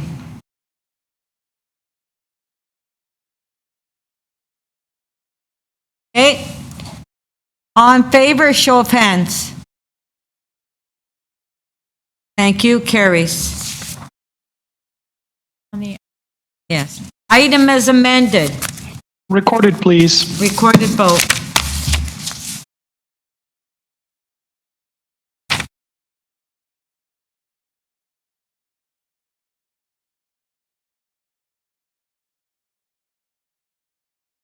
On the item as amended, Councillor Ainsley. In favor? Councillor Bailao. In favor? Councillor Bradford. In favor. Councillor Carroll. In favor? Councillor Cole. Councillor Crawford. Favor. Councillor Cressy. Favor. Councillor Fillion. Favor. Thank you. Councillor Fletcher. Favor. Give me a second, give me a second. Councillor Ford. In favor. Councillor Grimes. Councillor Grimes in favor. Councillor Holliday. Holliday opposed. Councillor Karygiannis. Favor. Councillor Lai. In favor. Councillor Layton. In favor. Councillor Matlow. Favor. Councillor McKelvey. In favor. Deputy Mayor Min Wong. Opposed. Speaker Nunziata. In favor. Councillor Pasternak. Favor. Councillor Perks. In favor. Councillor Perruzza.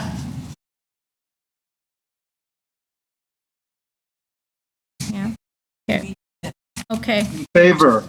thank you. Counselor Thompson, In favor. Mayor Tory, Favor. Counselor Wong Tam, In favor. the item is amended, carries 23-2.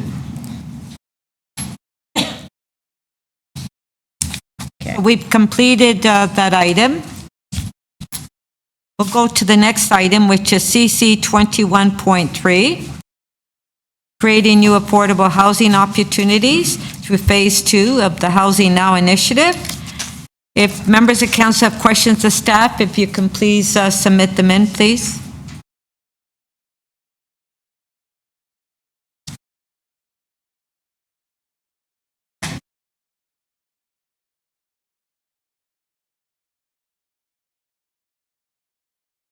I don't know. Are there any questions? Are there any questions to staff on this item?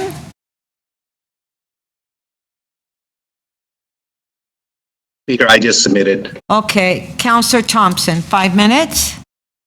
Thank you very much, Speaker. On the Okay, just, item at Councillor Thompson, hold on, I have to put you on hold for a minute, okay? Sure, thank you, Speaker.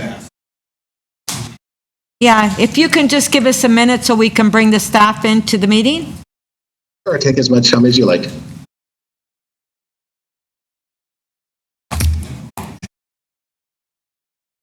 Are they there? Okay, Councillor Thompson, go ahead. Thank you very much, Speaker. I wonder if staff can give me a little bit of history on this particular site, 158 Burr Drive. According to some information I have received, there were 2 specific parking lots associated in this area. One was part of Phase 1, which was developed.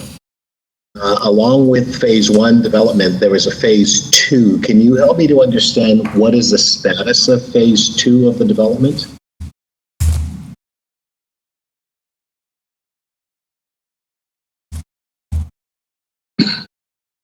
You need your video on. Just one moment.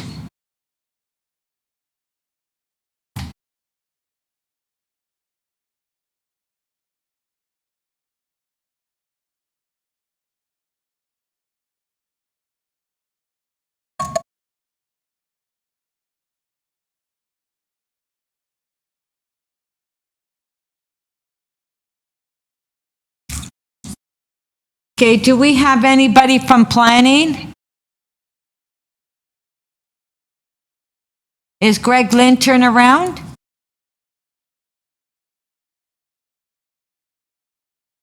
Yep. Can you repeat the question, please? Sorry, Counselor. Okay, so you're Sure, on. thank you very much. Okay, Councillor Thompson, do you want to repeat your question, and I'll put your time on hold? Sure, Speaker, thank you. Through you to Mr. Linton. Mr. Linton, the address 158 Borough Drive. Around 20 years ago, at least, there were development proposed for 2 adjacent empty parking lot at Borough Drive. There was a Phase 1 and Phase 2. Phase 1 was developed. Can you give us the status of Phase 2? What transpired or what did not transpire? What happened to Phase 2 of the development? Speaker, my understanding of the history of this, which as you say is quite an amount of time ago, I think approximately before 2007, some of the lands in association with that development were developed. Other lands were held back for future consideration and were not developed. It is currently in use as parking for part city staff, the Scarborough Civic Center. That's the current status of the site. And I don't know if Create TO or others can add into that history. Well, let me ask a question that may be helpful as part of whether or not the response is from Creatio or yourself. I want to understand the mechanics and the process that was in place after the development of phase one. Was there an engagement with respect to the developer of phase one with respect to phase two? And in addition to that, was there a request by the City of Toronto to put in specific parking for the needs of the staff and I guess others as part of the development on phase two? I'm sorry, Councillor, I do not have that specific information. Was there an engagement through legal with respect to developing a purchase and sale agreement? Was there a price established of approximately $30+ million for phase two? I am not aware of any legally binding agreement with any developer. I know there were conversations. I'm advised that there was no legally binding agreement. My question, Mr. Lintern, was whether or not there was a process in which the city had undertaken with respect to the developer of phase one to discuss the disposal and or the sale of phase two. And the other part of my question, this is a new part, was phase two as part of the lands deemed not wanted by the city? Was it deemed surplus as part of the discussion that took place as it related to phase one, which was, and phase two? Again, Councillor, sorry, I don't want to mislead council by speculating, so I don't have that specific answer. Okay, Madam Speaker, just as a point of order here, I'm not asking the chief planner to speculate.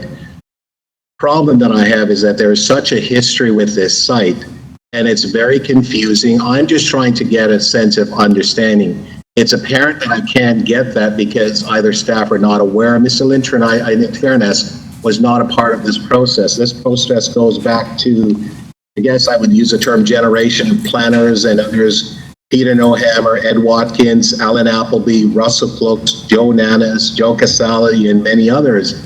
The previous councillor, DeBear Maker, Brad Dogood, and a motion that was introduced in 2007. So it's really difficult for us in terms of having the appropriate information while we have the site that's now being put in place for housing now.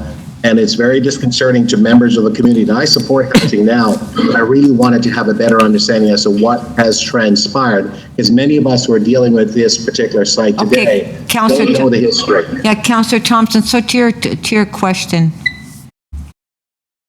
My question is, I'd like to have a better understanding of the history since we don't know it. Yeah, so Madam Speaker, it's Josie Sholey. If I could just ask Brian Johnson, who has some of the history, he'd like to actually comment on it from Creatio. Sure, thank you. Through the chair, yeah, Councillor Thompson, this property has a long and tortuous history. It does go back to 2007, where I believe the Scarborough Council directed the city to enter into negotiations, not necessarily to complete a deal with Golden Group. And so then after that, the trail kind of gets a bit it took 4 years before the property actually was declared surplus.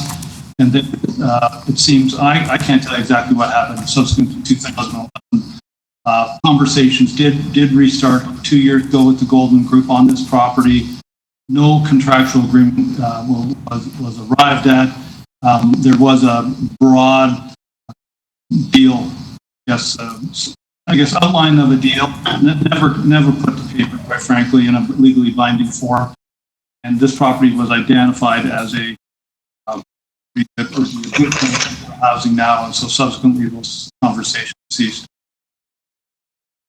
Just as a speaker, I'm not sure how much time, I'm not seeing a clock, but 30, you have 30 seconds, 30 seconds, Councillor respect, this particular matter goes back well before 2007. It goes back to Councillor Brad Dogood and a motion that was subsequently supported by Councillor, or moved forward similar, that was moved forward by Councillor DeBear Maker. My question to you is, as the motion that was put forward in 2007, did this request, which was to engage in a non-binding conversation. Did that ever come back to council as was directed in 2007, 13 years later? Did that ever come back to council? Thank you. I understand it, no. Speaker, I'm sorry, I didn't hear the answer. As I understand it, the answer to that question is no. Okay, thank you. Thank you. Councillor Cressy, 5 minutes. Thank you, Speaker, and thank you to staff for this. So I suppose I'll direct my question to the Executive Director of our Housing Secretariat, Abigail Bond. So just specifically on the 150 Queens Wharf Road site, that's Block 36 North, which I'm delighted is here. So in 2015, was identified as an open door site for 80 affordable rental units. And I just want to confirm, because it's not in the report, that they're under housing now. We will still have a minimum of 80 affordable rental units, and I would say hopefully more. Yes, thank you. Through the Speaker, we are definitely targeting a minimum of 80 units. And through the work that we will do with our planning colleagues, we will look to optimize the site and maximize the number of affordable homes. We're hoping to issue this site to non-profits who will be able to reinvest any kind of surplus from the site back into the affordability to further maximize the number and the depth of affordability on site. So yes, we're hoping to deliver many more than the 80 originally anticipated. All I needed to hear. Thank you very much. No further questions. Thank you. Councillor Baila, 5 minutes. Thank you, Madam Speaker. I want to follow up on some of the questions from Councillor Thompson, just to make sure I understood this correctly. So there was a non-binding conversation request that was asked back in 2007, correct? That's correct. Nothing has come out of this. Has there ever been any public RFP for the site? Have we come out and asked the development industry what they would be interested in doing it as well? There's been no public RFP. Okay. So the phase 1, phase 2, I mean, was the development of this site, is it tied to any development around it? So no, it's not tied to any development, any plans. There's never been an RFP, and for 13 years, nothing has come out of the conversations. Well, there's been conversations, but nothing legally binding. With regards to the involvement of the nonprofit in these sites, this program still has available a fund to support the nonprofit organizations. Is that correct? Through the Speaker, that's correct, yes. So as they're coming through the application process, we can still assist them to strengthen the sector and their involvement in putting their bids forward in some of these sites. We had identified a sum of money when Housing TO was first approved to do exactly that. We haven't released details of how to access that yet, but that is our hope to do that later this year and as we release further sites to the market. Thank you. Those are my questions. Thank you. Councillor Layton, 5 minutes. Yes. Yes, thank you very much. I'm trying to get my, there we go, the video's back. To the Housing Secretariat. So I've long been an advocate of increasing the number in Housing Now up from 30%. Can you tell us, because other jurisdictions do have a higher number, and I'm just curious how they got there. So Vancouver, I know, is a jurisdiction that you have a lot of familiarity with. It's my understanding that they have a different set of circumstances, but a higher set aside of affordable housing in their equivalent to Housing Now. Could you explain how they get there? Yes, through the Speaker. So in Vancouver, the most recent offering to the market of city land was 7 sites a number of years ago. And the proponent for that site, which is a portfolio, which is a non-profit with a number of different partners acting underneath a lead nonprofit, was very successful in winning the bid to develop the 7 sites, but also in addition, they were able to access substantial funding from the provincial government, who have a community housing fund, which is around 1.9 billion over 10 years. In fact, they've just issued their second round of funding. So the nonprofit who kind of was awarded those 7 sites was able to access substantial funding under that, which comes with much deeper levels of affordability, the requirement to deliver at least 20% subsidy, 50% kind of RGI units to middle income households, and 30% at market. In addition to that, the nonprofit also in part accessed funding of financing from HC as well. So it has substantially higher levels of government, provincial and federal government funding. In addition, they also used a portfolio model where they were able to bring or reinvest higher market rents from some of the downtown sites to make some of the other sites work and be more feasible. So a number of things made the affordability levels better. So they have about 70% affordability there, if I'm to understand from the latest offering. Is that correct? I would say that 100% of the sites were rental, so there was no ownership on any of the sites. And then, yes, you've got, so 100% of the units would be owned and operated by a nonprofit partner, and then you would have at least 70% of those units subsidized on a long-term lease from the city, a nominal long-term lease. The 3 elements there that are a significant difference from the City of Toronto's program is they're not-for-profits who are operating them or acting as the developer. They're 70% affordability, and the third is their 100% rental. That's right, and it was a substantial challenge to get to that place, and it was really as a result of the investment of other levels of government, in addition to the other levels of government. Sure. Why the not-for-profit win? Circumstances led to that. Was an open RFP call, and there were many different proponents, some of which were private sector. Were at the time looking ideally for a proponent who would bid for all sites and would be able to cross-subsidize across the site. And we had a very strong response from a partner who has a track record in delivering, who had previously won another 4 sites from the city. So they had a track record in delivering and working with a group of nonprofits under a larger banner. Now, is there anything within the RFP that favored not-for-profit? Or do you think there's any lessons we can learn about how the role of not-for-profits or land trusts in context of us releasing sites? 30 seconds. I think one of the key things is that the levels of affordability were prioritized, and the ability to leverage other investments from other levels of government was also something that was prioritized as well as track record in delivery. So there are many things which are also similar to the approach that we're taking here. Thank you very much. Okay, thank you.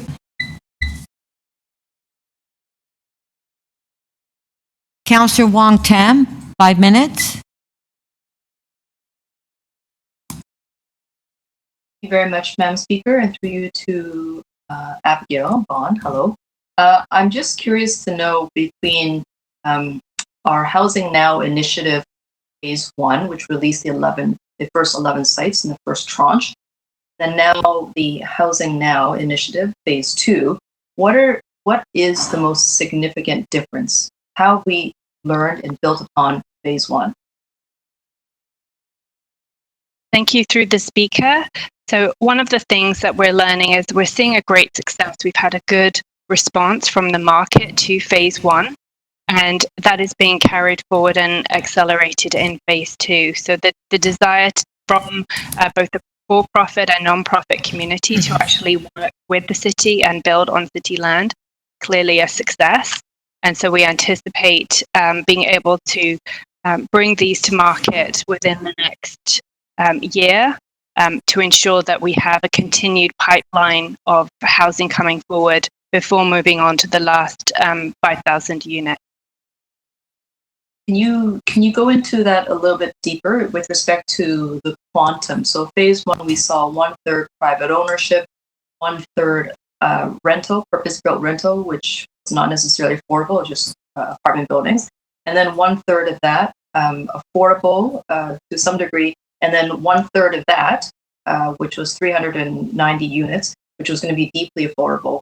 What's the shift? If I was to take that same comparison for phase one, move it to phase two, what have we done differently? Well, we haven't yet, but we won't be prescriptive, overly prescriptive in terms of setting out exactly the level of affordability. Council have laid out for us a framework, and that enables partners to be creative when they're putting their bids together. However, I think it's fair to say that when looking at the first phase, we've seen some real innovation. There's a lot of creativity out there from both the private and non-profit community. And I think we've been able to go further and do more than Council first anticipated. One example is there's a number of opportunities in phase one to actually add supportive housing, I think. This is something we're still talking to partners about, but especially in those deeply affordable units, it might be that with the provision of rent subsidies and also some extra support, we have partners who are willing to engage and provide supportive housing in amongst the larger development. So there's some interesting things happening as a result of those negotiations. I don't know if my colleagues at Creatio want to add anything.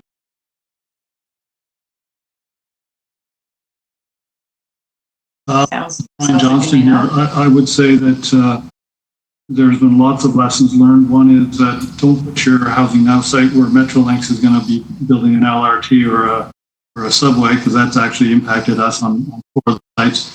Some of the sites are a little bit smaller on this tranche, so you're going to get a different mix.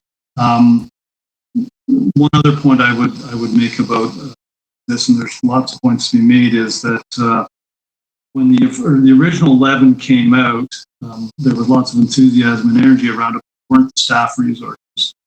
And so we're going to have a much easier time, I would suggest, bringing these forward and getting them moving faster than the first 11. So we now have the expertise. We now have some knowledge of what the market is looking for in terms of the proponents, and so therefore we're going to be able to leverage off that. And I would say we've got a good working relationship with the planning department. So I'm certainly optimistic that what we've learned so far is a lot. We still have lots more to learn, but as we go, we're going to get better and better.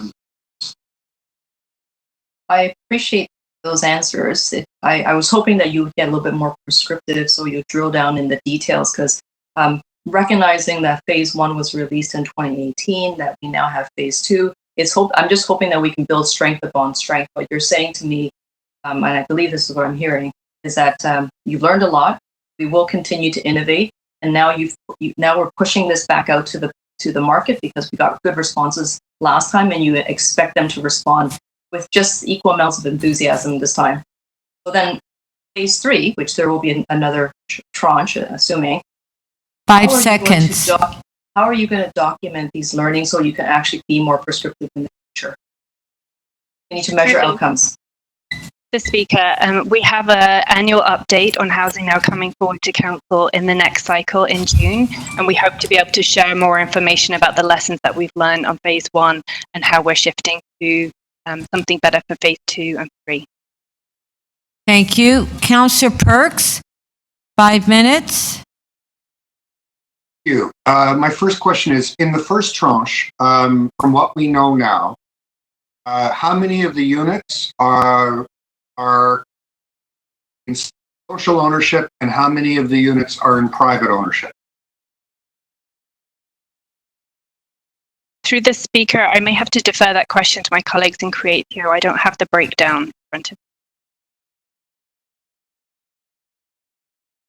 I'm wondering if Don Logie's on the call, whether he could respond to that question.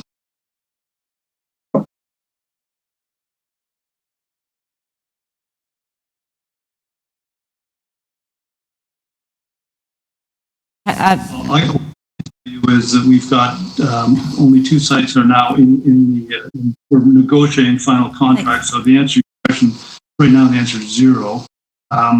Right now, the first 2 sites are in negotiation, and we will, once we get those landed, we'll be moving on to other sites. So the one site that I can tell you is the not-for-profit site will be the Merton Street site, which we hope to be releasing to the market fairly soon. Okay, so I guess I can't get at it that way. Am I reading the report correctly?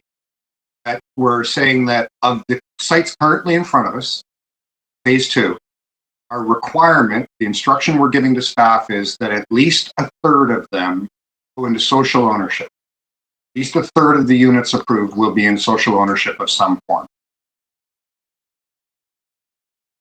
Through the speaker, we're saying at least a third of them, yes, will be affordable market rental. It's not saying the social ownership. And How then much has to be in social ownership? I think we're that would be our aim with those units, that they would be in social ownership. And certainly, as Mr. Johnson has indicated, some of the sites may be specifically targeted towards the nonprofit community, specifically the one on Queen's Wharf that we were talking about. The direction to staff, does it set a minimum percentage to stay in social ownership? No, it does not. It just asks us to prioritize and make sure that the offers are open to those people in the nonprofit community to bid. So anywhere from 2/3 to all of the publicly owned land that's on offer here could wind up in private ownership. I believe that's correct. Thank you. I see the deputy mayor shaking her head, but I'm correct. It's what the report says. You're right. Selling the land board, though. Thank you. Is that it, Councillor Perks? Councillor Perks? Hello, Councillor Perks? My question. You're finished? Okay, thank you. Are there any further questions before we go to the speakers?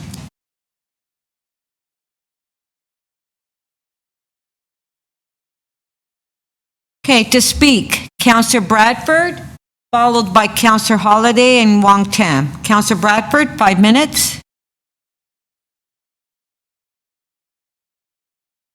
I think I sent a note in, a point of orders. I think I'd sent a note in saying I wanted to speak first in this one. Maybe I didn't. I'm pretty sure I did. Absolutely. Go ahead, Mr. Mayor. Oh, okay, sorry about that. I just... They had you on first, but then they put you last. So, did you want to speak first? There you go. Yes, the Bible says the last shall be first and the first shall be last, so it's okay. Okay, Mayor Tory.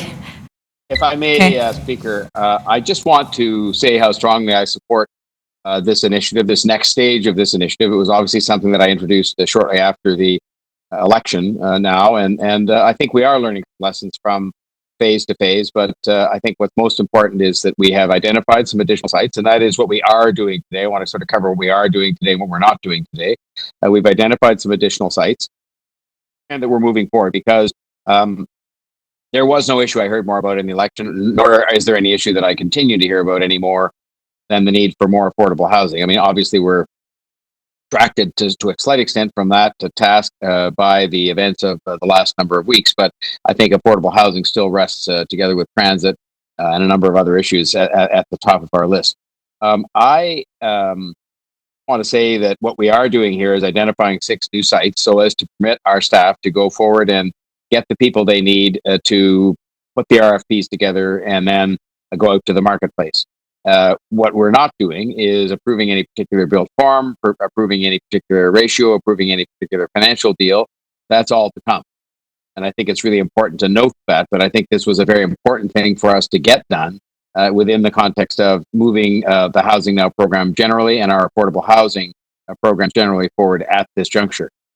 So the reason for my saying that is because I think there'll be lots of time going forward to both fine-tune the RFPs with the help that we need to get going, but they need authority to get that going, and to ensure that each project on each of these sites that goes forward has a sufficient quantity of affordable housing and is going to be broadly acceptable in the context of overall planning considerations for those each particular place. I also want to speak to the question of how we have to continue to push and how we need the council's help. And I should say, by the way, the councillors in whose wards these sites fall have been very cooperative, as was the case with phase one in initial discussions with us. There are some concerns that exist, which we'll probably hear about in the course of these speeches that are forthcoming, but they've been very cooperative, and I think that can allow the other members of council to be assured that we're going to make a success of this as much as we might have to work hard in order to do so.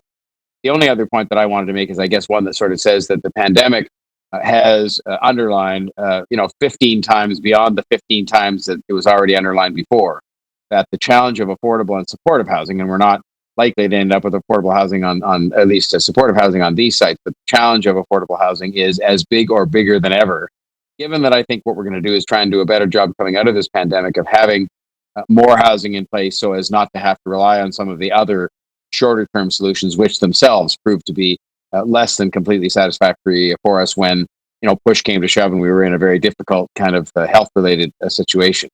And I think that it's going to require all the creativity, all of the allocation of resource that we can possibly afford, and a lot of help. When I heard Abby talking about what made the difference in terms of some programs we've seen in Vancouver that are successful, it was the level of support coming from the other governments. And of course, we're in a unique situation here in terms of the responsibility cities are given for housing relative to what happens in other places. But having said all that, that just makes our job a bit bigger to make sure we attract the support from the federal and provincial governments. So I am strongly supportive of this. I want to thank the staff at CreateTO, the staff in our own housing office at the city.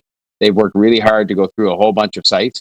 I said last week, and I repeat today, it is time for the federal government, past time, the federal government, who has done an inventory of their land holdings in Toronto. I know they have, because I asked them to do it 2 or 3 years ago. They then told me they completed it, but they've yet to put forward their first site to be part of this Housing Now or Open Doors or any other of our housing programs. I think it's time for them. It's a non-cash item, so in that sense, it should be very attractive given all the requirements and financial challenges they have these days.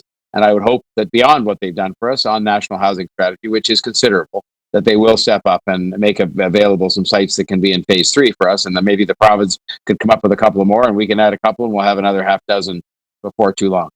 Final comment. We are embarked on the biggest affordable housing push this city has done in decades. For decades, we didn't, and the targets weren't met. But they're going to be met. These are going to be met. This is a very important step in the next wave of affordable housing to come as part of attractive mixed-use communities across the city.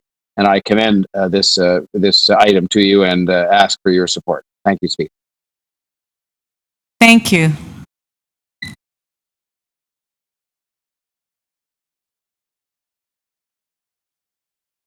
Okay, our next speaker is Councillor Bradford, followed by Councillor Holiday. Councillor Bradford, 5 minutes. Thank you, Madam Speaker. I won't be too long here, but I do have a motion I'd like to move on this item. I don't know if you want to put that on the screen. There we go.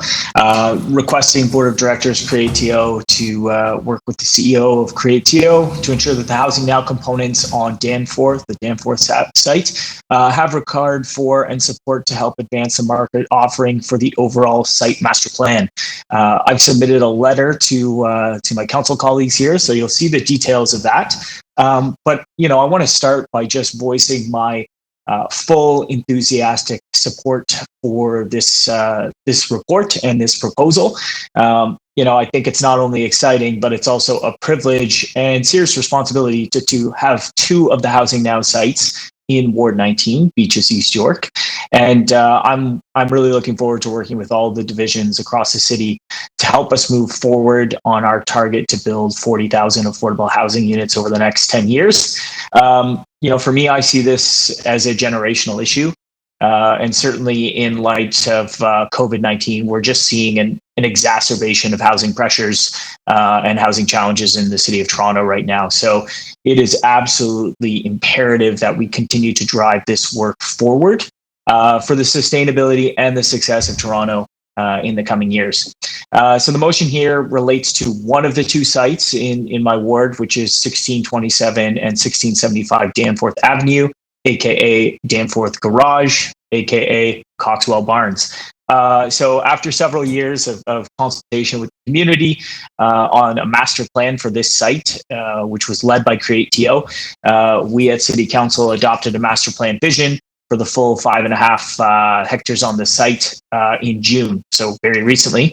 And those associated official plan amendments and zoning bylaw amendments were adopted in December of 2019. So I had a phone call with stakeholders and residents last night, actually, Skype call, Zoom call. And, everybody is really eager to see the advancement of the overall master plan and get that implemented.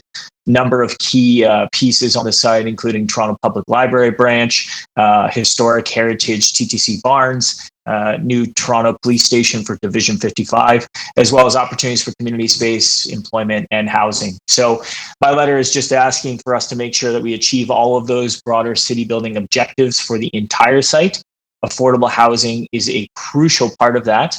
And I'm excited to see this come forward as one of our Housing Now sites. I think it makes a ton of sense. And we just elevated the priority of this parcel to a much higher level, which I think is a really good thing. But again, I want to see us achieve all of those other things that have been contemplated and worked through with Creatio and city planning. So the objective here is to accelerate the housing on the site, but accelerate the rest of the site as well.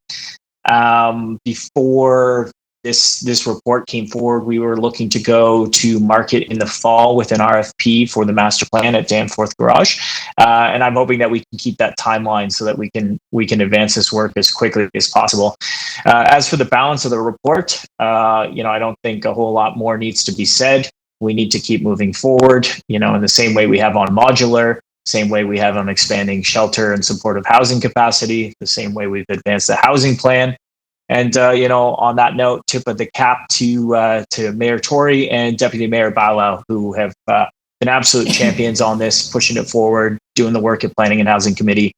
This is fantastic to see. Onward and upward. Thanks, Madam Speaker. Thank you.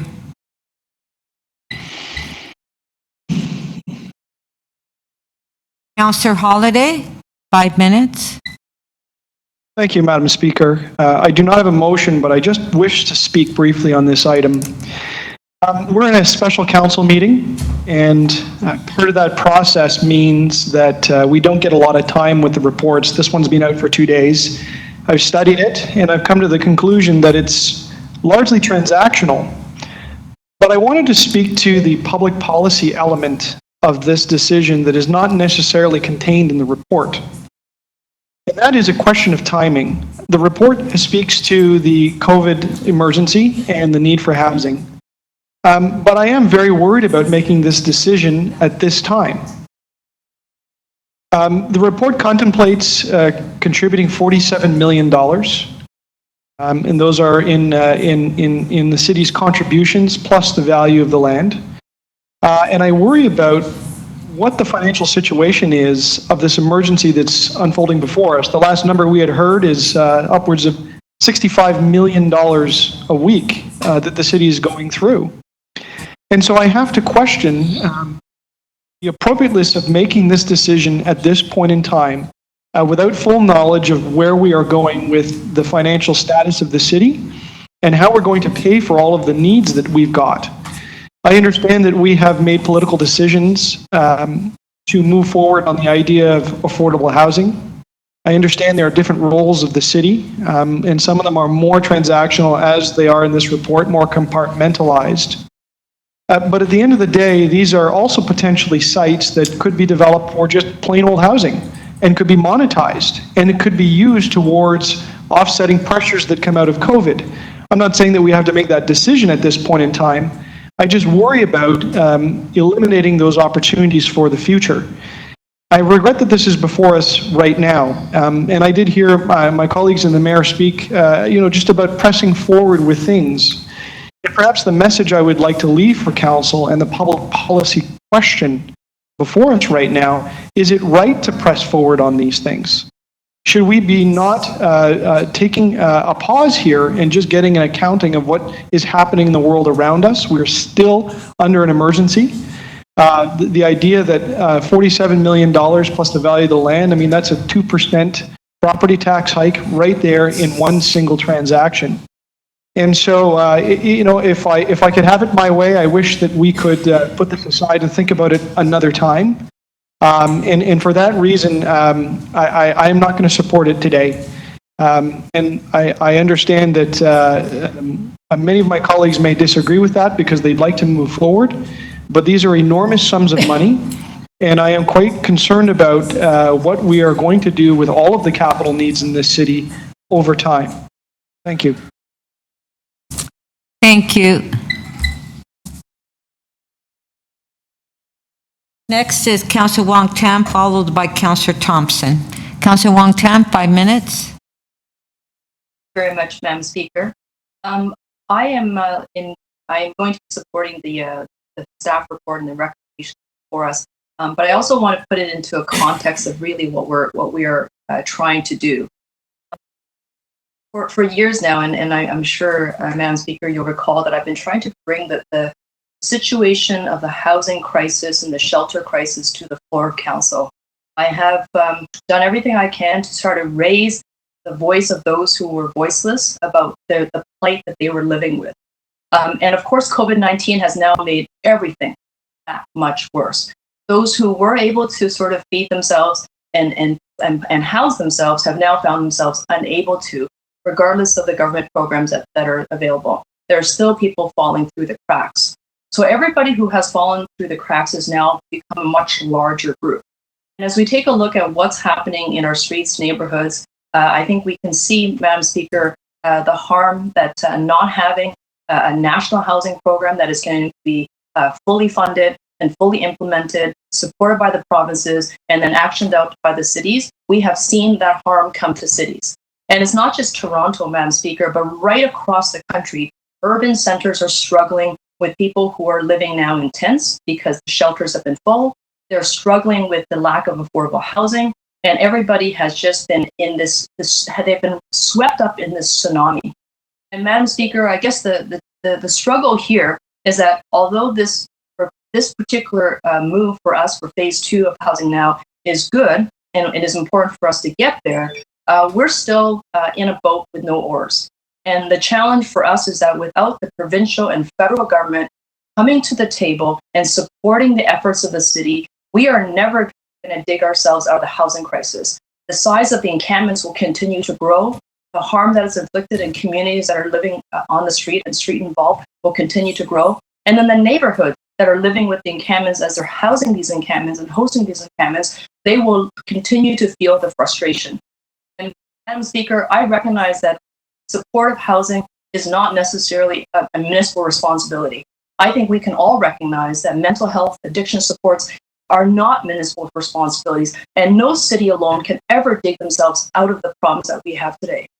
We have the lack of regional coordination. We have a province that doesn't seem to care at all about the issue of housing, and we have a federal government that talks housing but hasn't really supported us. And what we need, Madam Speaker, is we need them to step up and to really come to the table to support the City of Toronto, because without them and without their support, funding not just phase 2 and supporting us through phase 2 of the Housing Now plan, backing up to phase 1 through the Housing Now initiative that we launched almost a year and a half ago, but going right down to the Housing TO 2020 to 2030 plan, where we committed to build 40,000 units of housing over 10 years. Without the federal and provincial support, we will simply not be able to make those goals, no matter how optimistic we are about doing that on our own. We know we cannot do without their support.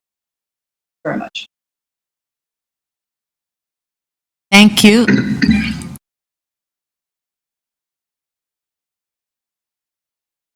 Councillor Thompson, followed by Councillor Layton. Councillor Thompson?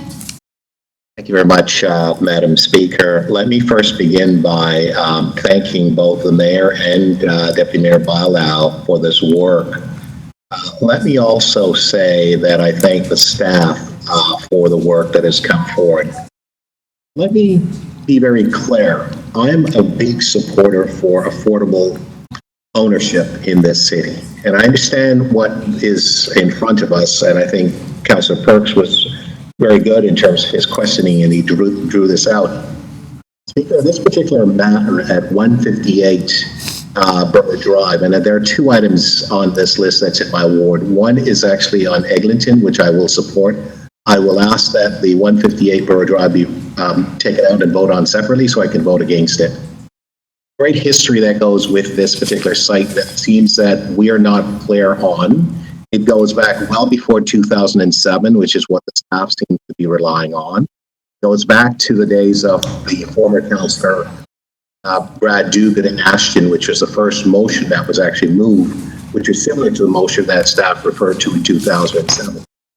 Trying to get a better sense of understanding. When I basically became the council of record on this particular portion of Scarborough Centre, was Councillor DeBaremaker, former Councillor DeBaremaker, pulled me aside and said, I bought this site at 150 Burr Drive. Here's what's going on, series of things, and this is going to happen. Staff also spoke to me as late as a year ago and asked me to arrange with the developer an opportunity for staff to be able to have some type of transportation system to take them from the parking lot at 158 Burr Drive to another site that the developer who developed phase 1 and was in the process of working with the city on phase 2 had, and staff indicated they want us to work with the developer. I had been doing this under the assumption, because I was told that the developer and the city were involved in putting together a deal for that site. In fact, Councillor DeBaremaker moved a motion several years ago indicating that the funds, the proceeds that would be generated from the sale of 158 Burr Drive be put into the Civic Centre master plan, the long-term plans for the Civic Centre, to ensure that resources and funds were there to help us to redevelop our Civic Centre area, which is in great decline. It needs to be developed further. So there's just great confusion. So my issue here is that there are a number of residents that contacted me just a day or so ago because, as Councillor Holliday pointed out, this just came out a short period of time, and they are not supportive of this because they don't want people to live in their community and so on. But it's just a process, and for me, it's very confusing, and it's also confusing for staff as well because we have a lot of new staff members who are not even aware of the history, and that's very disconcerting. We've had staff members, as I mentioned before, Joe Nanos, Ed Watkins, Alan Appleby, Russell Crooks, Joe Casale, who worked with our real estate division, had since retired, came to me short while before he retired, after I became the councillor in this area, and said, we have this development, we have an ongoing discussion going on with the person who built phase 1. There's a requirement for approximately between 175 to 300 parking spots that the city requires to be built. The city changed a lot of the rules in terms of the parking requirement, in terms of whether or not it was 1.2, moving it to 0.8. There's a series of things that seem to have occurred. And to this point, even though I'm asked to vote on this, I don't know what happened. And so, yes, we are going to put it on the market. Yes, we're going to work with respect to not-for-profits and what have you. And I'm supportive of that.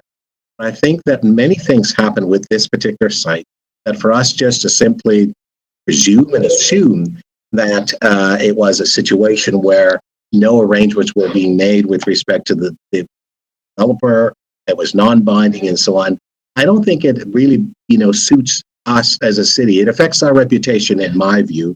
And for the fact that my community has not been consulted, because everyone 30 seconds thought that this was going to be another type of development where it'd be affordable home ownership for people in the community, and it's not. And so I'm very perplexed, very confused as to what happened. I can't get the answers that I need, so I'm going to ask for this particular 128 Burr Drive to be separated. I'd like to vote against it. Thank you, Speaker. Thank you. Councillor Layton, followed by Councillor Fletcher. Councillor Layton.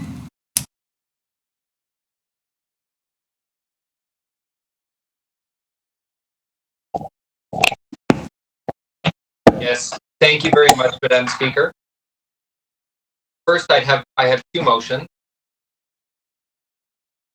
Staff could put the first one up.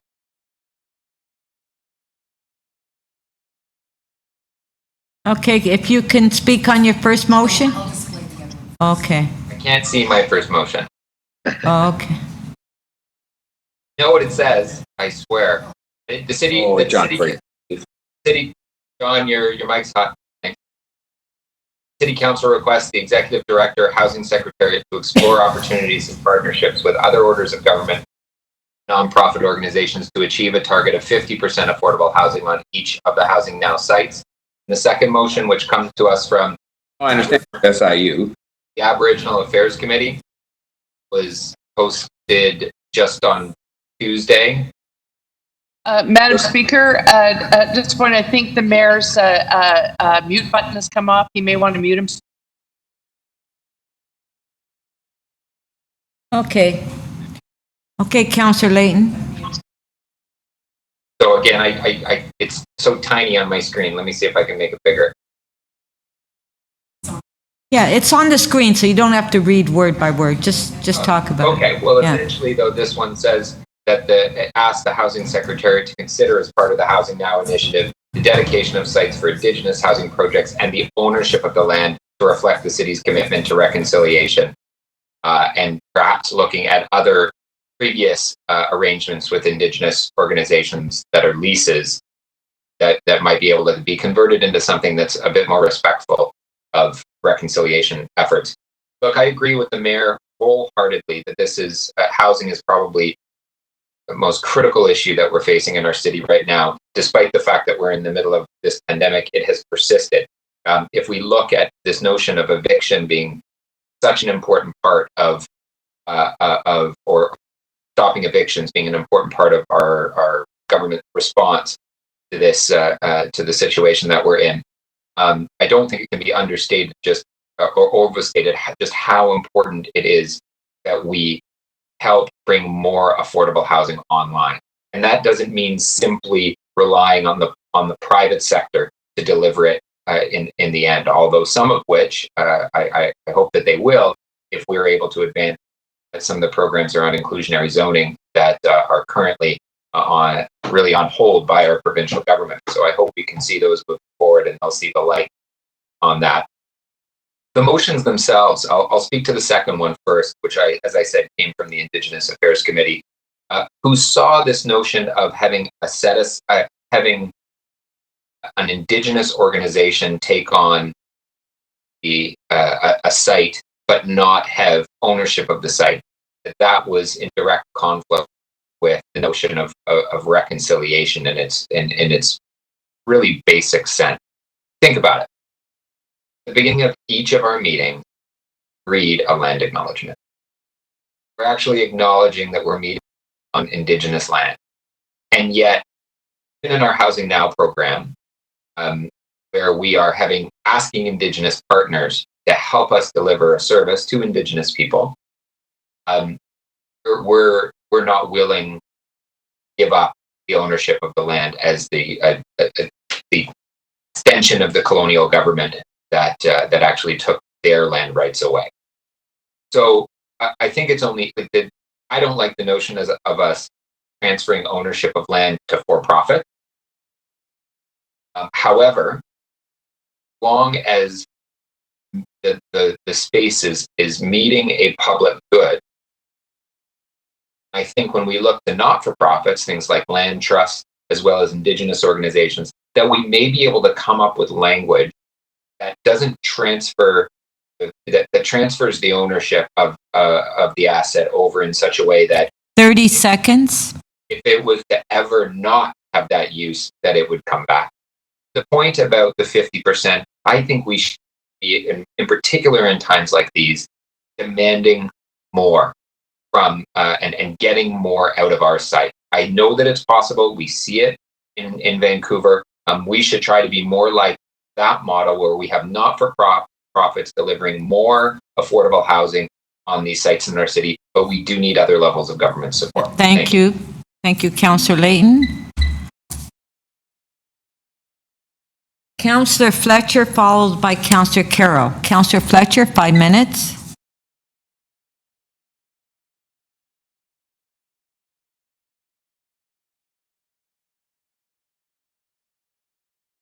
Councillor Fletcher?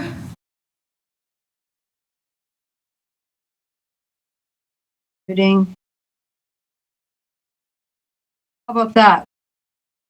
a video on yet? There we Yes, go. yes. Okay. Five minutes. Thank you very much, Speaker.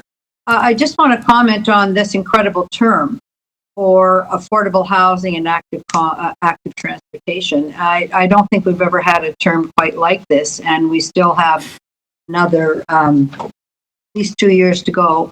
Not all of it normal times, but this is historic. Even during this pandemic, meeting virtually, the approvals that we're going to make today are just considerable and very exciting. We just had a very exciting and quite historic vote on active transportation in the city, which will transform our city. And again, another tranche of Housing Now, which is a very aggressive and ambitious program using our city lands in order to deliver affordability and new housing. I think we'll keep on moving forward. We'll keep on making changes. We will keep refining this to get it better and better to meet some of the goals that councillors are outlining today. I'm very impressed with the expertise of our new Housing Secretariat lead, Abby. And when I heard that there was a fund for $1.9 billion, I said, wow, how can we start a fund that way, which would allow everyone to have access to development dollars and allow nonprofits and others to be on more of an equal playing field. It's really something that we should look at. And yes, how do we get more nonprofits to be excellent developers and able to put their oar in on these sites? That's our goal. It's not as easy as it looks. I believe that Vancouver has a much more mature social housing fabric and development sector, but we will get there. I just want to say about Housing Now that we are going to be building lots of housing, and it will be a 99-year lease. I'm pretty sure we're not selling, and having many 99-year leases in my ward, I understand exactly what that means. We are retaining that ownership. It also means lots of jobs, and I want to thank staff for putting the community benefits notion into the actual report. You'll remember that in the first tranche of Housing Now, it was council that included community benefits, that all of those construction jobs, we need to also meet our social equity target of training and building capacity in those employment groups that don't have access to these good jobs yet.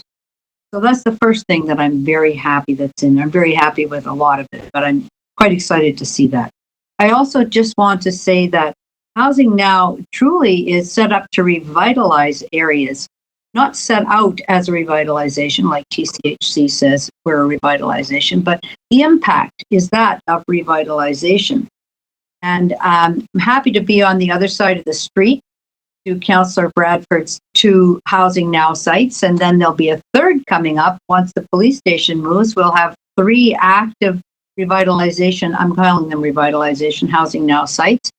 Danforth Garage is really a revite site. That's what we set out to do, was have a new concept, redesign, redevelop, reinvigorate, and revitalize that corner of Coxwell and Danforth.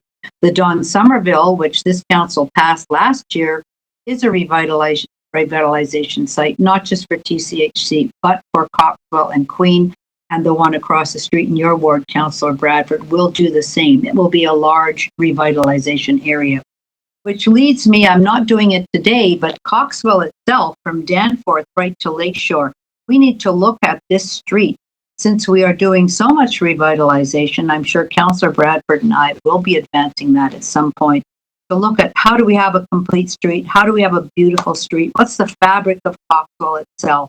And we're introducing so many great projects there. So I will be supporting this and looking forward to our planning and housing meeting in June. We'll be reviewing the first tranche of Housing Now. Thank you very much, Madam Speaker. Thank you. Councillor Carroll, followed by Councillor Cressy. Councillor Carroll, 5 minutes. Madam Speaker, I wasn't even going to speak on this item because I'm totally in support of Mayor Tory's initiative, Housing Now. I'm inspired to speak by hearing comments that really trouble me on the part of one of the deputy mayors. I think it's important that the community understands something about times like these, and I'm referring to the economic slowdown and the tough times ahead. The item today, the sites we're talking about today, they're going out to market. We won't see them built for a few years. But I expect that we will still be in a phase of recovery and rebuild from this extraordinary thing we're going through right now. So, contrary to my colleague's remarks, I think it would be irresponsible. Blink now. Blink and not move ahead with this initiative we started at the beginning of this term would be irresponsible on our part. We're sending a signal here that we know that we're going to be one of the three orders of government expected to make decisions that stimulate the economy, that help us to rebuild and recover. But I'm very proud of the fact that today we're deciding that we're not going to just stimulate for the sake of economic stimulus. We're actually going to attach the policy strings that we need to solve our other ongoing problems. Chief among them, the housing shortage. I hope that in the next wave, really the transportation item was a statement of saying where we provide stimulus by taking actions that may require others to be engaged in the process or employed in the process, that we're solving climate change goals. Housing, transportation, climate change, these are our goals this term. And if we're going to be doing things that stimulate the economy, they should also be addressing those things. And whether or not we care to admit it, there will be a long time during which the Bank of Canada's address of this situation is to keep interest rates low. So there actually couldn't be a better time to be contemplating this and to be able to look at a few years down the road, there being some foregone revenue in the way of providing incentive here. Economically, economic stimulus-wise, in every way possible, this actually is the best time to be doing this, not the wrong time to be doing this, in my view. And I'm totally supportive of the mayor pressing on with this action. And I want to thank him, Ms. Bond, on the part of staff, and Chair Bailau for zooming ahead. Thank you. Thank you. Councillor Bailau, 5 minutes.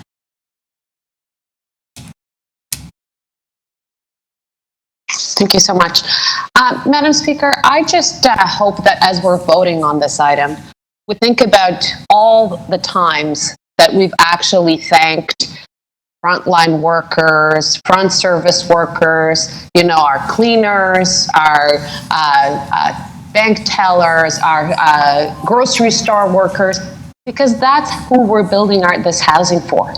That's who a lot of these people need this kind of service in order to continue to live in the city. So to be honest with you, I don't think there's any better tribute that we could pay to these people that is actually saying that we recognize and we're speeding ahead to develop the affordable housing in this city so that they continue to live in here. No more empty words and actually more actions. I think that's what actually having this report in here at this time, in a time that we're living the pandemics, I think that's what it is. It's recognizing that we had a pre-existing situation. There's no question about it.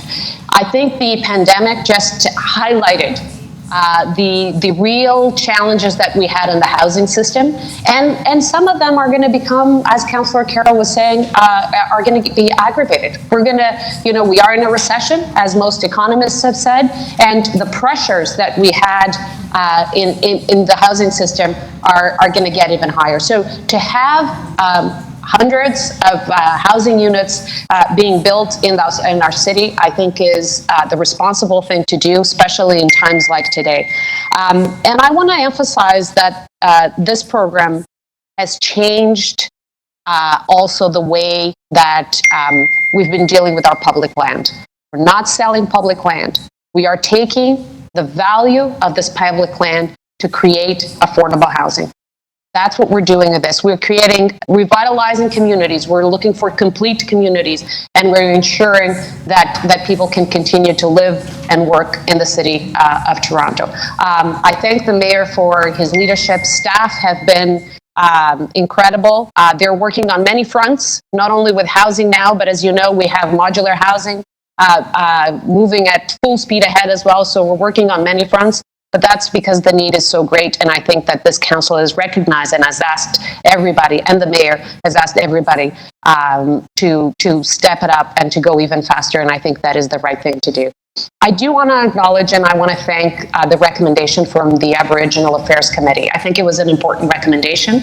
I think, as we said in here, we've been learning through this process, and I think that it is important to recognize that this is something we need to do better at, and that we need to work with the Aboriginal community to address this issue. And those are my comments. I'm really thankful to the local councillors as well. We had contacted them. Everybody is really excited.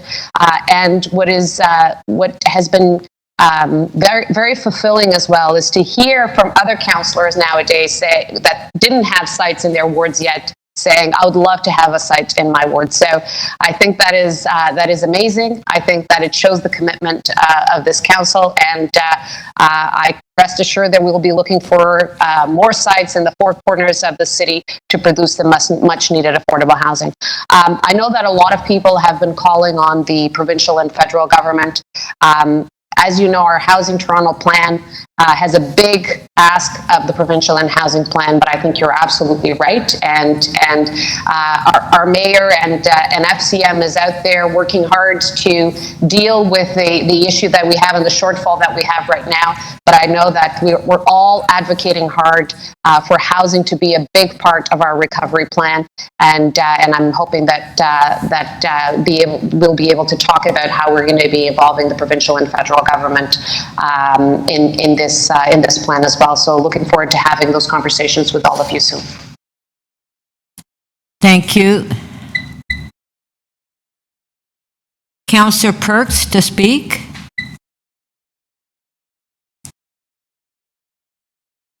Thank you, Speaker. I will vote yes on this plan, but it's with great reluctance. Many people in Toronto talk about affordable housing and how we need to do better. And to do better, we need to think entirely differently about how we house people than how we currently think.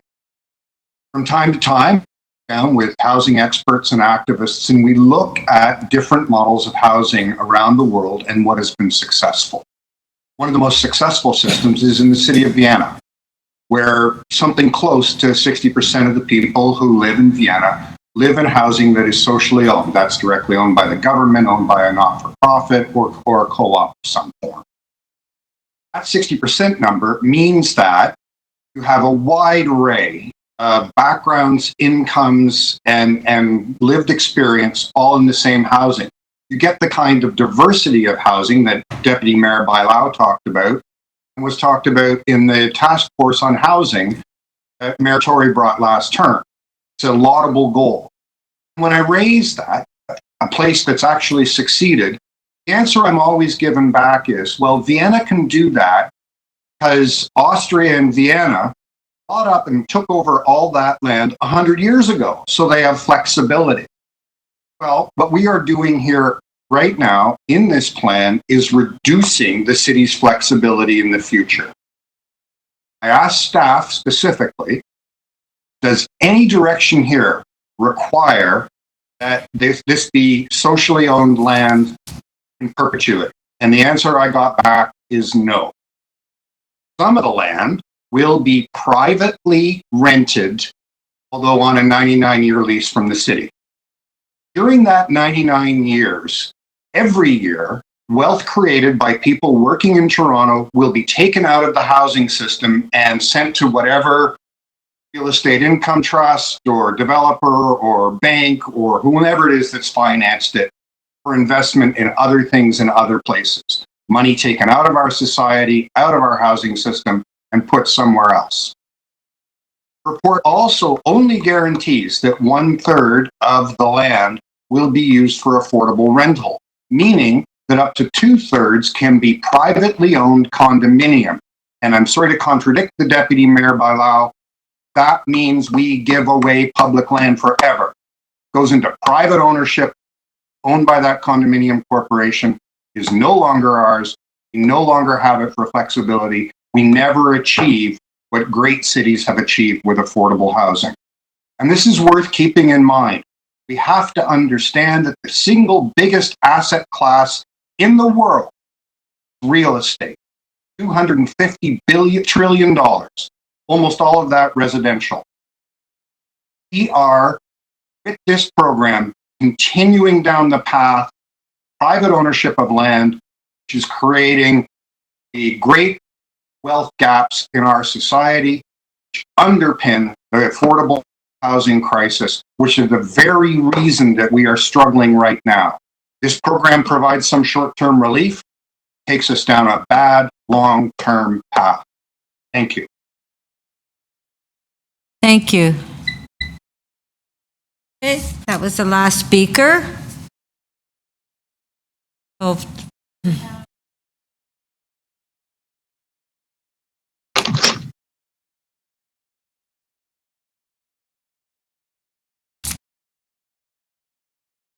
okay, motion 1 by Councillor Bradford, if we can put it on the screen.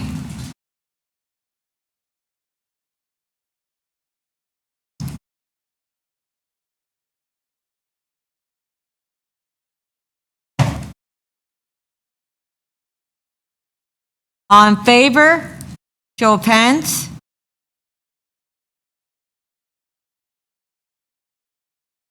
Carried.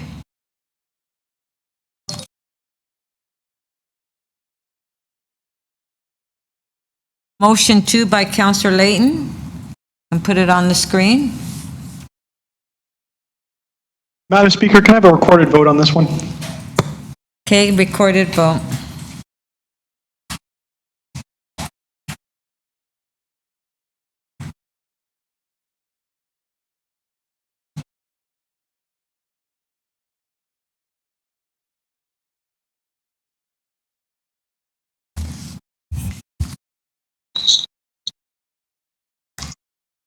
All right. This is on Councillor Layton's motion 2A. Councillor Ainsley. In favor. Councillor Bailao. In favor. Councillor Bradford. In favor. Councillor Carroll. In favor. Councillor Cole. In favor. Councillor Crawford. Favor. Councillor Cressy. Favor. Councillor Fillion. Favor. Councillor Fletcher.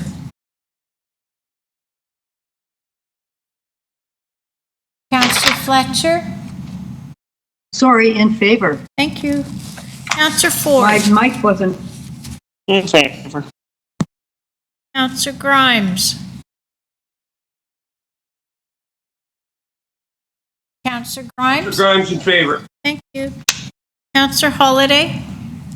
Holiday opposed. Councillor Karygiannis.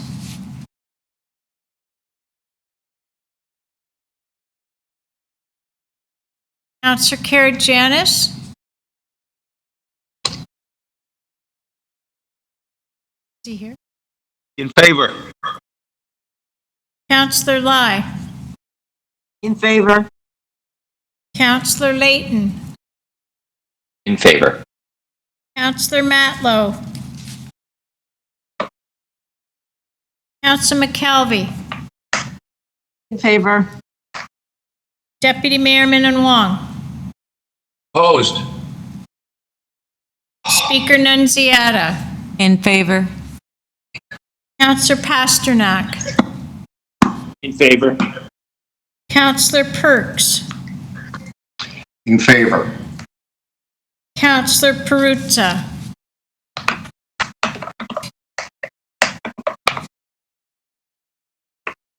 Councillor Perruzza.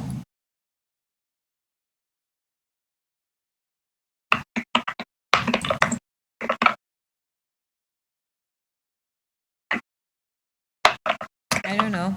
I don't see. I don't see him. Councillor Thompson, In favor. Mayor Tory, Favor.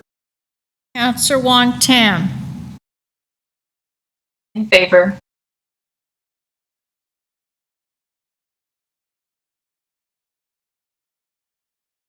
the motion carries 22-2.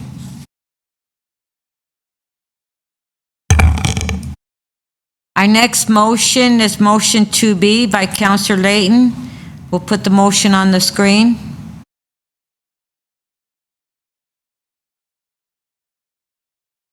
Okay, on favor? Show of hands. Carried. Item as amended.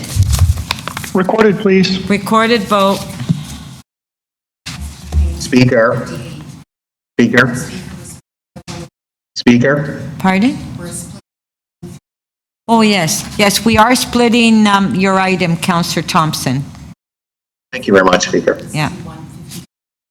I don't need a recorded vote on it per se. I'm going to vote against it, so if everybody else is in favor, I'm fine. Well, you have to have a recorded vote if you want to be recorded in. To show, okay, yes, okay, that's fine. Thank you. So if we Yep, can. thanks, Speaker. If we can separate that 158.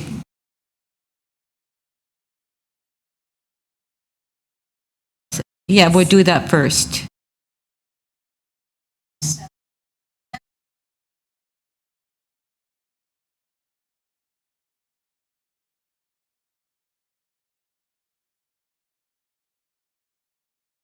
This is on the item as amended as it pertains to 158 Borough Drive. Councillor Ainsley,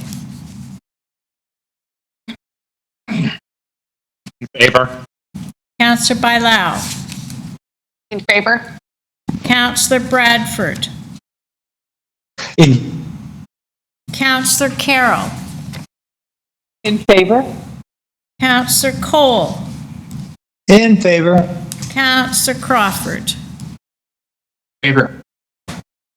Councillor Cressy, In favor. Councillor Fillion,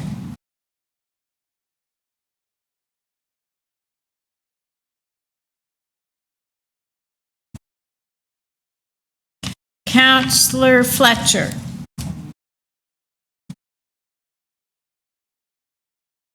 in favor, Councillor Ford, Favor. Councillor Grimes,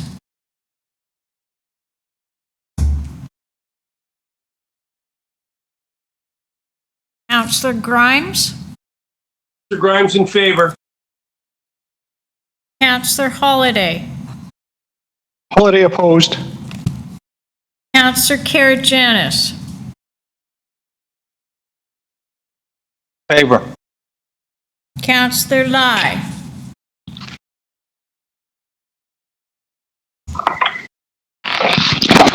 Councillor Layton, In favor. Councillor Matlow, Favor. Councillor McKelvey, In favor? Deputy Mayor Min Wong,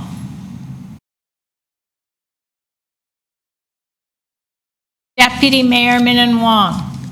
In favor. Thank you. Speaker Nunziata. In favor? Councillor Pasternak. Councillor Perks. Yeah. They've lost their mic. Councillor Perruzza. Here, I'm just trying to connect. Can you hear me? Yes. Yes. Yes. Hi. I'm sorry. Could you just repeat the motion that's in front of us, please? We're having a separate vote on CC 21.3 item is amended, but we're separating out only the portion that relates to the Borough Drive property. It's the one, Counselor. Okay, I got it. In favor. Counselor Thompson. I'm opposed. Mayor Tory. Favor. Counselor Wong Tam. In favor.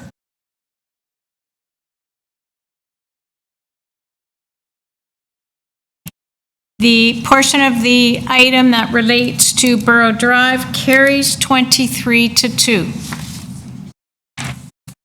Okay, so on the balance, as amended, on favor, show of hands. On favor? Carried. Thank you. Madam Speaker, I'd requested a recorded vote on that. On the balance? On the item. Oh, okay.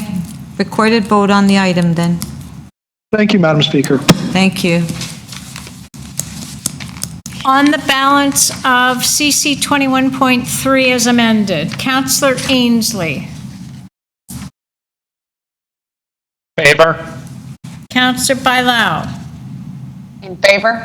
Counselor Bradford. In favor. Counselor Carroll. In favor of housing people affordably. Counselor Cole. In favor. Counselor Crawford. In favor. Counselor Cressy. In favor. Counselor Fillion. In favor. Counselor Fletcher. In favor. Counselor Ford. Favor. Counselor Grimes. Councillor Grimes in favor. Counselor Holliday. Holiday opposed. Counselor Karygiannis. Favor. Counselor Lai. In favor. Counselor Layton. In favor. Counselor Matlow.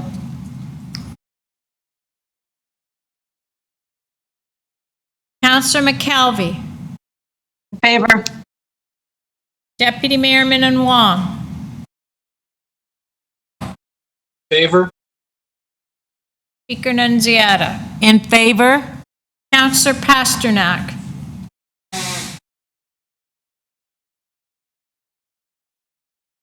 Counselor Pasternak.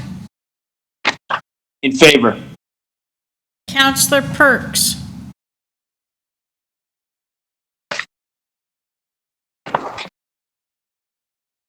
Counselor Perruzza.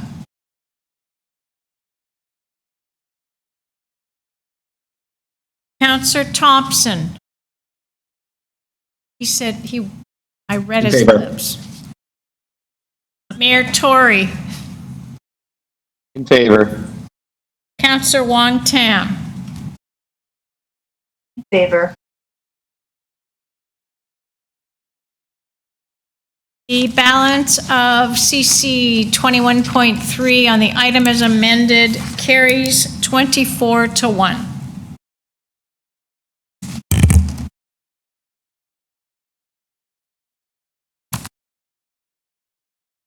Okay, so we'll now go to our next item. And we're dealing with both items together, which is the Board of Health item HL 16.2.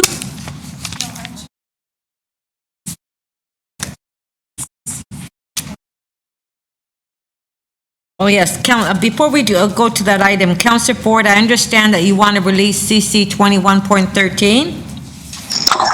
Yes, Madam Speaker. I am prepared to let CC 21.13 go Metrolinx Finch West Light Rail Transit temporary delegation of long-term road closures, Highway 27.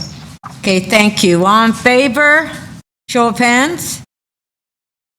Carried. Thank you. So we'll now go to Board of Health. I have a release, Madam Chair. Which one would you like to release, Councillor Cole? I would like to release Canada Day. CC 21.5, authority to accept federal funding for virtual Canada Day celebrations. I've been assured that we'll consider the theme of honoring our frontline workers on Canada Day. Okay, thank you. So on the item, on favor, show of hands. Carried. Are there any further releases? No? Okay, so we will now go to the Board of Health, HL 16.2, and as well is new business CC 21.1. And we're going to be dealing with the two items together. Yeah. Yeah, so if you can give us a minute so we can ask all the staff to come into the meeting so they can answer the questions. Yeah.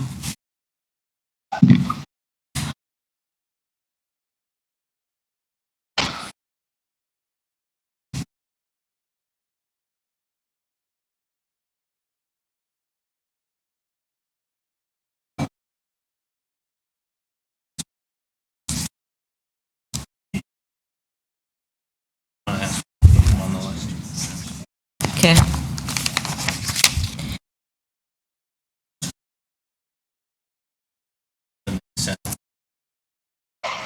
Okay. Yeah, there are names there. Yeah. There are names.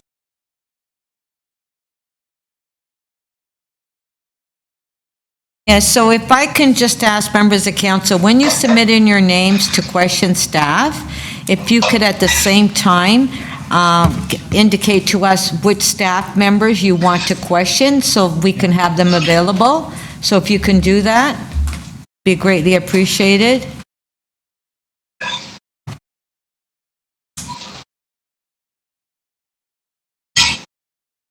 Okay, we ready? Okay, Councillor Cressy.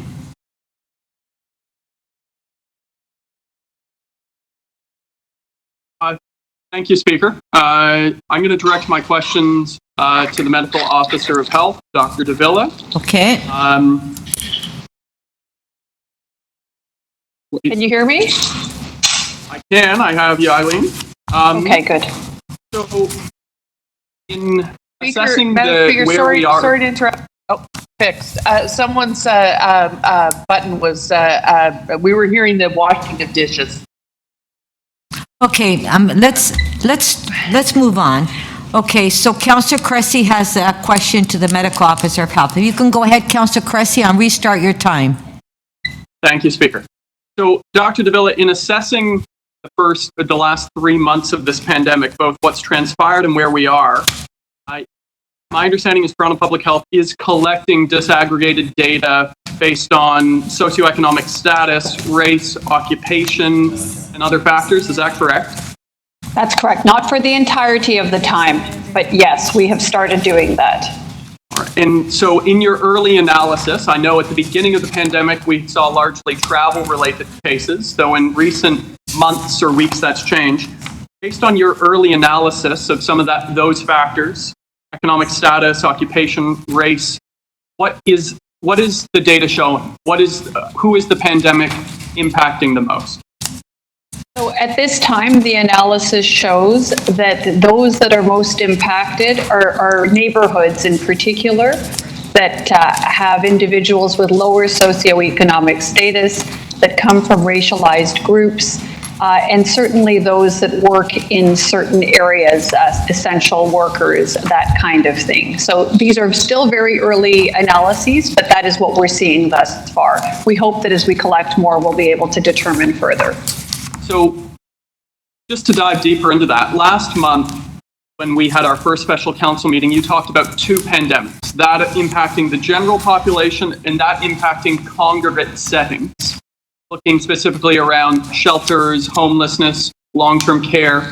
Are you now able to say through that data analysis that it's more than just congregate settings, but rather people who may be underhoused, people on low incomes who are the working poor? Is that what we're starting to see? Well, we are, through the speaker, starting to see areas where we have individuals, neighborhoods that are characterized by lower socioeconomic status, absolutely, that are more impacted in respect of the pandemic. But as I said, I think we will continue to develop our data and continue to do more analysis on that which we collect. But that's what we are seeing. The notion of disease preying on poverty, the social determinants of health, race, class, access to housing, access to food. Is this a new phenomenon that COVID-19 would prey on the most vulnerable, or is in fact this just a continuation of that which we normally see when it comes to infectious diseases or other conditions?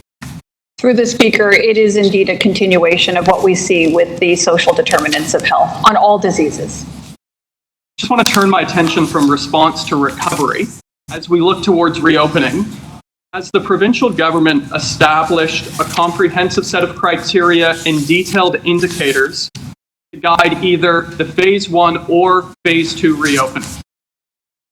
So through the speaker, what the provincial government has put out is a framework to guide reopening. It was not particularly detailed. It was moving in the right direction, talked about some very good dimensions. And as such, medical officers of health around the province worked together on a set of more detailed indicators that built upon that provincial framework to help guide reopening in a more clarified way. So just to understand that more clearly, having more detailed criteria and detailed indicators and benchmarks would be helpful and perhaps necessary in order to effectively guide reopening. Yes, I would, through the speaker, agree with that, and I think it also brings some clarity to decision makers and to the public writ large. And what percentage of new cases are we seeing within the GTA? Based on all province-wide cases, what percentage are we seeing taking place in the Greater Toronto Area? So when last I checked through the speaker, it was in the neighborhood of about 70 to 80%. And of course, it depends on the day, and whether we include Ottawa sometimes adjusts the numbers, but it's in that range, about 70-ish%, I would say. So based on the disproportionate case counts that we're seeing in the GTA, and based on the criteria that you mentioned, you and other medical officers of health have worked on, 30 seconds. That right now, at this time, there should be a regional approach for the GTA in considering reopening? Through the speaker, we certainly are seeing different conditions here in Toronto and in the GTA relative to other parts of the province, and we are at different phases in the outbreak. So yes, I believe a differential approach is what's required. And last question, have we seen in other jurisdictions, be it other provinces or other countries, that a regional approach taking into consideration urban centers was necessary and implemented? That was your last question. Through the speaker, yes. Thank you very much, Dr. DeBella. Councillor Holiday, followed by Councillor Thompson. Councillor Holiday. Thanks, Madam Speaker. I wondered if you could just reiterate that. So there's myself, Councillor Thompson. Are there additional speakers or questioners after me? No, that's all I have so far. Thank you, Madam Speaker. My question is, I think, is to the DCM responsible for 311 or the director of 311, whomever is available.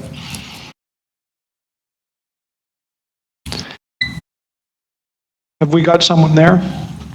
I'm here, Deputy Mayor, to the speaker, and I think Gary's on the line too. Okay, and my question is I think, straightforward. I've been looking at the 311 business intelligence data that's available to councillors, as I'm sure my colleagues have had the chance to do as well through the emergency.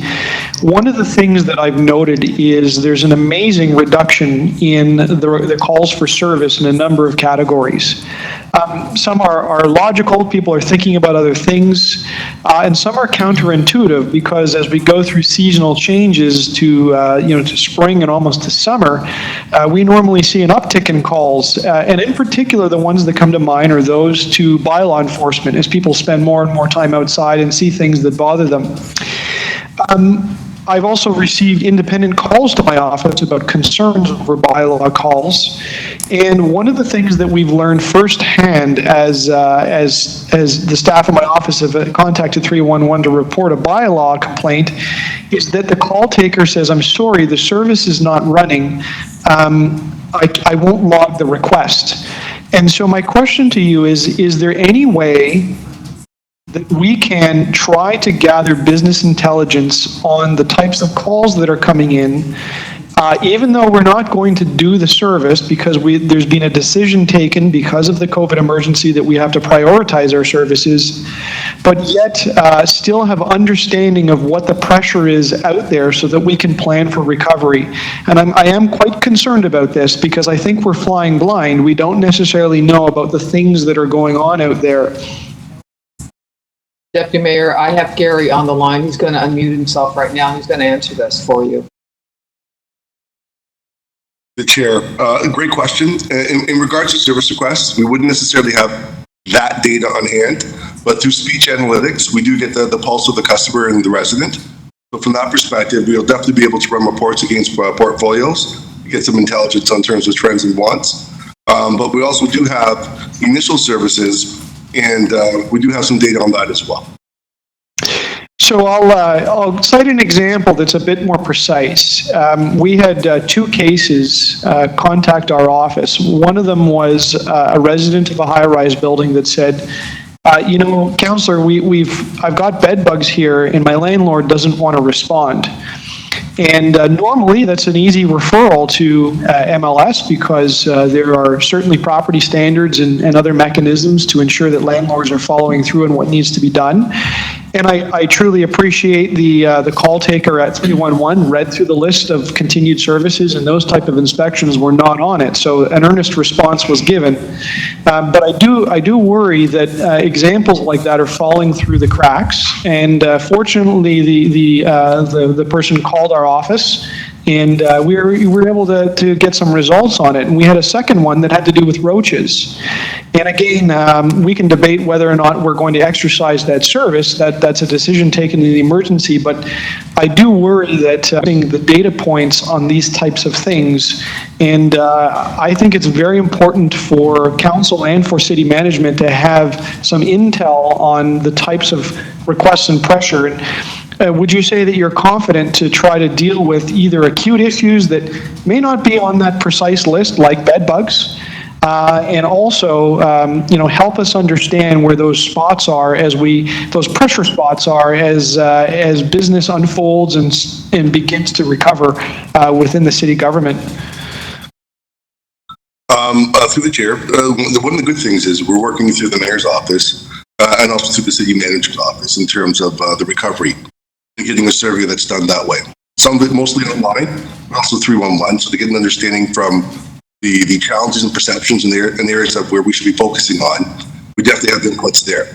In regards to the future wants and needs, we definitely have inputs on a daily basis from our residents, especially around new businesses and their concerns around there and safety, around social distancing and things of that nature, and really getting an understanding of how do they reopen their businesses, respecting the new laws or new dynamics, and respecting safety. And everyone's kind of looking for some direction on that, and we're tabulating that information. So from an input perspective, I can confidently say that we have a lot of inputs that provide us with some strategic data. In terms of the ones that we're missing, I think you raise a really good point in terms of the pests and things of that nature. And it would be my responsibility to go back to MLS and look at a workaround around that. Okay, that was your last question, Councillor Holiday. You went over 5 minutes. Councillor Thompson, followed by Councillor Fillion. Councillor Thompson? Thank you very much, Madam Speaker. Just a quick question for the medical officer of health. Actually, my first two questions are for her. It's been mentioned about the socioeconomic data collection or race-based data. When we last spoke, you were about to embark on that, and the province at that time had not embarked on that particular process. I did have a conversation with the Premier and Dr. Kevin Scott on the 22nd of April, and subsequent to that, the province is introducing that process. I'm just wondering whether or not you're working in collaboration with the province. Yes, so through the speaker, yes, we are.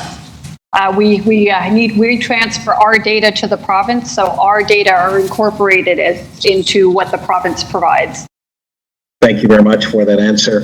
I saw in the media this morning what was rather interesting in terms of the 10 hardest hit areas in Toronto, the neighborhoods. And there are a number of areas in Scarborough and elsewhere across the city. And I know that through the questions that's been asked before, I believe by Councillor Cressy, with respect to the issue around poverty and the individuals who are socioeconomically challenged in terms of at risk and where they're working and so on. But doing enough in terms of communication and or to advise people how, for example, they can minimize, the impact or, the activities that they're engaged in, talking about wearing masks, for example, and other types of activities, which is, washing your hands, doing those types of things. Where are we seeing the contraction of the virus that is creating such a problem for the at-risk neighborhoods and the individuals that are in the report that talked about the Rouge, Woburn, Agent Court, North, and South, and so on?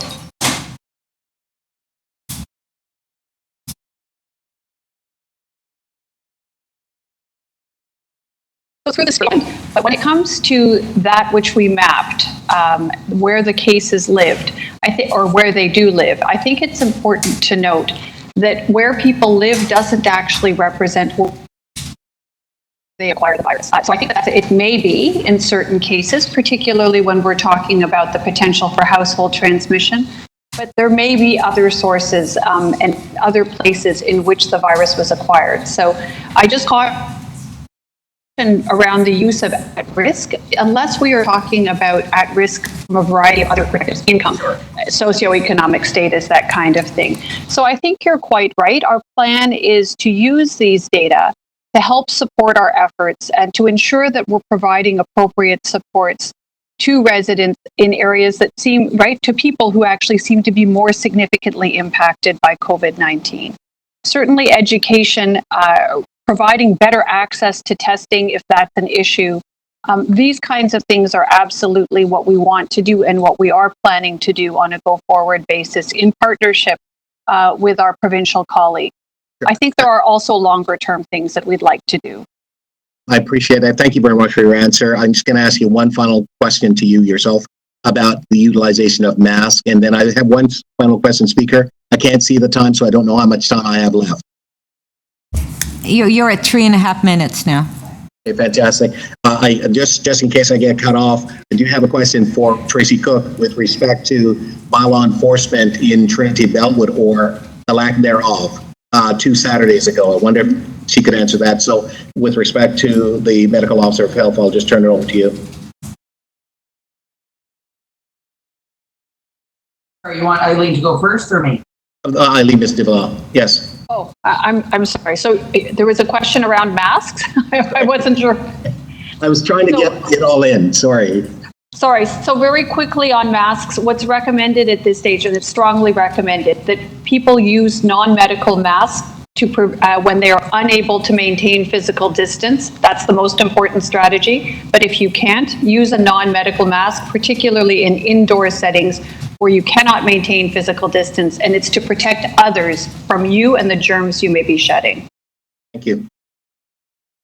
And for me, so through you, Madam Speaker, I'm not sure exactly what you're referencing for Deputy Mayor Thompson, sorry. Okay, let me start again then, perhaps. 2 Saturdays. Trinity Bellwoods. Yes, 2 Saturdays ago, there was large gathering of people in Trinity Bellwoods. I understand that there were no charges laid, or you can correct me to suggest that there were. Wondered what happened, because in many other instances, I'm aware of a number of areas where charges have been laid in lesser gathering of people who were obviously in other areas of the city. I'm just wondering what transpired there. Were charges laid at Trinity Bellwoods Park? Okay, that was your last question. You're over 5 minutes. Thank you, Speaker. Through you, Madam Speaker, I don't have exactly if there were any. I think there may have been a couple. I think the simple answer I'll give to you, Deputy Mayor Thompson, is The discretion of enforcement is extremely important and very much about the context it's in. We've really taken a focus on educating people, and to be brutally honest, with a group of 10,000 people and a woefully, overpowered or overnumbered individuals with few enforcement officers, I think they took the right approach by taking an education first approach to it. I know they've been out consistently since the orders were issued and been put in very difficult positions. And at the end of the day, discretion is the better part of balance sometimes. And the officers have to make a decision based on what they face. Wading into a crowd of 10,000 people and starting to take heavy enforcement action, I think would not have been the outcome any of us would want to have sought, especially as I understand there was a significant amount of alcohol consumption going on as well.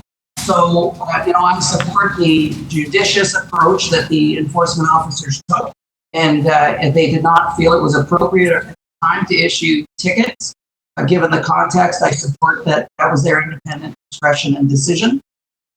Enforcement's always hard. We either do too much or we do too little, but in every case, we try to be fair, balanced, and consistent and thoughtful about the context that we're in. So, thank you. Councillor Fillion, followed by Councillor Perks. Councillor Fillion? Question of Dr. Davila. Dr. Davila, you there? Yep. I believe a month ago, the province came out with guidelines to start reopening, and that included a 2 to 4 week consistent decline in cases, and there were other provisions around testing and contact tracing.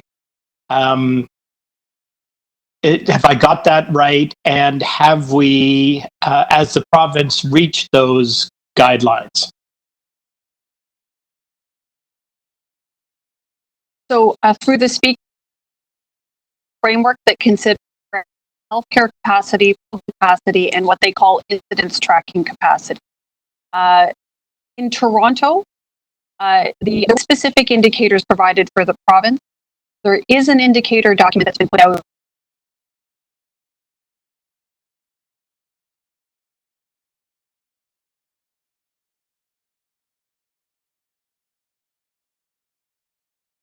Seem to have a problem, speaker, if you could hold my time. By sorry, so you faded out, Dr. Davila, for part of that.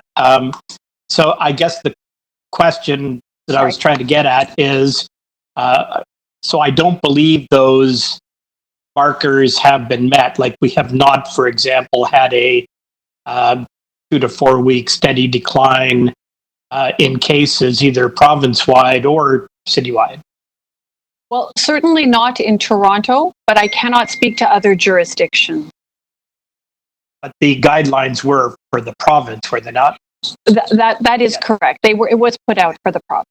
So even though those targets from a month ago have still not been met, the province did start reopening. I've got that correct, right? Through the speaker, yes. So if the province were to continue that, continue ignoring their own advice and guidelines in effect, and either you or the mayor or city council did not agree with that, who has the authority to say in the city of Toronto, we're not going along? So through the speaker, there is some latitude for us here locally to make certain determinations. Certainly I have some authorities under the existing provincial legislation that gives the certain powers to medical officers of health. Other powers that the city may have, I would do legal counsel around what may be doable. So just for first of all, could you explain what your powers are?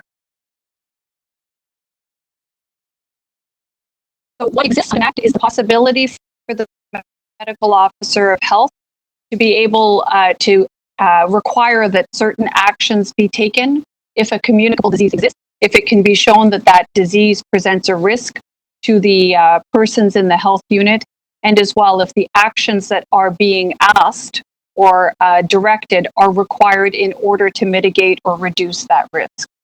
Those So are the general conditions. So before I go to legal, for the other part of it, you could, if you chose it to be an appropriate action, set a set of standards that were different than the province-wide standards.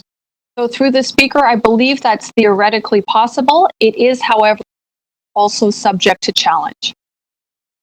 Challenge in court? Yes, indeed. Then a question of the city solicitor, then, if she's available, on any whatever authority the mayor or council might have in addition to what the MOH has.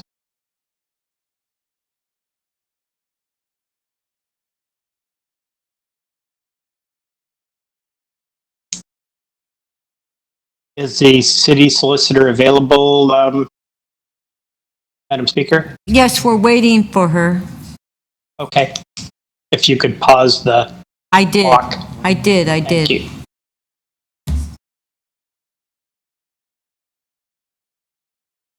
The restriction that was lifted by the province, for example, should the province decide to open playgrounds, the city could continue to close all of its playgrounds. In fact, the city closed park amenities before the province closed park amenities. So that's a good example of an area where the city has clear authority. We would have to look at each order and each item of each order that was reversed and comment on that specifically. So what if though, generally speaking, sorry, Councillor, I should add, just generally speaking, though, that the powers of the provincial government to issue orders in an emergency are very broad, and powers of the city are somewhat less so. 30 seconds. So could we, for example, if the province said it's okay to have large concerts, hopefully they wouldn't dream of doing that, but if they were to do that and we were to say, no, that's way too risky in Toronto, would we be able to ban, gatherings over a certain size? It's difficult to say definitively, but it is certainly something that we could look at depending on the limitations that the city proposed and the public health and other reasons for them. Thanks. Certainly something we can look at. Thank you. That was your last Thank you. question. Councillor Perks, followed by Councillor Cole. Thank you. First, to shelter housing and support staff. My understanding is that the current projections are that we will spend $200 million above the budgeted amount by the end of the year, simply to provide for individuals in our shelter system. Is that correct? That is correct, Councillor. What is the total amount that the province of Ontario has made available to the city for shelters and other community and social services? We've received $39 million from the province for the purpose of a community's social service response. So that includes, so that doesn't come anywhere close to the 200 million. Has the province provided any direct support in certain other forms of congregate living? I'm thinking here of group homes, personal care rooming houses, that type of housing service. Councillor, I am not aware, but we're not the service system manager for that sector, so there may have been some funding, but I'm not aware of that. I've been looking, I can't find any. Changing gears, is the CFO available?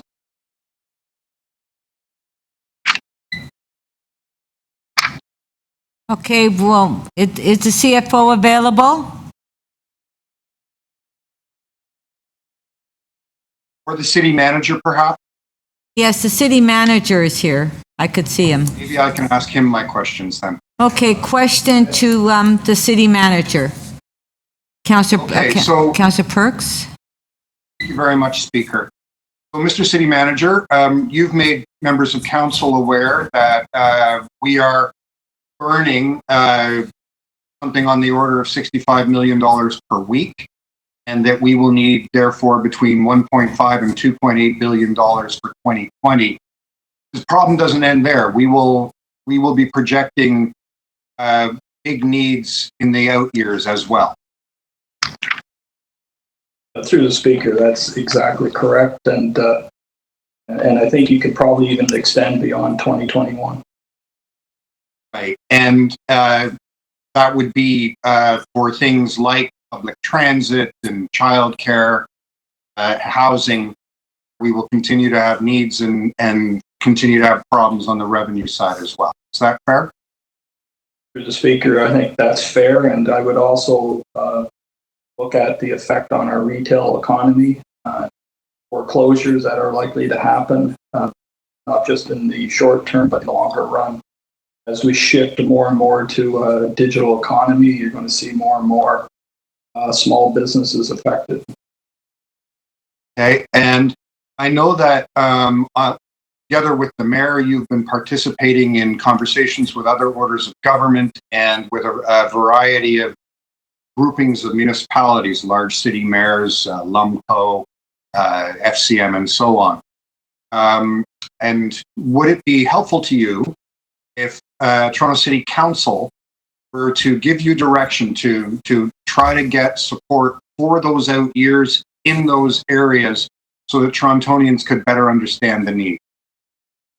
Through the speaker, I think that would be extremely helpful, and I think in getting that direction, what's going to be really important to you as decision makers and this community as a whole is to understand the quantum of challenge that we're facing, not just in 2020, but 2021 and beyond. It's not a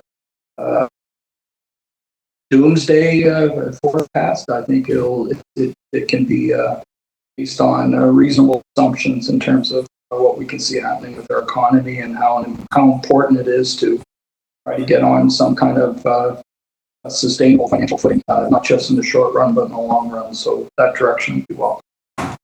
And given that getting funding in the long run would fundamentally alter the roles and responsibilities and relationships between different orders of government, would you agree, A, that that's an important public conversation that Torontonians should be involved in? And B, given that the impacts seem to be very differential, do you think it would be valuable to make sure that you're getting advice, not just from, say, the business sector, but from community service organizations, representatives of racialized and other marginalized groups? 20 seconds. Through the speaker, absolutely. There are substantial equity issues that existed before, and I think they've been exacerbated as a result of the pandemic. Thank you so much. Okay, thank you. Councillor Cole, followed by Councillor McKelvey. Thank you. Question for Dr. Davila. First of all, thank you on behalf of the people of Toronto for the incredible work that you've done and your staff have done. It's beyond the pale what you've contributed to protecting the people of Toronto. So I want to make sure that everybody appreciates the incredible work you've done. The question I have for Dr. Davila, I can't see her on the screen. It's okay, she could see you. I can see her. Yes, better her than me. Okay, anyways, the first question I have is many major cities in the world now are requiring public transit users to wear type 2 masks, non-surgical masks, when they ride mass transit. Why don't we, or do you have the power to have that happen? So through the speaker, this is an issue that we are actively looking at in concert with our partners at TTC and legal counsel, and I'm having discussions as well with colleagues at the province. So it is under active consideration, but for now, while physical distancing can be safely maintained, which is the current case, we have a little bit of time. But again, physical distancing continues to be the mainstay in terms of protection. However, I do anticipate that circumstance will change, and hence we are actively engaged in discussions on this very issue. Thinking largely about cloth masks, though, more so than other medical or procedural type masks. Yes. The second question is, who's in charge of ensuring that our nursing homes have adequate testing materials like the reagents and the swabs for testing? I had a nursing home in my ward that was desperately begging for swabs, and they needed the swabs so they could test their staff, test the residents. They couldn't get swabs. I was begging for swabs. I got 150 swabs. They were saying, please get us more. And they were also trying to get them everywhere they could, call the Premier's office, the Mayor's office, everybody trying to get swabs. Who's in charge of getting swabs for nursing homes?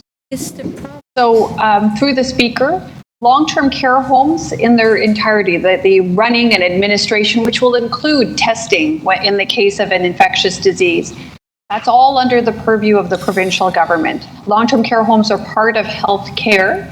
They were previously under the Ministry of Health and Long-Term Care. They are now under the Ministry of Long-Term Care. But their connections through to health care are through the LHIN or the regional offices of Ontario Health. That's the best connection for them to get those supplies. So they can't get them. So what do? They don't have any. So through the Speaker, my understanding is that the local LHIN should be able to help procure those supplies. I understand that there are I'm not sure what the specific challenge is. Happy to take that offline. But I do believe the LHINs or the regional offices of Ontario Health should be able to help support that issue.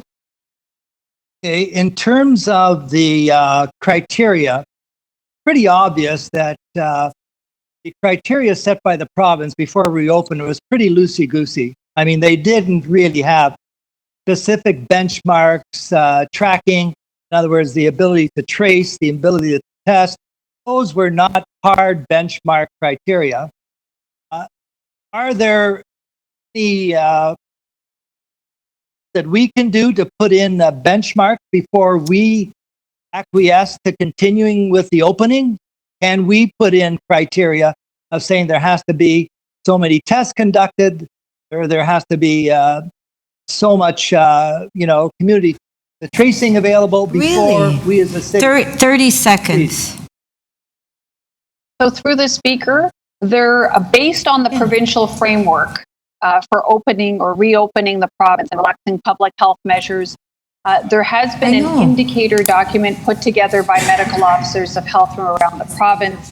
It has been the subject of some media coverage as of late. It does have more specificity to it following the provincial framework, however. So I'm hoping that that has been raised at provincial tables and has been put forward to the Chief Medical Officer of Health for his consideration for use across the province. Thank you. Yeah. Councillor Carroll, followed by Councillor Bailao. Councillor Carroll, 5 minutes. Thank you, Madam Speaker. I have questions in both areas. While the medical officer of health here, I had a chance to look at the Camp TO guidelines during the lunch hour for the session today that have just been circulated to councillors. Was setting those guidelines a role of the municipal medical officer of health, or do we have to follow guidelines coming from the province on things like that? So through the Speaker, those specific guidelines were put together by staff at Toronto Public Health. That being said, there was discussion on those guidelines, and there certainly has been some discussion around camp guidelines through various provincial tables that exist. Okay, but is it safe to say that the ideal situation, so that we don't find ourselves sort of in some sort of conflict between parents, if there are different rules in Markham than there are in North York? Ideally, are we always starting by looking for some provincial guidance for consistency? So through the speaker, where that exists, absolutely. We do recognize the value in having provincial guidance so that we get a consistent approach across the province, particularly for situations where the circumstances can be expected to be the same, right? A camp is a camp. Yeah.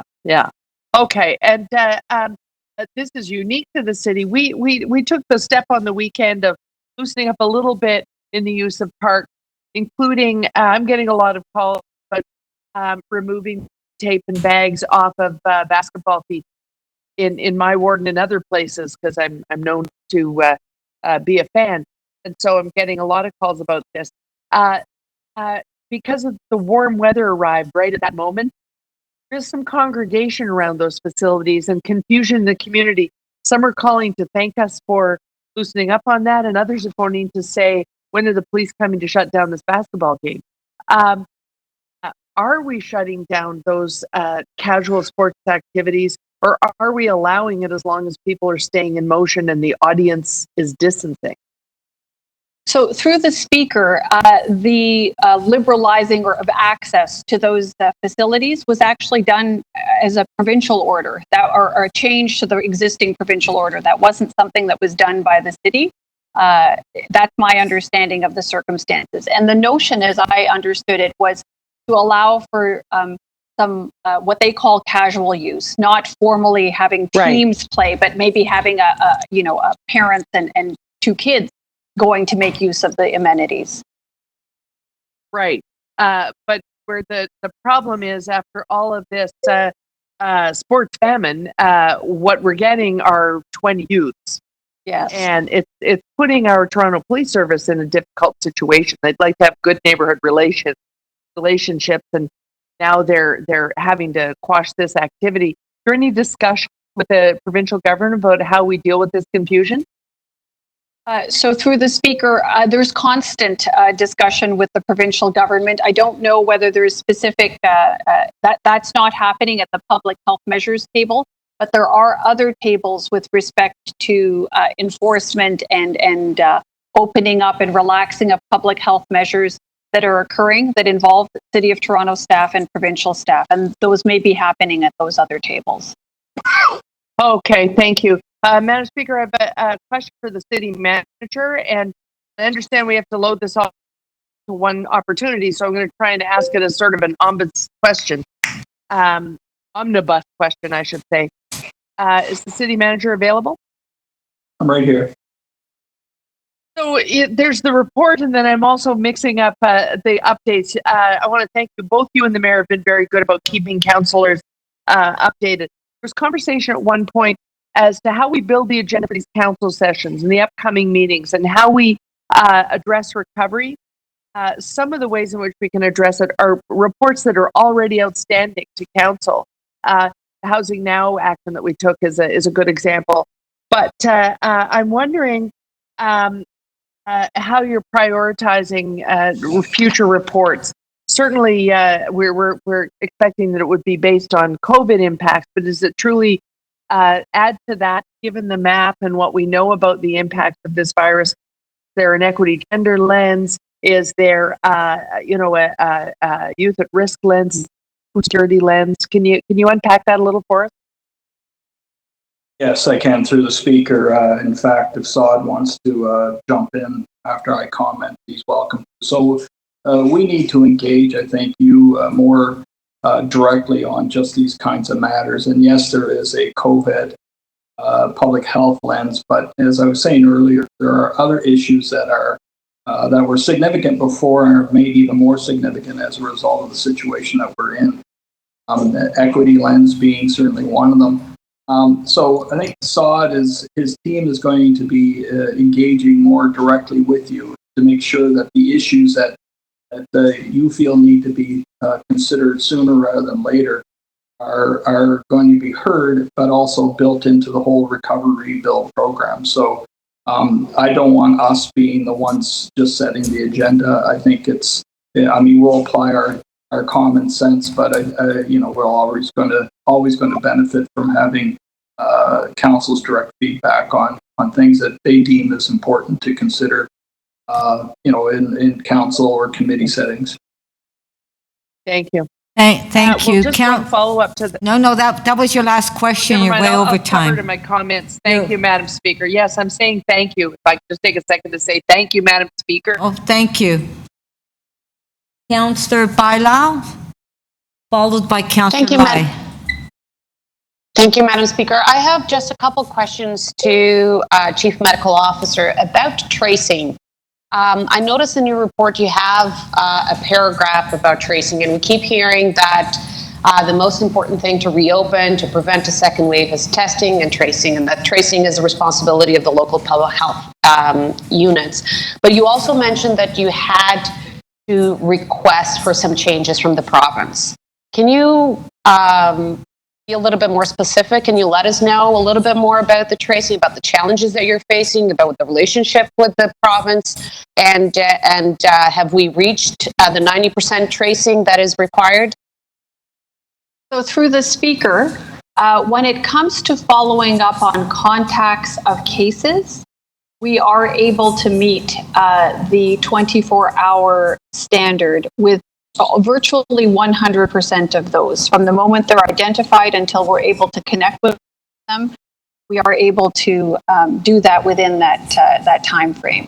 Our challenge exists with respect to actually from the time we get a positive lab slip indicating that an individual has a COVID-19 infection until we are able to actually reach them and connect with them directly. And there are a number of challenges associated with that. I will give you a very high-level summary.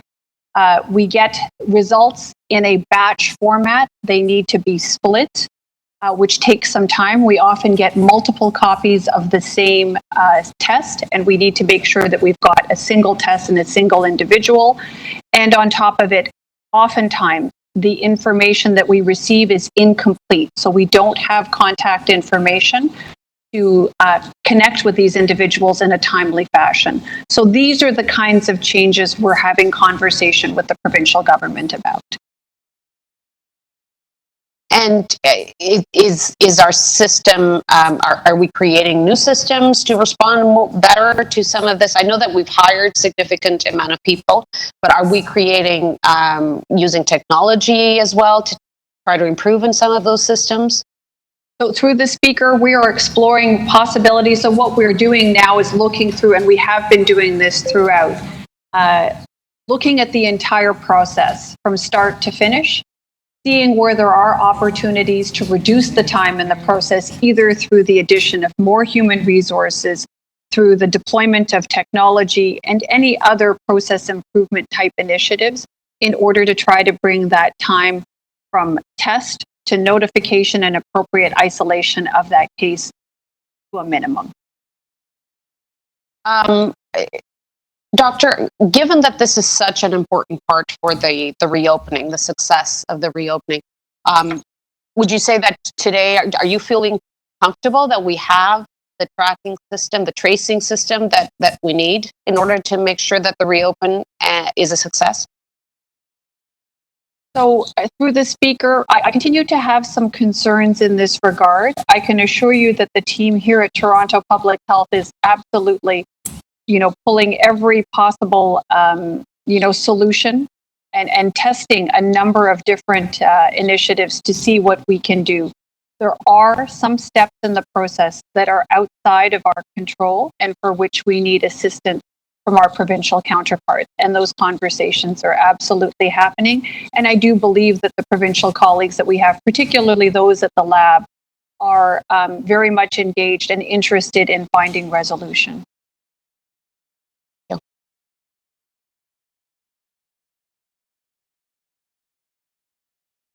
Is that it, Councillor Bala? Councillor Bala?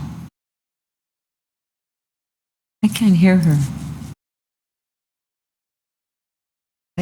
I said that is it. Okay, sorry, I didn't hear you. Yeah, I can hear you now. Sorry. Councillor Lai, followed by Councillor Layton. Councillor Lai? Thank you, Speaker. And my question is for Dr. Davila. First of all, thank you very much for doing such a good job. I just wanted to echo some of my colleagues here in appreciating all your hard work and all your dedication. And it seems that you are anticipating to our needs, as my residents actually has been always wondering the location-based data and all that. And Toronto actually released that yesterday about the coronavirus location-based data. But to their shocking surprise, our neighborhood in Northeast Scarborough was one of the hardest hit neighborhoods.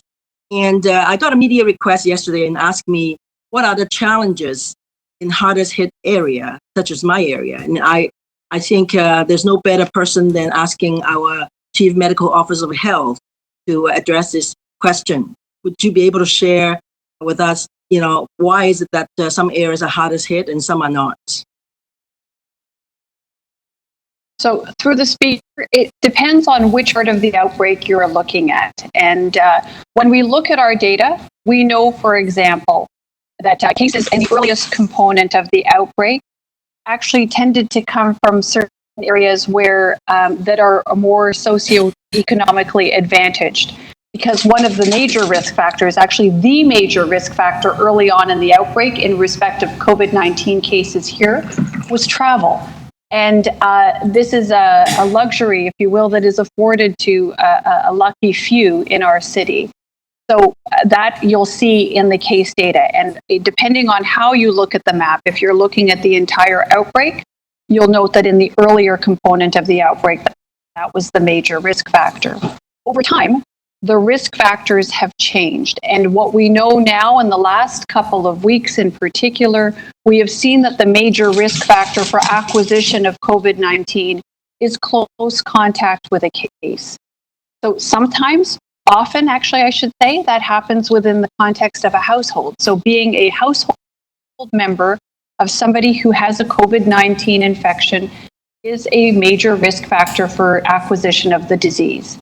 The other place where people come into close contact with cases is the workplace.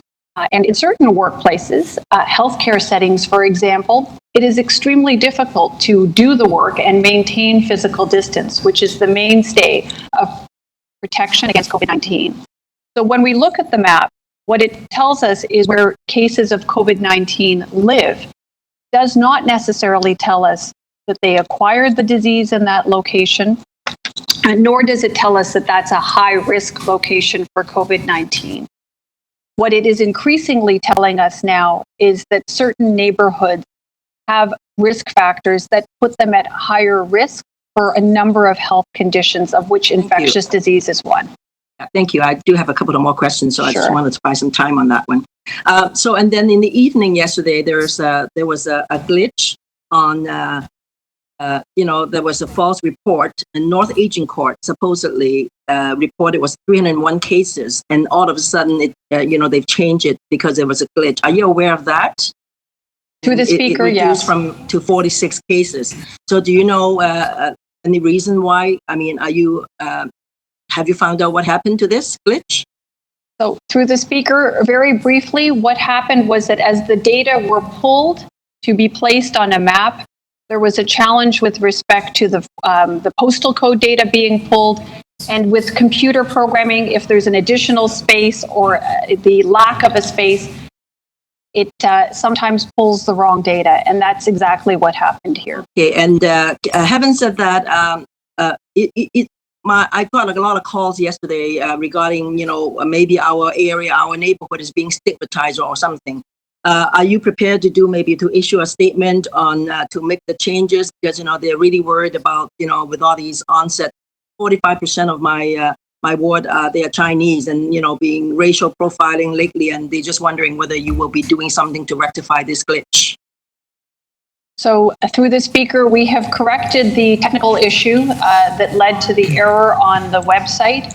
And I'm speaking with our communications teams. We've got a number of different initiatives underway, and certainly one of them is to ensure that the data are used properly and to not to spread misinformation or to create unintended stigma by any stretch of the imagination. Okay, The final question I wanted to ask you is, we have a Board of Health report asking the province to consider providing accommodation for our frontline medical workers. Do you have any update on that one? That's your last question. So through the speaker, that report is just going through right now. And I imagine that will then go to the province for their consideration. Thank you so much. Councillor Lane, 5 minutes. Thank you very much. And these questions will be for the CFO or the city manager. Last month, I asked questions about funding from other orders of government and apparently struck a chord with some of our local MPs.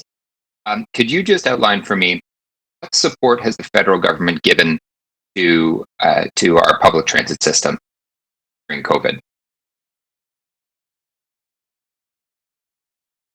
I can take that question. To this point in time, there has been no money awarded for transit. So no money has come for transit, despite about a $25 million loss of revenue on a weekly basis. Correct. For housing, this was the question that I think needed some clarity from last time around. Federal government has extended an existing program for housing to the tune of about 20 million of new money. Is that correct? I can confirm that, but Heather, you're on the line. Do you want to answer that question quickly? Can you hear me? The federal government extended, I believe it's closer to 27 million in additional money. Additional money. Does that cover what we're spending? What's our additional cost on a weekly basis for our shelter program? I'm not sure what the weekly is. I can tell you that we're going to be well over 200 million by the end of the year, or in the range of 200 million. Oh, Marianne's on? Hi, Councillor. Yes, I can respond to your question. So the federal government did provide us with some additional funding through their Reaching Home program. It was $21 million. We annually receive $23 million from them. So although they doubled their whole envelope when they gave us some additional money, it wasn't quite matching our original annual investment. It's costing us about $4 million a week for the response that we are currently have in place. And are we expecting that number, that 4 million a week, to change anytime soon? Not if we maintain the services that we have. That's sort of the projection now that we've ramped up to almost creating all the physical distancing that we need in the shelter system. That's what we would project is the ongoing cost. And would you say it's clear that we need money to purchase some of these hotels, to build new affordable housing, or acquire existing apartments? We need that money pretty quickly. Absolutely, Councillor. I think there's a real opportunity here to have some long-term savings. So if we continue to rent rooms, even though we are, getting some very good rates, we will the investment that we make in purchasing, we get back within 2 years of operating. So it is a good opportunity to make a capital investment for long-term solutions, and definitely you want long-term housing solutions as opposed to having people get stuck in the shelter system. So let's turn our attention to the province. So the province had previously had planned cuts to public health. They reversed those cuts. The medical officer of health is probably the best person to answer that. So can you hear me through the speaker? What was done was to they retracted some of them, but effectively created a funding formula that saw that no medical officer, or no public health unit would experience more than a 10% year-over-year increase. So there were cuts, but not as significant as originally planned, and it was to be the case that no public health unit would have more than a 10% increase between 2019 and 2020. Okay, And how much more of a 15 seconds. Costs are we taking on as a city as a result of the epidemic? So that is constantly being calculated. I don't have an exact figure for you, Councillor. Okay, thank you. Okay, thank you. I do have a question, just a question to the medical officer of health. As far as masks, there's a lot of confusion out there with the community on masks. Are there any other countries where it has been mandatory to wear masks? So yes, there are a number of countries that have made it mandatory to wear masks, some in a variety of different settings. Some all the time when out in public, others only in indoor public spaces. It does vary from jurisdiction to jurisdiction. Because what we've been hearing for the last couple of weeks is recommending you wear a mask and then only recommending it when you're indoors. So there's a lot of confusion out there on if you should wear a mask or not. And I think that most people feel a lot safer if they wear a mask. Would you not agree? So, well, I can't speak for what people feel, but I can say that the best thing to do in terms of protecting oneself is to maintain physical distancing. And I think part of the reason why we're seeing so much variation is that the science is actually still very much in evolution. What we do know is that masks and personal protective equipment work best in healthcare settings, but we also know that non-medical masks can be of benefit when physical distancing cannot be maintained. But the benefit that is greatest, for which there exists the greatest support, is using a non-medical mask where physical distancing can be maintained, but to protect others from the germs the mask wearer may be spreading, rather than protecting the mask wearer from the germs of others.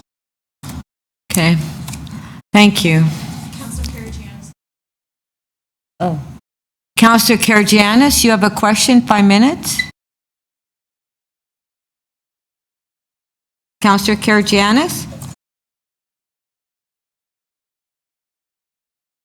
Madam Speaker, I've got a couple of questions to the Officer of Health.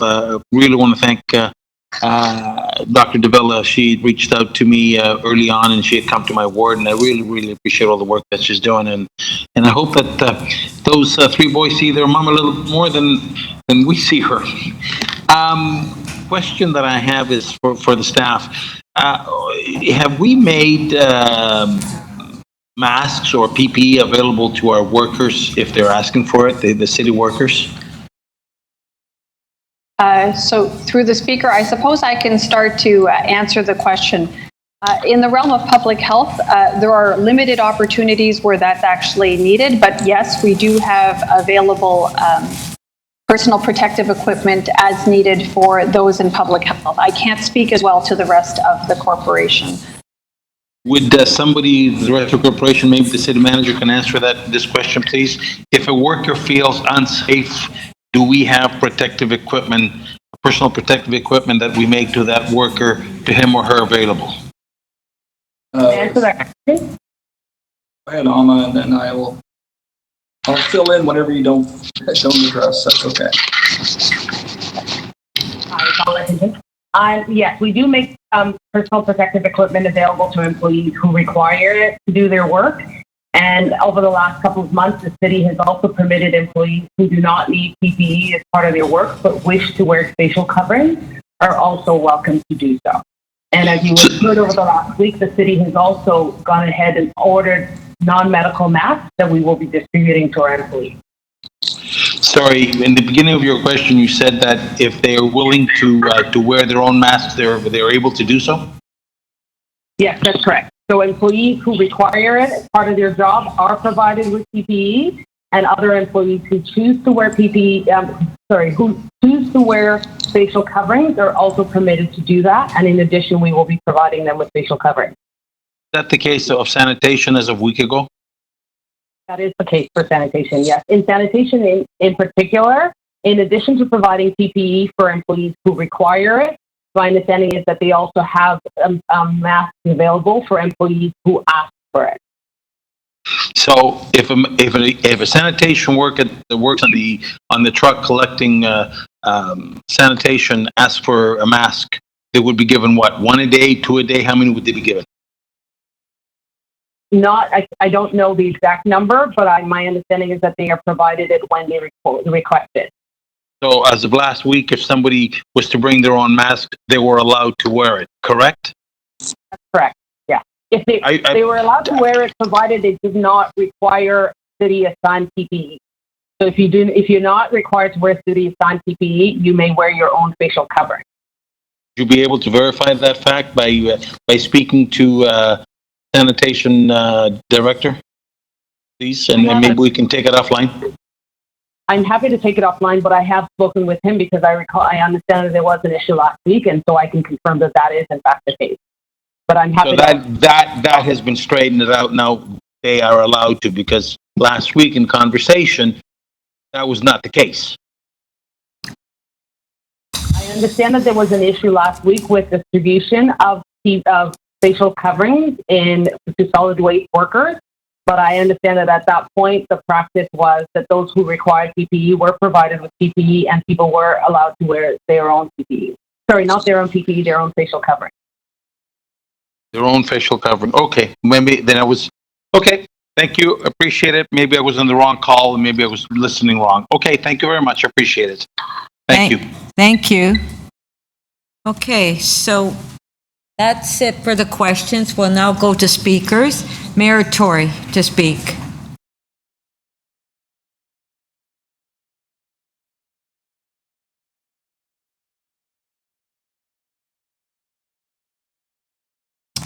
Okay, hold. Jeez. Okay, just 1 sec. Apparently, Councillor Peruzza just added his name on to ask a question. Councillor Peruzza, question?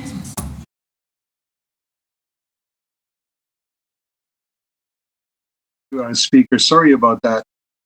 Yeah, I just been reflecting on this, and I just wanted to ask Dr. Davila a question.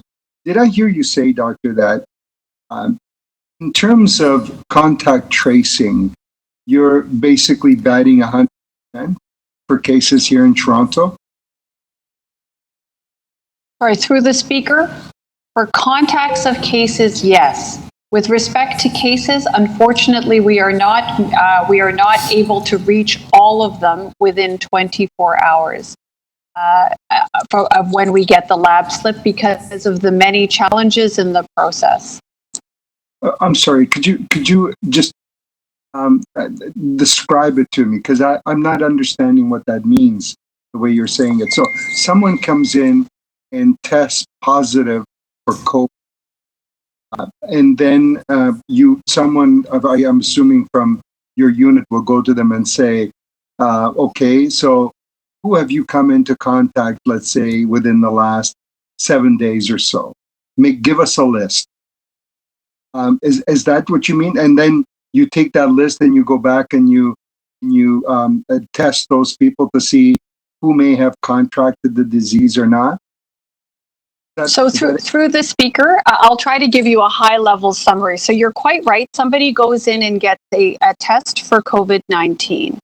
That test goes generally from an assessment center. It goes to a laboratory where it's processed.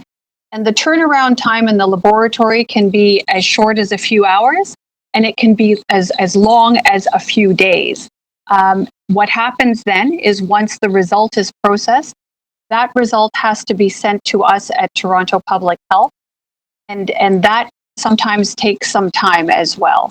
Once we receive the result, there is some processing because of the way that we receive the results from the various laboratories, and unfortunately, it often takes several hours, oftentimes about a day, before we can actually split out all the results into individual tests, and at that point, we contact those cases.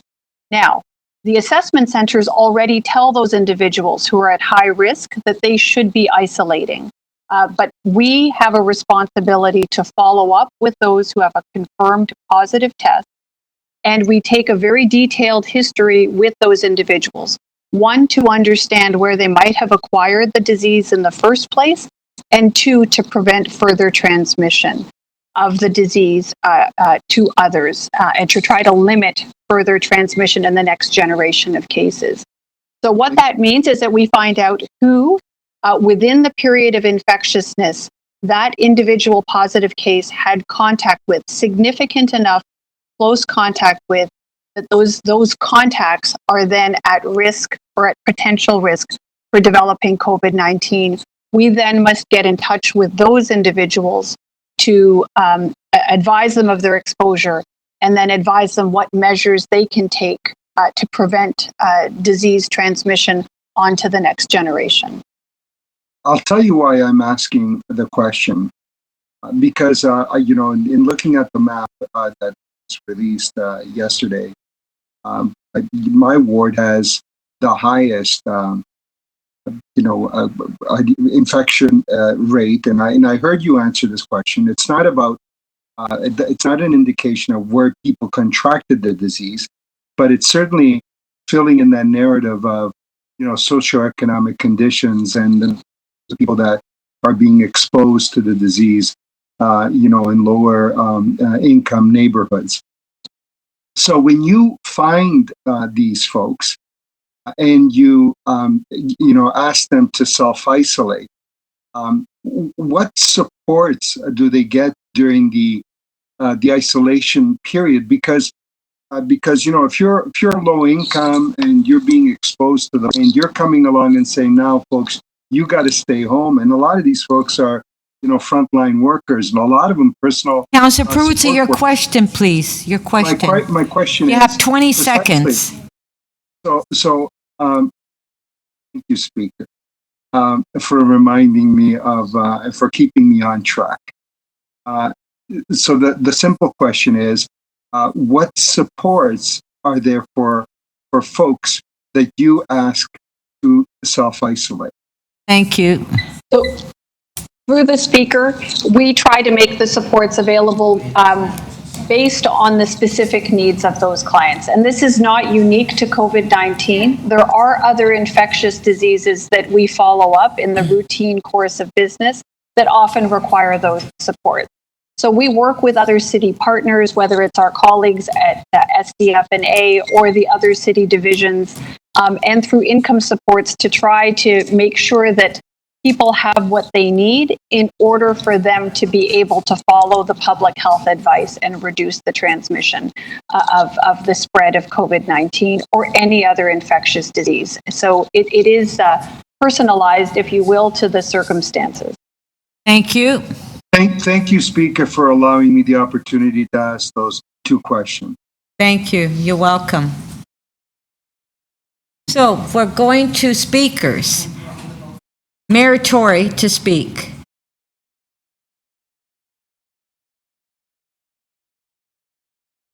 Mayor Tory?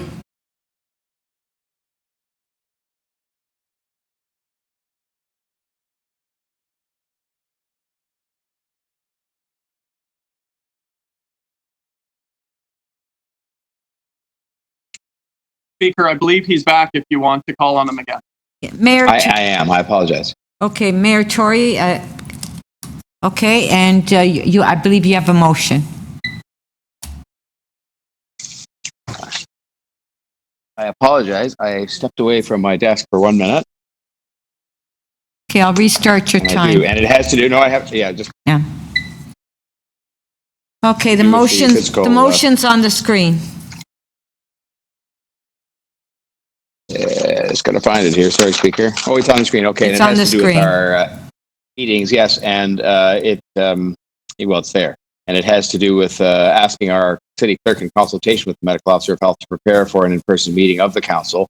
And this is, I think, in response to I talked to many of you in advance of the meeting, and there's a strong desire to have an in-person meeting for a variety of reasons, and we don't want to do, though, is to be caught in a situation where we only make plans for that and then find ourselves in a position where for, valid public health reasons can't have such a meeting. So what we've done is put the motion forward in this manner, which is to ask our staff who have worked so hard to do these virtual meetings to prepare for a physical meeting, but to do so in consultation with the medical officer of health so that we could find ourselves in a situation where we'd be prepared to go either way depending on the prevailing public health circumstances of the day.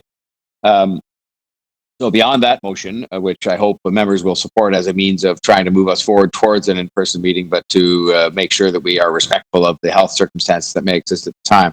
I just want to say that I found this discussion very helpful. I did miss a couple of minutes of it, but only a couple of minutes. And I think we are hard at work. And this is one of the things that I wanted to say in my remarks on this matter, hard at work on the intergovernmental side. And I'm the first to admit and the first to acknowledge and the first to declare, as I did very forcefully, I hope, last Friday, that we have as yet not received any substantial additional monies really that are a contribution to the offsetting of the very substantial, massive operating shortfall that we have, thanks to diminished TTC ridership and other matters you're familiar with. But I will say that, first of all, no one has said no. In fact, really quite the opposite. I want to say that Premier Ford, once we called upon him and his government to come forward and say they would support cities across Ontario, but I was speaking for Toronto, did not only come forward and say he would, but also has been an advocate behind the scenes, talking to some of his counterparts in other parts of the country, and I think has been a very constructive force in terms of moving that discussion forward. I've had multiple extensive discussions with the federal people, as have my counterparts in other cities across the country. I think Toronto has really tried to be a leader in those discussions, and it's acknowledged that we have, I think, been trying to keep pushing so that the answers to Councillor Layton's questions will be different one day before too long. So I will keep at that on our behalf, and I appreciate any help that you can offer. We have other allies that have helped us, from labor through to business and others who've spoken up and talked about the fact that if we don't have strong cities, if we don't have a strong Toronto in particular, then the recovery that we're here talking about today in this matter will not be the same. It won't be as strong. It won't be as robust. It won't be as durable. It won't be as widespread in terms of the people that benefit from it. That's just a simple fact. If we're sitting around here trying to figure out ways to cut supports that people need in order to live their lives and in order to have a better life for themselves in a post-pandemic world, then it's going to be detrimental to the country as a whole, and certainly detrimental to the people of the City of Toronto. And so we're going to keep at that. And I just want to conclude by saying thank you very much. I made remarks earlier on, I guess it was during the item on the housing now. It was on the cycling, just to say that transportation services group, you could go through parks, you could go through the city manager's office, Saad Rafi coming into play. He'll report to the public more in the next day or two. The housing and people, the public service has been magnificent in the response they put forward on behalf of the people of Toronto, pulling off miracles I couldn't have imagined they could do in a short period of time, on childcare, on housing the homeless, on moving people and giving proper housing from encampments, on various aspects of public health. I mean, I could go down the list. The solid waste people have carried on for us. So I just want to say thank you to all of them, and thank you to our leadership, our medical officer of health, and our city manager.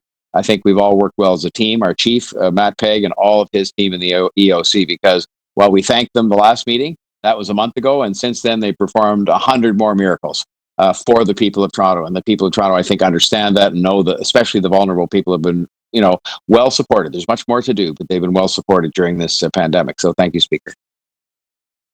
Thank you very much.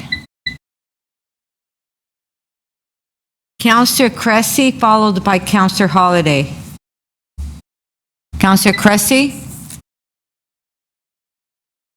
Well, thank you, Speaker. Let me begin, as I believe we must, in echoing some of the Mayor's comments and thanks to members of the Board of Health who have brought forward, which we're debating here right now, a series of strong recommendations for their work, to our city manager and deputy city managers.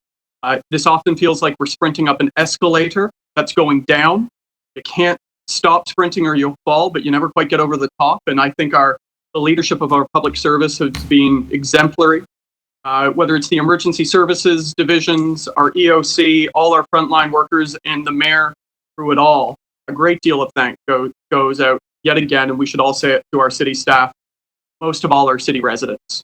It is they who deserve the greatest thanks for the fact that we are not in a crisis point today like other cities have gone through. Rather, we are still on the road to recovery. The very first recommendation that we are talking about and will be voting on is thank the council, thank hard work and dedication. You also had a on public health. How come they can do it? I want to acknowledge, Speaker, can I ask that The mayor needs to mute. The mayor's mic is on. It's okay. Oh. Thank you, Speaker. In thanking our Toronto Public Health staff, I want to acknowledge that today is day 145, continuous daily work by Toronto Public Health fronting COVID-19. 145 straight days. Yeah. Between long hours, between tough days, they have done this, Toronto Public Health staff, led by Dr. Davila, with the weight of the world on their shoulders. I am so deeply, deeply proud of our Toronto Public Health team.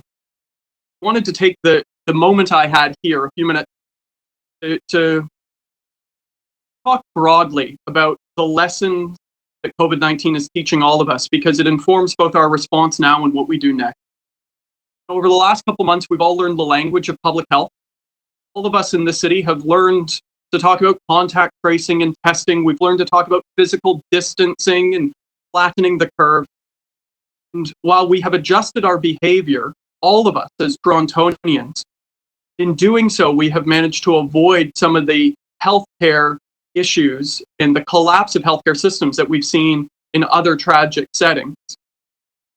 Not out of the woods. And there are bigger and more public health lessons that we need to acknowledge. Dr. Davila has talked about two distinct pandemics. The early pandemic in the general population associated with travel. Often people who could afford to travel. Dr. Davila last month talked about the pandemic that was impacting congregate settings, marginalized people in seniors care, in long-term care, in homeless shelters and respite sites. It got worse. It got worse in the sense that what the data is now showing us is that COVID-19 is not simply preying on those in congregate settings, preying on those who live in poverty. Public health experts have long demonstrated that disease preys on poverty. This isn't unique to COVID. COVID is exposing it. In our city, people with lower incomes are at significantly higher risk of diabetes and heart disease. That was the same before COVID, and it's the same now. 1 in 7 households in our city face food insecurity, which contributes to poor health. 1/3 of adults can't access or can't afford to go to a dentist. And poverty, already prior to COVID, takes years off people's lives. Adult men in Toronto are 50% more likely to die by the age of 75 if they are low income compared to high income. So this virus has exposed what we have known for years. The social determinants of health, access to housing, your income, your education, your employment status, to name just a few. Those factors that shape who is healthy, gets sick, who dies. You can't stay home if you don't have a home. You can't take off work if your job isn't secure. So it is time, and what COVID is showing us is that it is actually time to build a new and better normal. COVID has simply exposed and, in fact, taken advantage of existing inequities.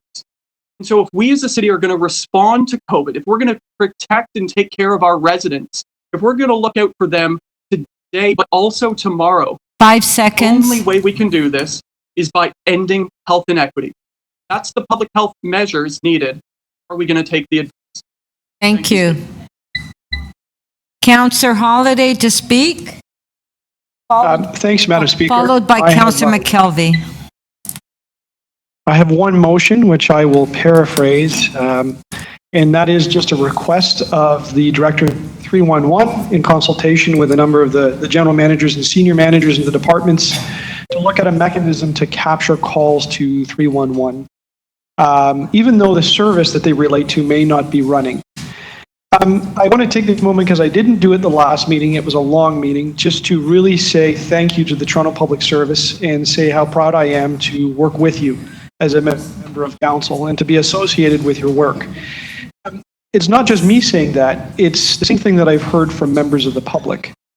People know that you're out there working really hard and you're facing challenges because of COVID and you've had to change the work that you do. And that's why I think when people call 311 and they find out, look, there isn't a bylaw officer to go out and investigate that noise complaint because, hey, they're over in the parks trying to enforce the social gathering.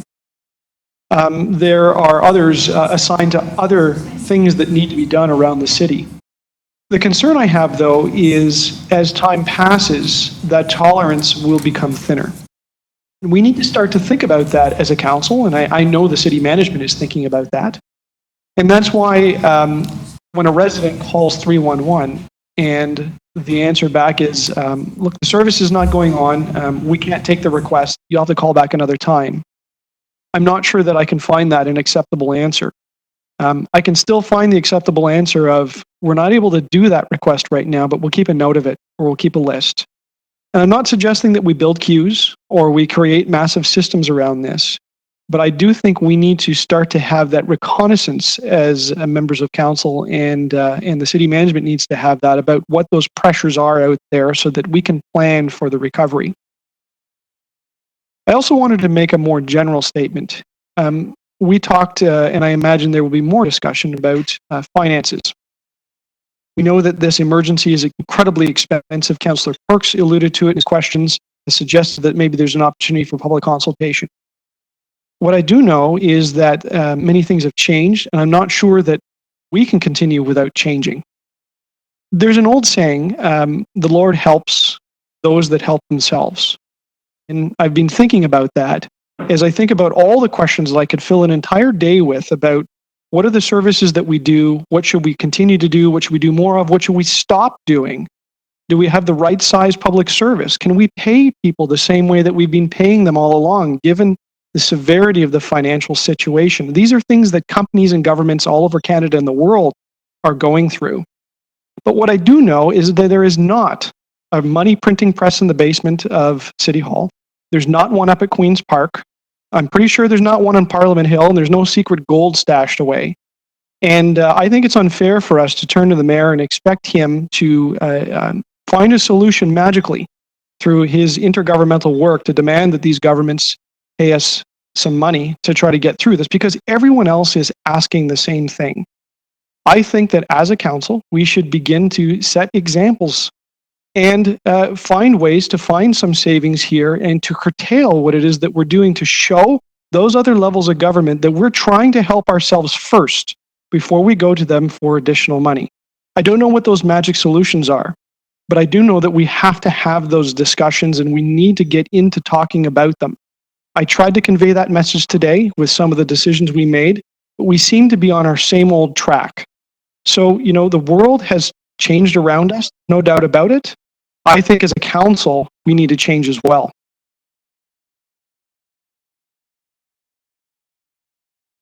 Thank you.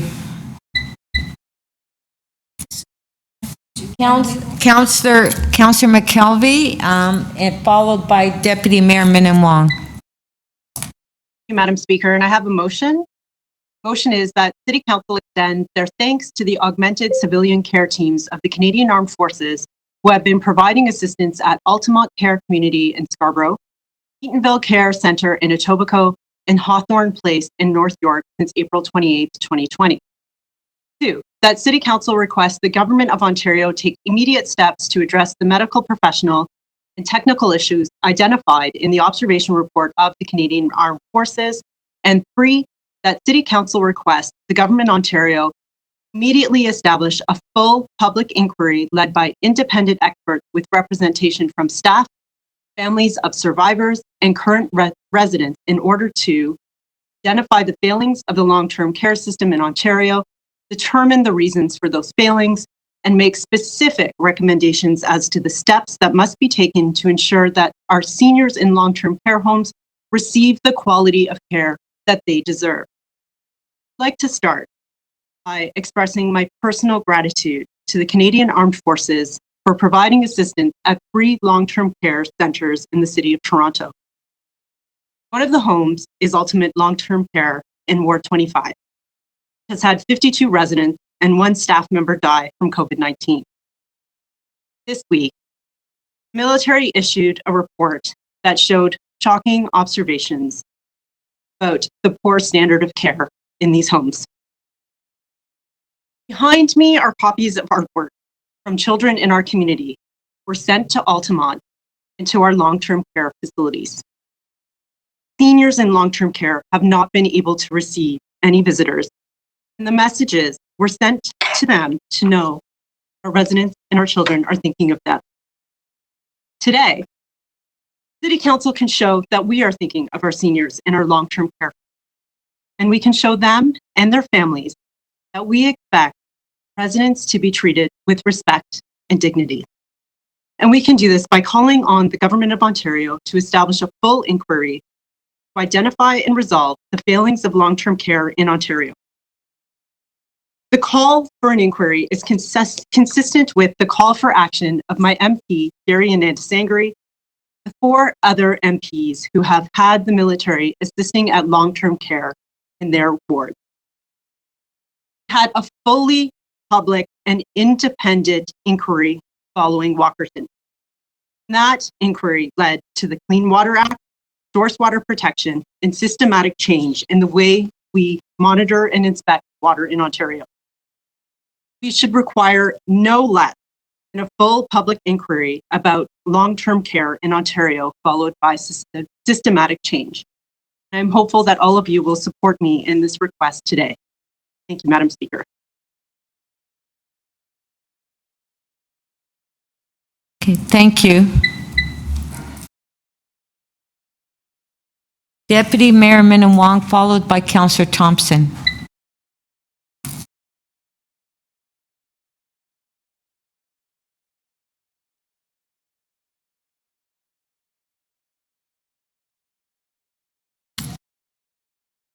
Deputy Mayor Minnan-Wong? We can't hear you.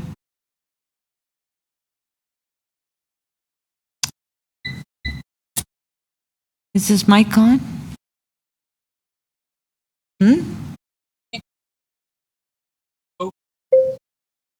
Okay, now I hear you. Okay, go ahead. Thank you, Madam Chair. I have a motion that I gave for the clerks. Okay, we can put the motion on the screen. City Council requests the City Manager and Medical Officer of Health to report back at the next meeting of Council the adequacy of screening practices at Pearson International Airport and their impact on preventing the spread of COVID-19 in Toronto. Such report to include a comparison with global best practices for airports. Just before I start that, I would like to echo my agreement with Councillor Holliday's comments about us having to do things differently, leading by example, and that, in my view, we aren't making the choices we need as an organization to respond to the financial realities that we're facing right now, as other organizations across the country and all over the world are doing. With regard to this particular motion, I have a concern as been raised by my constituents about that as we move out of lockdown into the next phases, we don't want to have a phase 2. And what I hear is at the airport, anecdotally, that we aren't acting as aggressively to stop potential cases coming in from people that are coming from other countries. I look at the things that Hong Kong are doing, like testing at airports, requiring them to have tracking devices on their phones so we know that they're quarantining, really aggressive measures to make sure that the spread doesn't happen again. They're taking it seriously. I'd like some assurance from the Medical Officer of Health that they're taking the measures that they need to make sure that COVID doesn't begin again. The numbers don't go up because the airport isn't doing their job. This is of significant concern to me.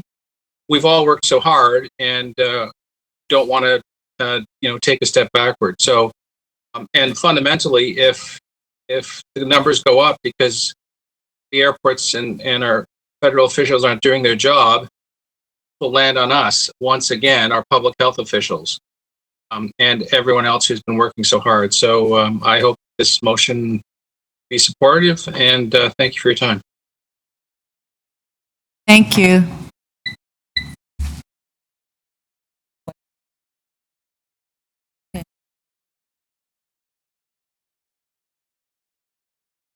Okay, Councillor Cressy would like to question you on your motion. Councillor Cressy, 3 minutes. Thank you, Speaker. Deputy, would you be amenable to a friendly amendment that requests the medical officer of health to consult with public health colleagues in Peel region as well as the federal government as part of this? The airport is technically in Peel. I'm just wondering if you'd be amenable to that type of friendly amendment. Madam Chair, I'm fine with that, but I'm not telling the medical officer of health who she can and can't talk to.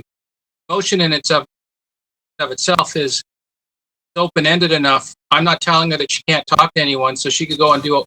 As I read my motion, she can go and talk to them anyway right now. If the motion passes. So it's not restrictive. She can talk to anybody she wants. I just think, would you be amenable to making those changes just in the spirit of collaboration, both for? No, that's fine. I have no objection. Thank you. I'll send you some language. Crombie would love that because she thinks the airport's in Mississauga, right? So. Okay. Thank you. Okay. So our next speaker is Councillor Thompson, followed by Councillor Carroll. Councillor Thompson. Thank you very much, Madam Speaker. I have a motion. Just ask staff to put the motion up.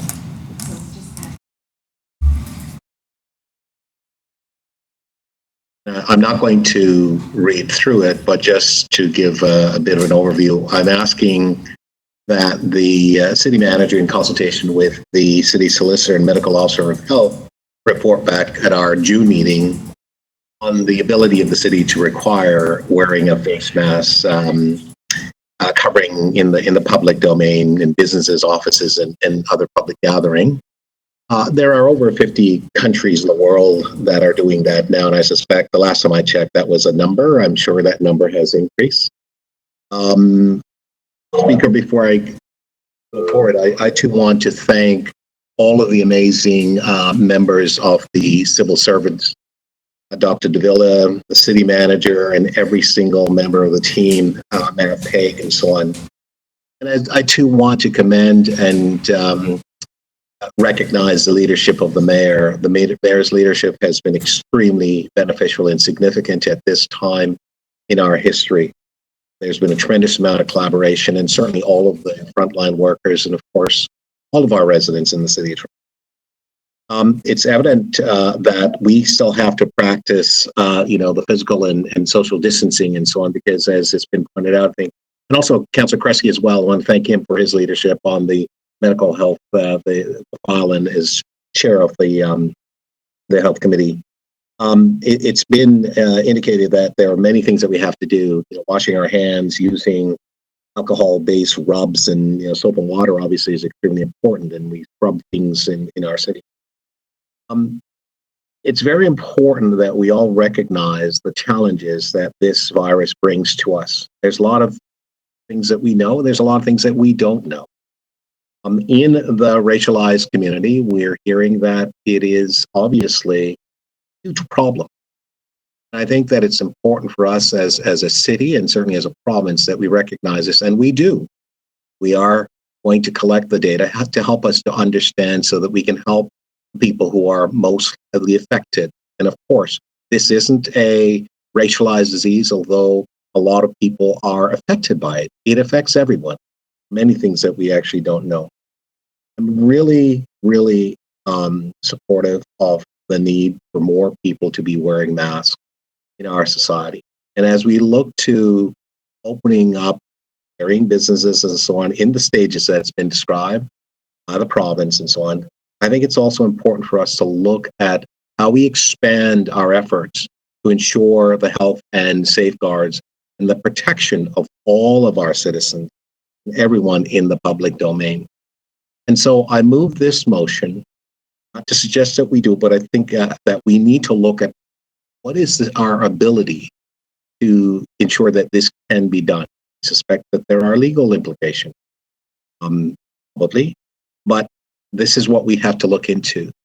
And I'm hopeful that this report will be brought back to us in June, so that as we move forward and we look at opening up businesses, something that we can help as a tool for businesses to utilize to normalize the reopening and to ensure that we protect and safeguard the health and welfare of all people in this city.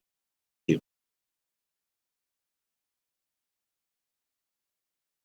Thank you.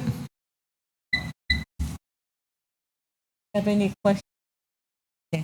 Councillor Carroll, followed by Councillor Layton. Thank you, Madam Speaker. I have a motion as well.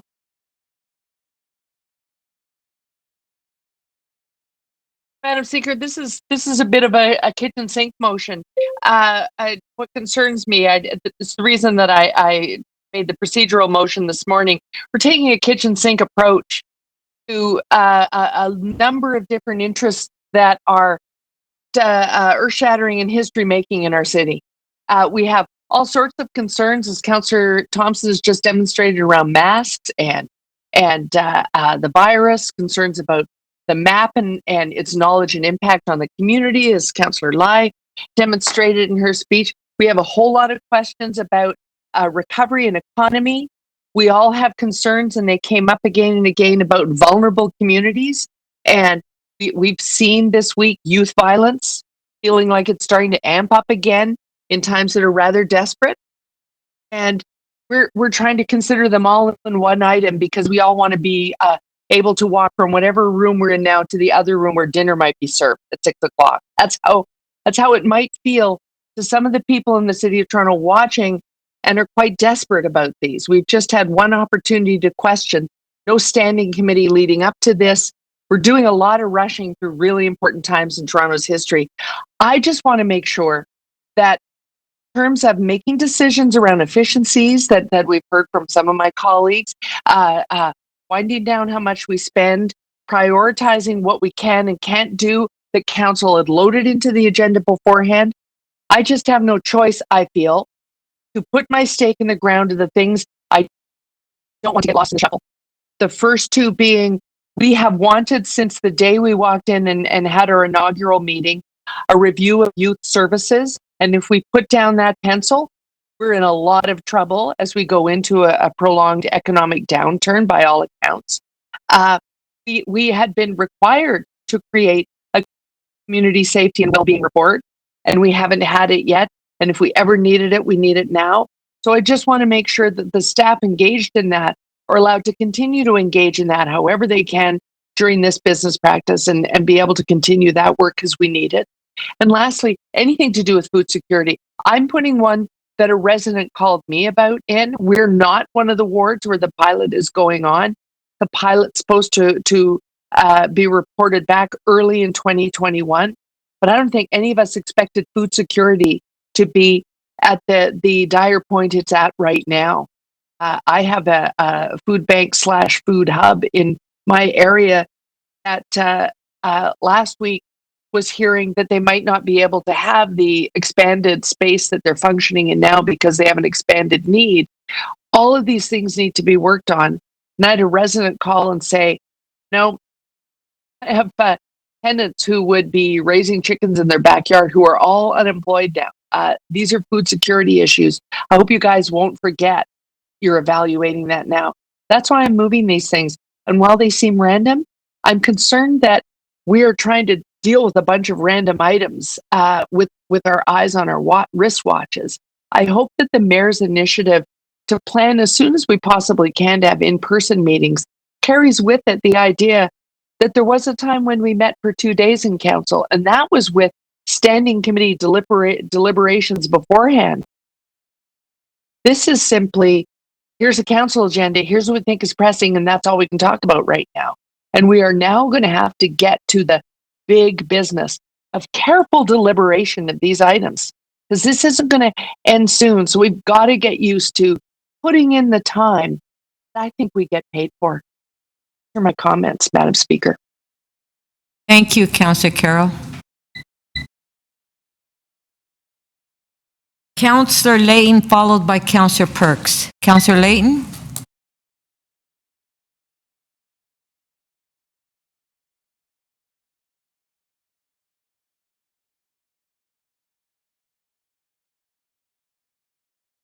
Councillor Layton?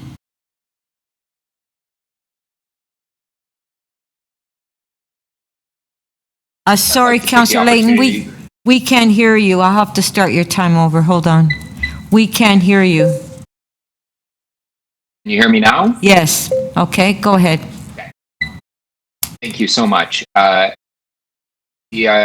I'd like to take the opportunity to like many, thank the medical officer of health and Toronto Public Health.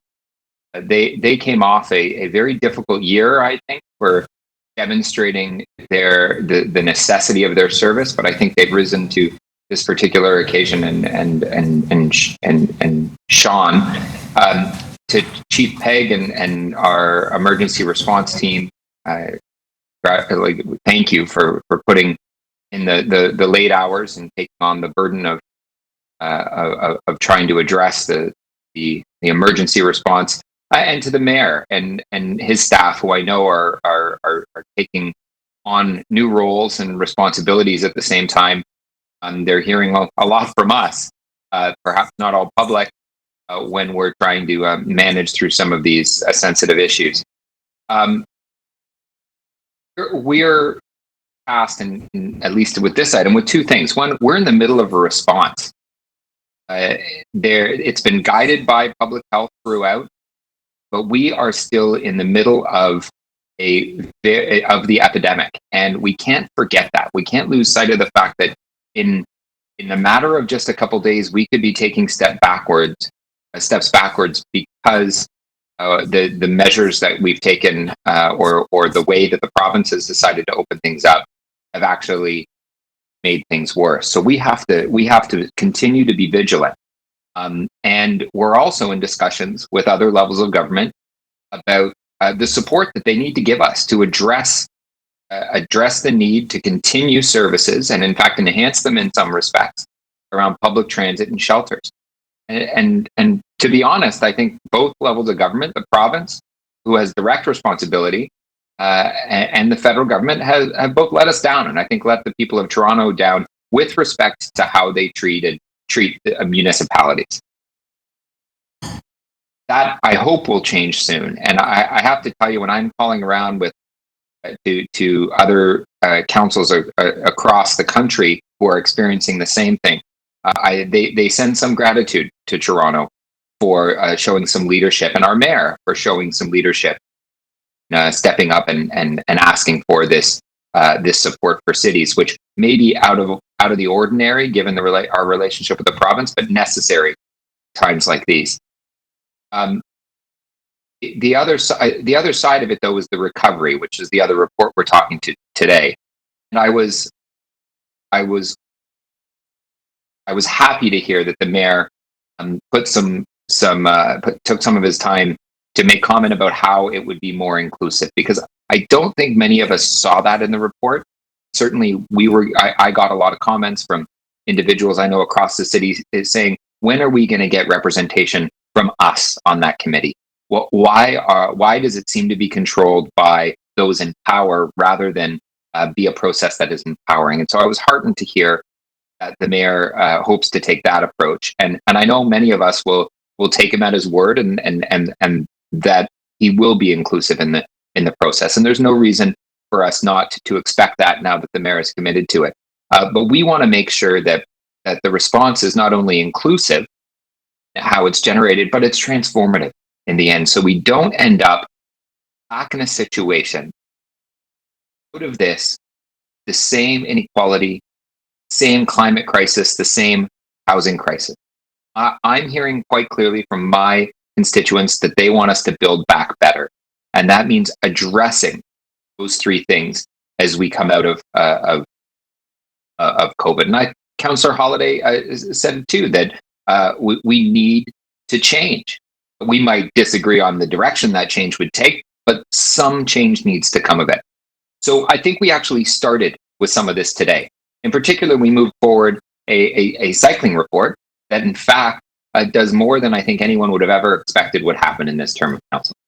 For that, I'm thankful. 30 and for that, I think seconds. it sends a clear indication that the mayor, city council, and city staff are ready to move forward on bold ideas, ones that are inclusive, that address the other crises that we are going through as a city, namely the inequality crisis, climate crisis, and the housing crisis. We can build back better.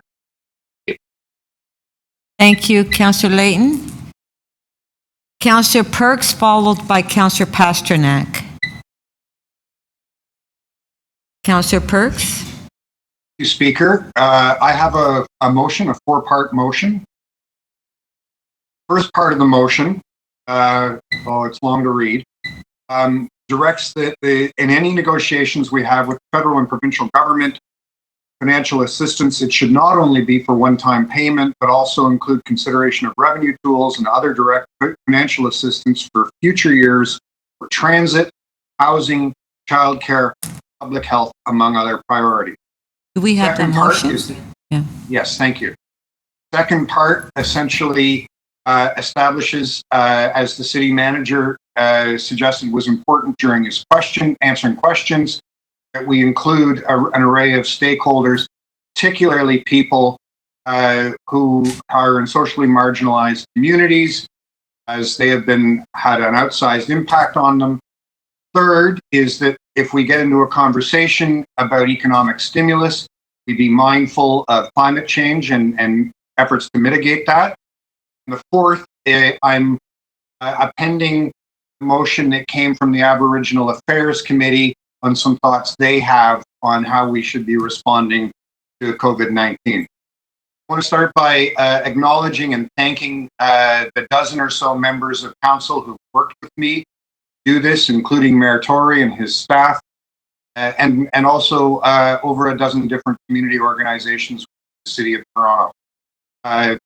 He, as the city manager, has said time and again, and our CFO has told us, are facing a multi-year financial crisis as a result of COVID-19. COVID-19 has revealed that over decades of downloading, the municipal order of government has become fragile. And in a moment like this, our system, our revenues, our ability to deliver services has simply broken. It's not something that we could ever solve with a property tax increase. And I say that as someone who moved property tax increase every year for a decade. It's also revealed that our reliance on user fees, which is itself a form of downloading, is a very fragile and unsustainable way to provide critical services like public transit and childcare. Remember, our childcare system will not be able to reopen the way we were funding it before, because we won't be able to get the number of fee-paying parents and their kids into the same amount of space. So it will take new money if we're going to be able to provide childcare, especially for people who are called back to work.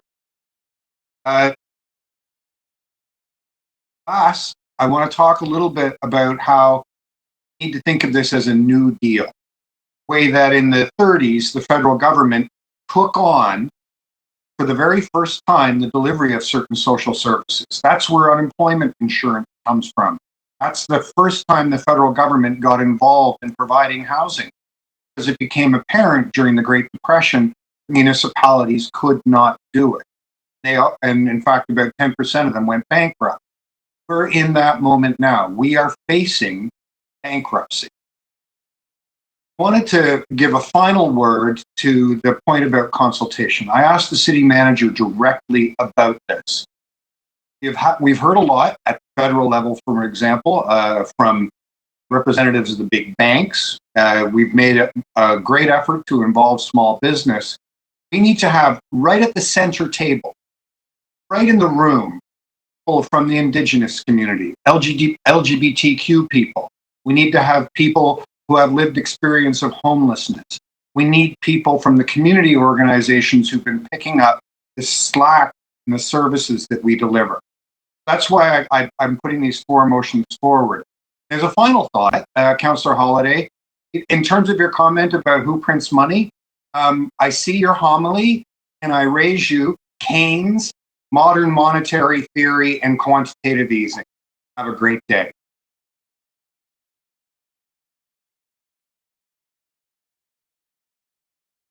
Councillor Holyday wants to question your motion. Councillor Perks, sure 3 he does. minutes. Clarification of the motion. Thank you, Madam Speaker. I take in conjunction with the comments that you made, but in particular, 6.1 refers to revenue tools and then connects them with a number of other services.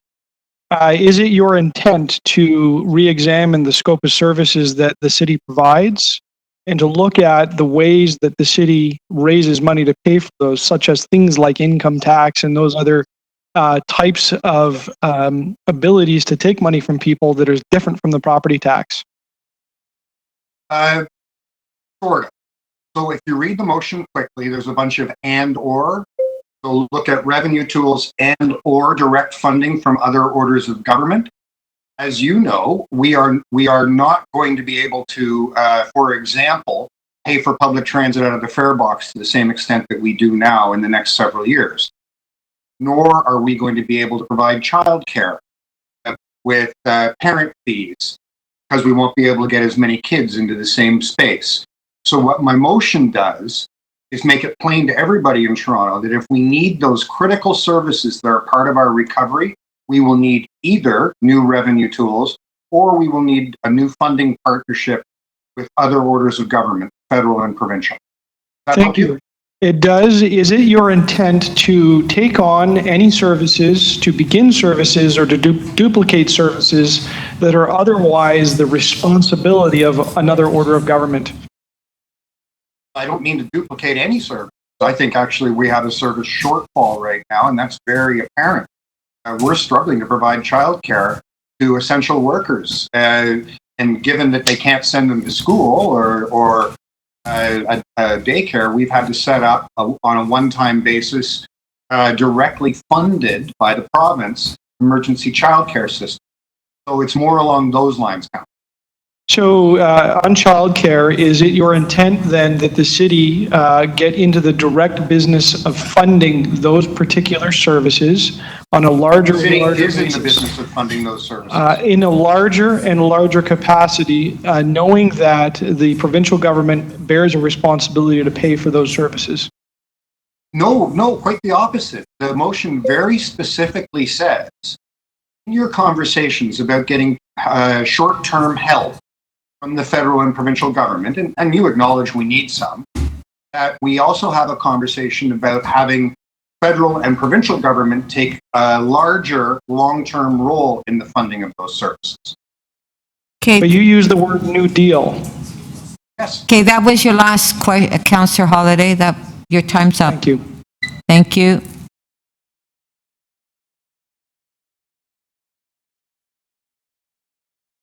Councillor Pasternak, followed by Councillor Cole.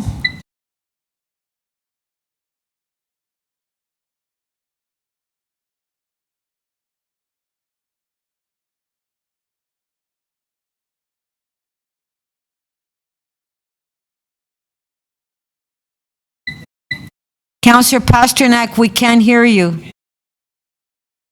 Okay, can you start over? Okay. Sure. So I have 3 motions.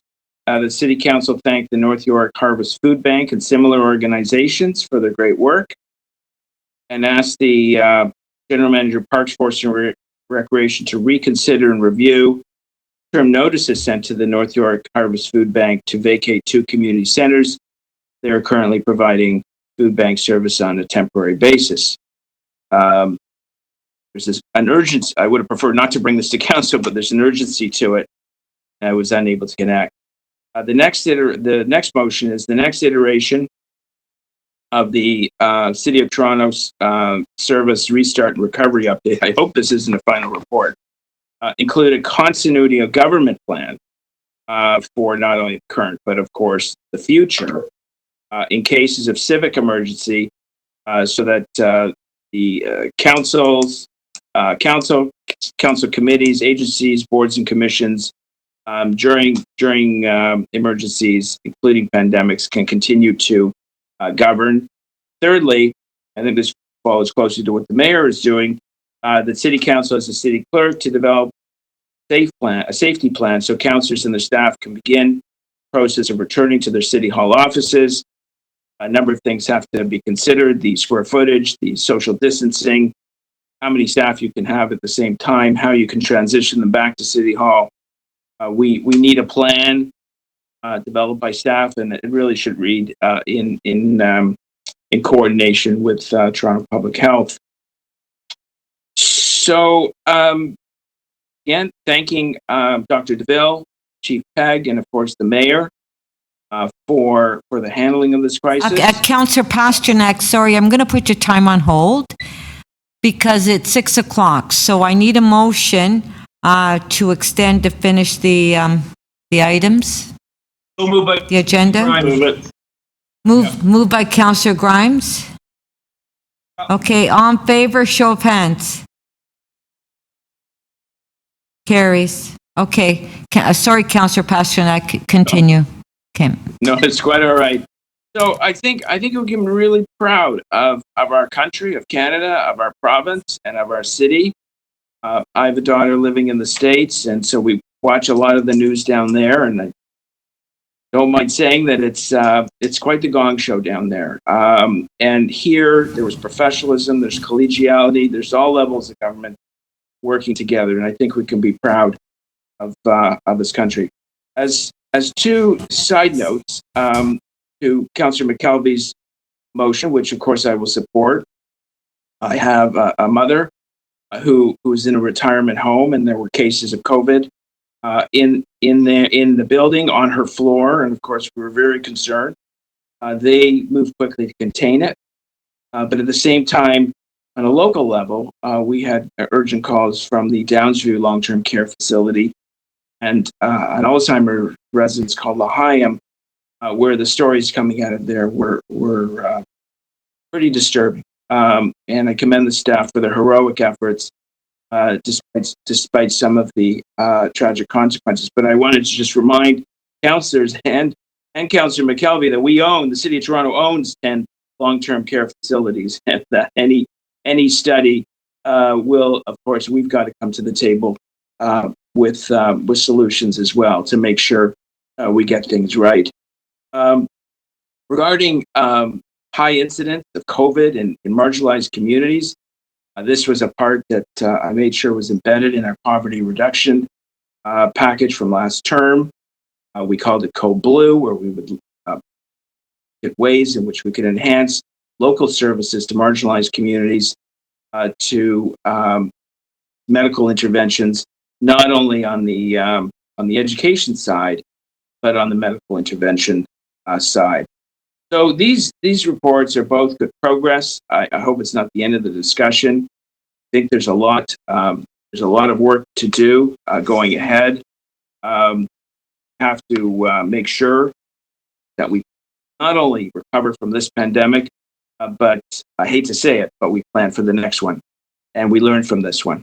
And some of our Office of Emergency Management materials really should be updated so they include the lessons learned from this crisis. And at the same time, 30 seconds. At the same time, we've got to work across all our divisions, make sure we beef up our Office of Emergency Management, and make sure it's up to the task next time around.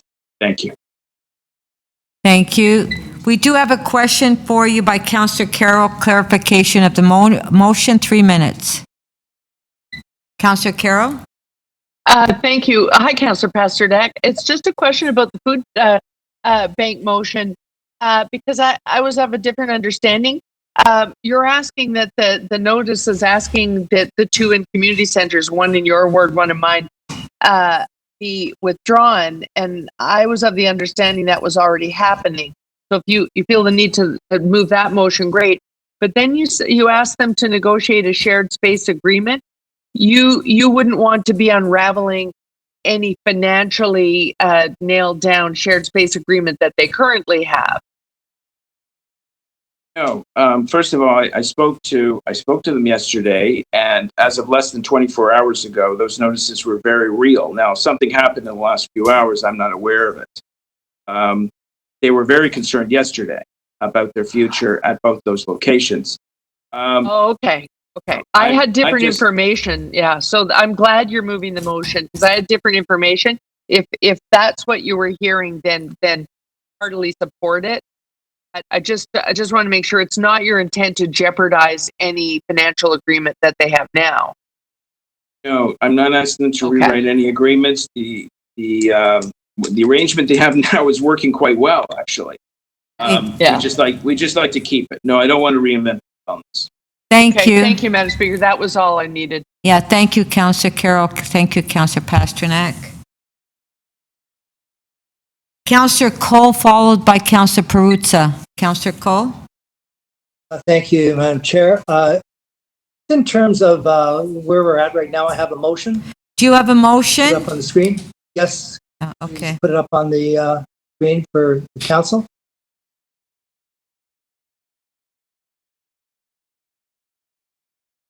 That City Council requests the City Manager in consultation with Medical Officer of Health and the Chief Recovery and Rebuild Officer to prepare a report which outlines a strategic plan to protect the people of Toronto from a possible second wave of the COVID-19 pandemic.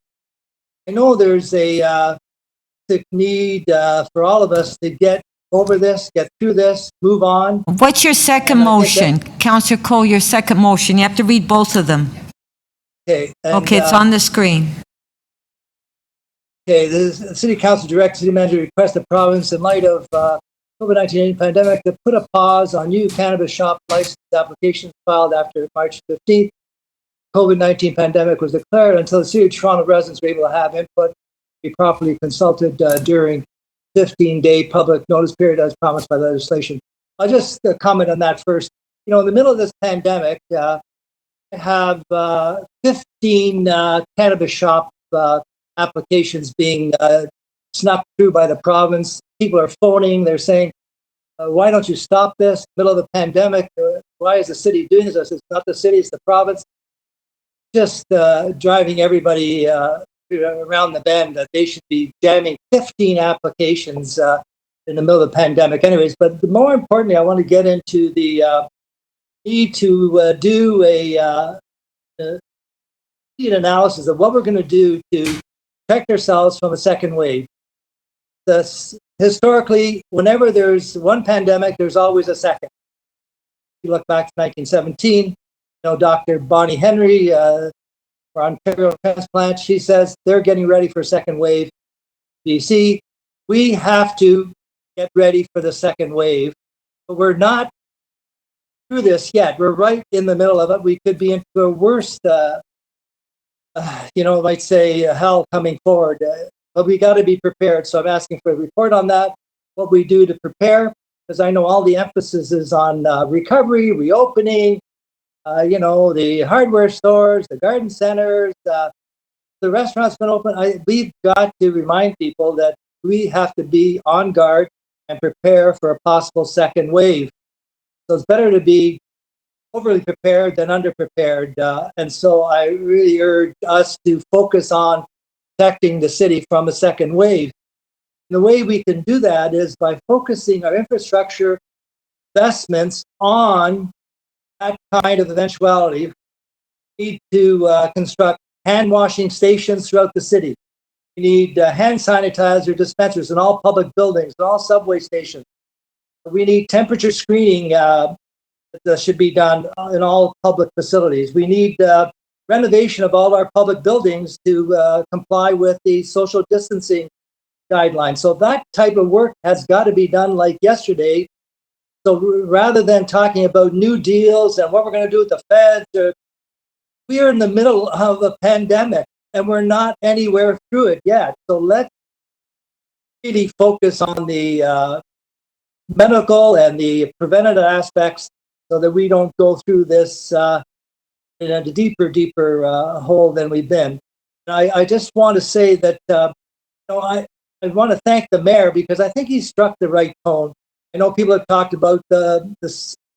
I've done the same thing about what the province should be doing this, the Fed should be doing this. The fact is that as a result of the mayor cooperating with the premier and the prime minister, they've stepped up big time. I mean, who's poured in the billions of dollars to help small business into people's bank accounts, students, workers, and the province is almost as broke as we are because if they weren't able to have the Bank of Canada buy their Ontario bonds, they'd be bankrupt too. So they need to provide the healthcare system. All of our hospitals, our doctors, they're doing that. So I think we've got to appreciate 20 seconds. Our partners got to appreciate what they're doing. Sure, we give them hell, but we're in this together, and we've got to work together, especially in light of a second wave possibly coming. So let's keep working together. Thank you.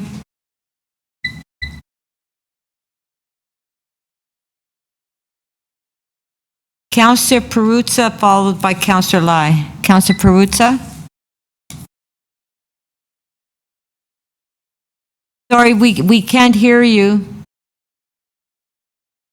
Have a motion as well. Okay. Perhaps the clerk can put it up on screen, and it just simply reaffirms some of the things. And I wanted to basically thank the mayor. I heard him yesterday talk about how we should be making all of the data related to the to COVID and COVID infections available to the public, not as a way to stigmatize communities, but as a way for it to inform public policy as we go forward. And the motion just simply reaffirms some of that, and I hope that people will support it. And following on what Councillor Cressy and some of the others have said, it's not a surprise that COVID-19 is impacting the poorer neighborhoods of our city hardest.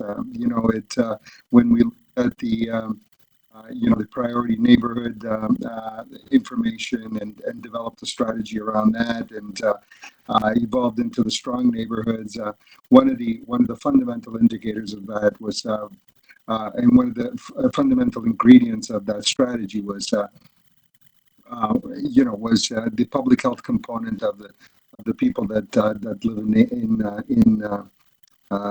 live throughout our city. So. And it's not surprising, following the narrative that's been taking place south of the border in the United States in terms of how COVID is impacting, marginalized and racialized communities very differently than some of the others. So, and far more aggressively. So. I thought it was the last one.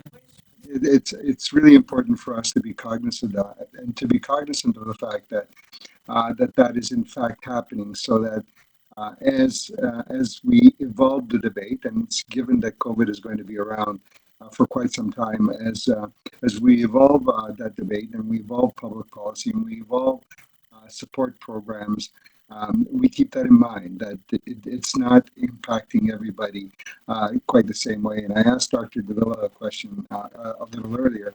We can't, for example, say today that a personal support worker, somebody whose job it is to step up during a crisis like this, put themselves at risk by helping others each and every day, and then abandon them when they get sick, because as you know, there's lots of in fact, I want to read a quote from the Downsview Advocate, a local newspaper that runs in our neighborhood, and it's just 2 sentences, and it says this: in a working class community that is as diverse as Downsview, it is imperative that we pay attention to how race and gender and other experiences are intertwined During the COVID-19 pandemic, many community members still take the 36 bus, the 106, the 108. These are the frontline essential workers who cannot work from home. Who are these frontline workers traveling to and from work each day on transit? One group of these essential workers are PSWs. I, like many people from the Caribbean, from a Caribbean background, can name several family members who are or have been personal support workers. This is not unique because PSWs are often working class women and or racialized. Speaker, the motion is clear. I'm hoping that people will support it, and I'm hoping that as we, develop programs and supports, that we keep in mind, that the people that we are calling heroes today, for managing and keeping, the rest of us somewhat safe. That we then do not forget them as the pandemic wears on, and when they need our support as well. So we need them today. They're going to need us later on. So we need to be there for them.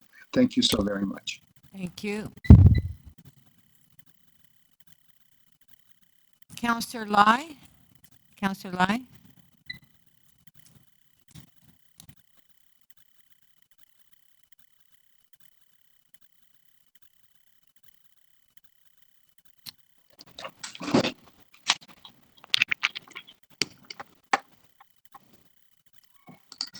Hello? Can Yes, you hear me? we can hear you. Okay, I'm just running out of battery, so I'm just trying to see whether I can have another computer. Anyways, thank you, Speaker.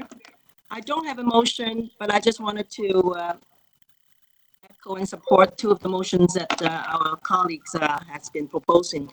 One is with Deputy Mayor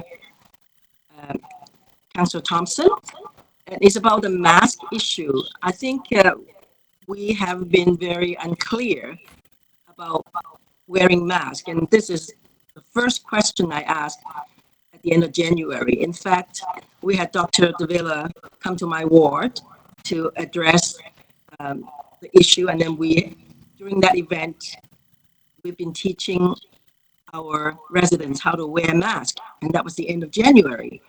And they're very confused, and I'm trying to see to a point that I told them, nobody can actually mandatory anybody to do anything. But if you really feel safe to protect yourself, I think you should be wearing the mask. I mean, I'm talking about the non-surgical mask, face coverings, whatever you call it now. And I really wanted to echo and support Councillor Thompson's motion about we need to have clearer directives, and we should be taking the leadership to be proactive to protect our Toronto citizen from getting our second wave. And by doing so, it's very important that we follow and everybody follow the way, and then we have to educate and we have to actually stress the importance to them day in and day out for them to listen. And that's number one. The second point I wanted to make is I will support Deputy Mayor Min Wong's about the border. At the beginning of the wave, a lot of residents come to me and ask me how we asked to shut the border, because that's how when Dr. Davila was telling me and telling us that it could be through travel that we get this COVID-19. So it's very important that we have to really take the leadership and stress the importance to our federal government to close our, to have sufficient testing, or at least check the temperature of people, and for them to actually to monitor their quarantine is very important. I think we need to really prepare for this second wave, and as a city, we have to take the leadership. We have to, other jurisdictions are really following after us to do how we are doing here. So we need to do something. So I just wanted to express my sentiments in supporting those two very important motion. And I mean, not meaning that the other motions are not important, but I think I really wanted to commend everybody on council, that everybody's doing our job, and we know that together we can get through this. So thank you very much, Speaker. Thank you.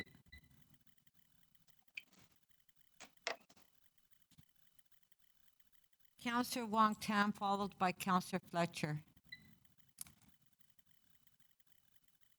Thank you very much, Madam Speaker. I appreciate the opportunity to speak to these items. They are incredibly important. I can't imagine what can be more important right now than actually dialoguing with the provincial and federal government, the things that we need, the things that we've been advocating for around the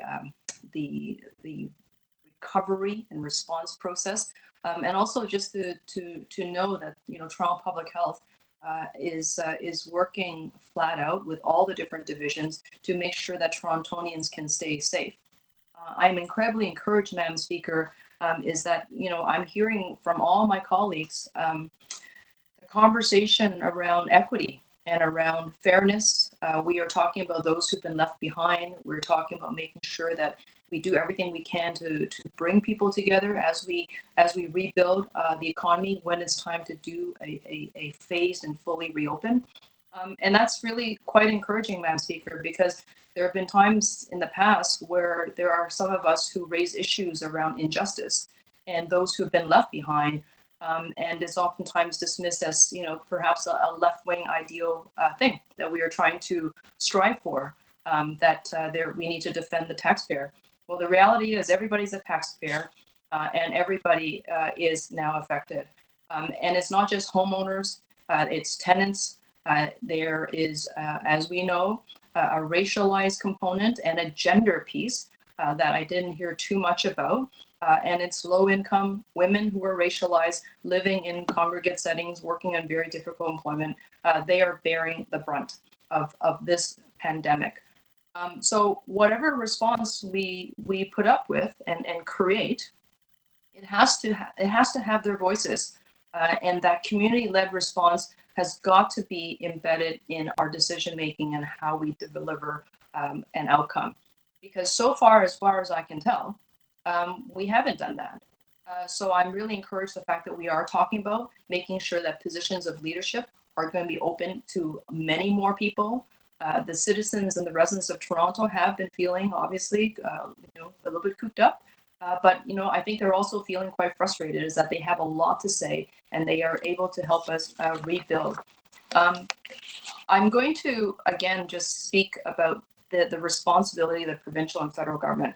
And maybe it's because I'm the councillor for the Downtown East. Maybe it's because I represent 3 of the poorest postal codes in the city. Maybe it's because 50% of my kids go to bed hungry. Maybe it's because I just have the largest number of shelter beds, the greatest number of people who are homeless and street involved living in my communities. We are hurting in a way that requires a provincial and federal response. And cities across Canada have these little pockets in different neighborhoods across the urban centers. And I actually have a different opinion. I actually don't think that the province has been doing a very good job at all. I think that the province has actually failed us by not talking about housing. They've failed us by not investing deeply and substantially in mental health supports even before COVID-19. I'm incredibly disheartened by what we're seeing in terms of folks who are living on the streets and the encampments. I'm incredibly discouraged by the fact that there's practically no conversation whatsoever about safe supply and getting people into treatment centers where they can get adequate support. And I think it's important, Madam Speaker, is that as we talk about getting that bailout, and every city is talking about the bailout, and I know that FCM is going to be focused on that. And absolutely, we are 100% behind the mayor as he leads the charge to go get us the things that we need. But I don't think that a one-time bailout is going to fix the problems that we have in the city of Toronto. The fact that there's been a regional dump on the city and that the city is being asked to bear, Toronto's being asked to bear everybody's responsibility. We need to name that, we need to call that out, and we need to make sure that we don't settle for a one-time bailout. 30 seconds. What we need to demand for, Madam Speaker, is a complete structural rethinking around our safety net and the programs that we are mandated to deliver. And until the provincial and federal government pick up their slack, the city is going to continue to feel the download. So we should never settle just for a one-time bailout. We need to have a whole new relationship with the other orders of government, and I look forward to that conversation when we have that at council. Thank you. Councillor Fletcher, followed by Councillor Bailao. Councillor Fletcher.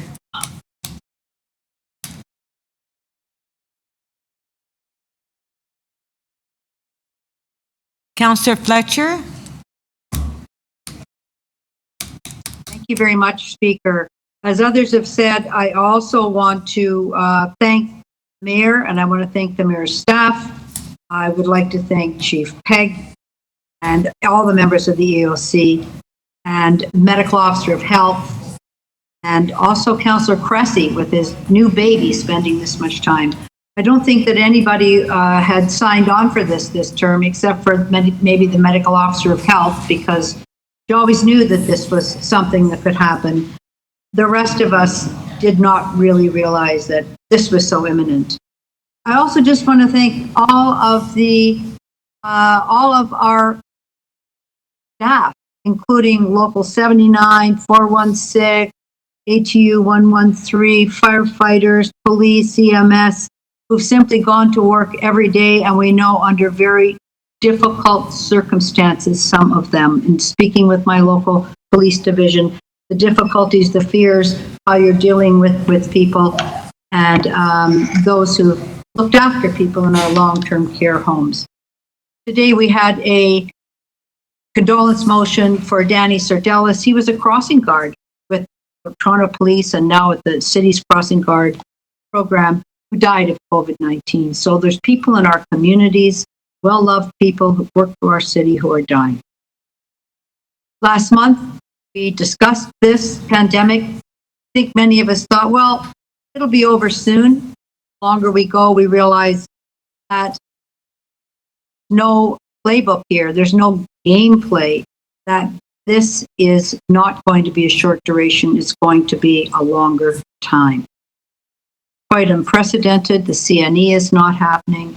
Taste the Danforth, all the festivals, all the live venues, plays, camps, childcare, so many things. And as many of you know, my deep concern for small business, which is being decimated, and it's over a month before the business relief has been introduced, and there still is no freeze on commercial evictions. This is one of the most disappointing things and letdowns by other levels of government in this whole pandemic.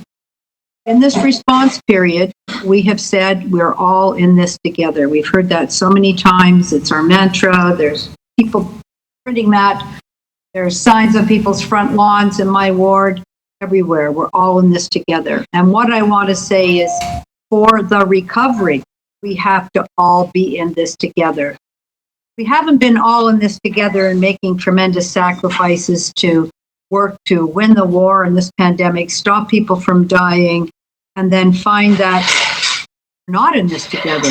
And there's only certain people that are going to help with the recovery or give guidance in the recovery or whose thoughts are important for the recovery.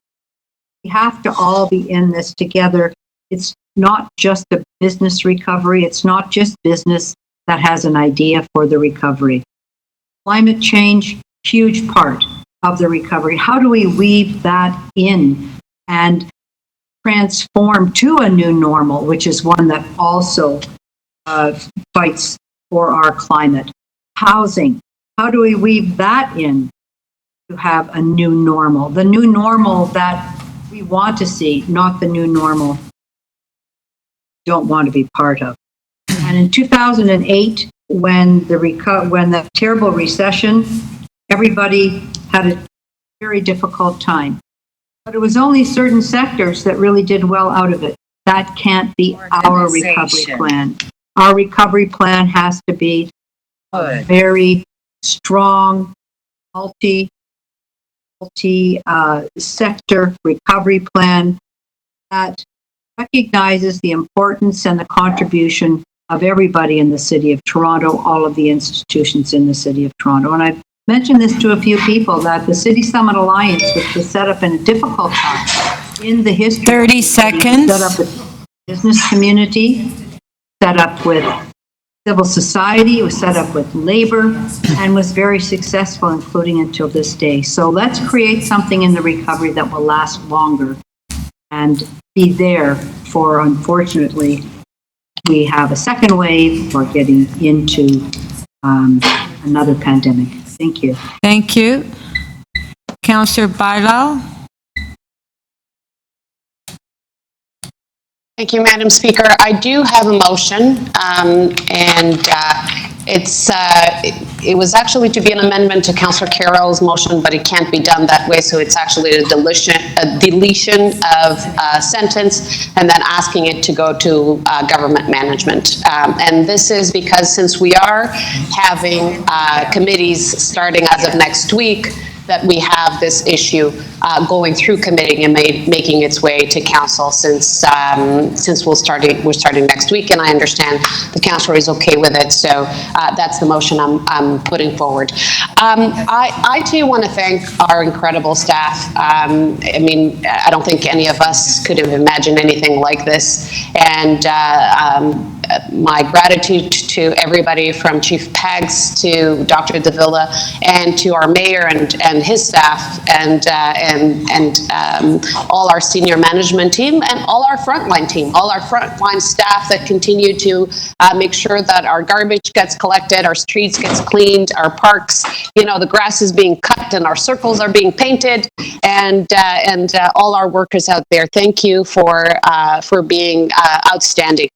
I do want to emphasize, and I do want to speak in support of actually Councillor Cole's motion on the need, I don't know if it's to prepare for a second wave, but I do too feel that we talk very much on how we're responding to right now, and then we start talking about the recovery.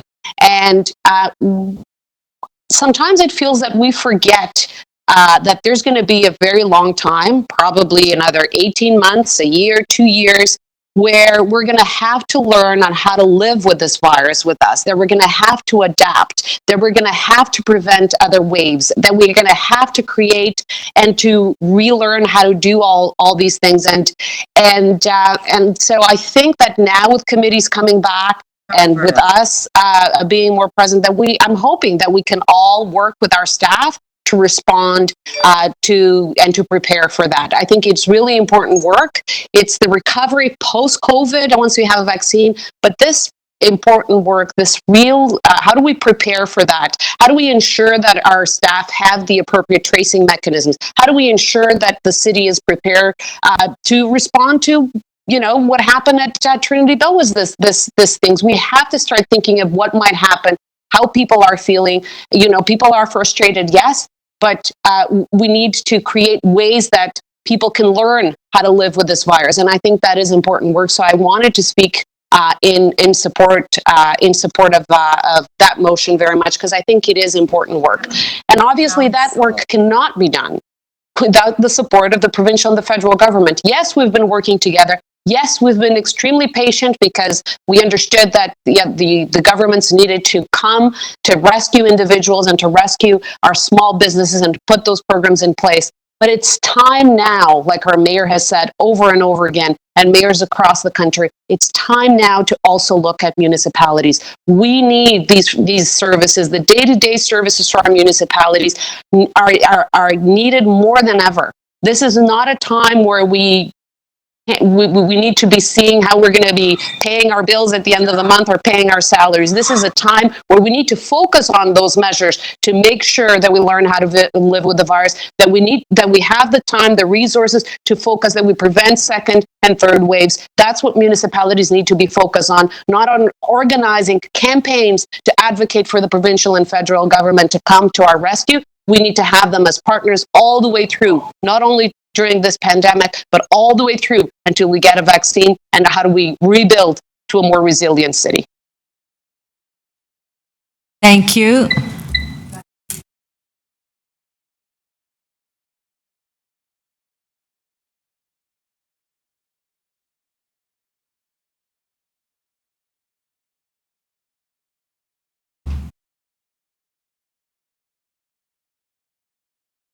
Yeah. So Councillor Karygiannis is the last speaker, but he just sent his motion to staff, so we have to wait a minute for the staff to prepare the motion.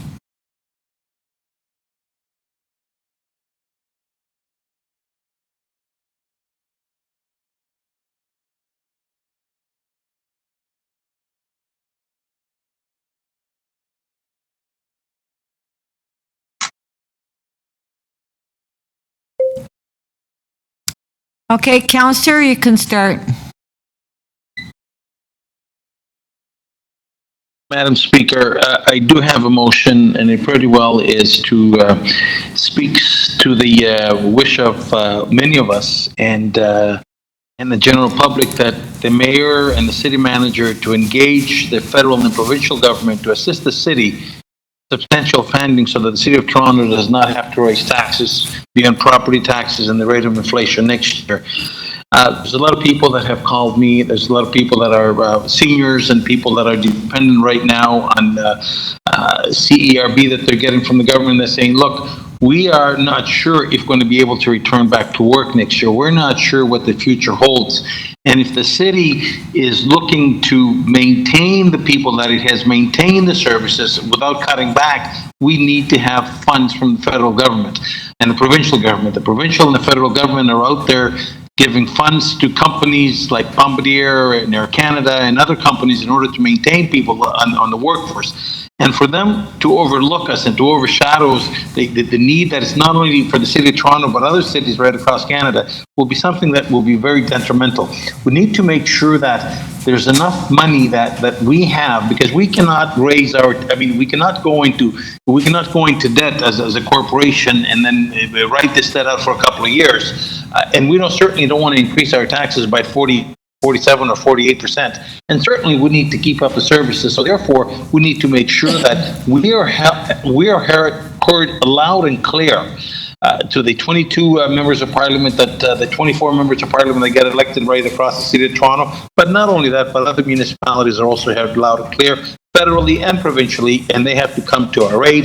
They have to make sure that the front lines, because we're the grassroots organizations of government, that we're able to maintain our services, we're able to maintain the grass cutting in our parks, we're able to maintain the service that we have with the paramedics and the first responders that are out there, the police services. I mean, there's some confusion if we might cut 500 new cops that we were about to hire. Well, we cannot afford to have all that. So therefore, in order to maintain this, we need their assistance, and we have to ask for it very rigorously. In closing, allow me to thank Dr. Davila, the whole corporation, Chris Mary, and everybody that's worked so diligently to make us, and the clerks people, to make us function as the way that we have done. And my heart congratulations go not only to my ward, the frontline workers, but throughout the city. And I have to tell you, Madam Speaker, I got 11 seniors homes, and I have to this day, I have no cases of COVID, and I want to thank the PSWs and the people that work in those homes to make sure that my residents are safe. And with that, I thank you Very much. That's the end of our speakers. Is it anybody else before I close it off? Okay, we'll proceed with the votes. We're going to vote on, we're going to the public Point of health. order, Madam Speaker. Pardon? Point of order, Madam Speaker. Yes? I'd like to vote on Perks Amendment 6-1 on revenue tools separately. Yes. Can't support that. I do have that noted. Thank you. Okay, public health, HL 16.2. First motion is motion 1 by Councillor McKelvey. We'll put the motion on the screen. Pardon? Recorded vote. Recorded vote, please. You want a recorded vote? Recorded vote.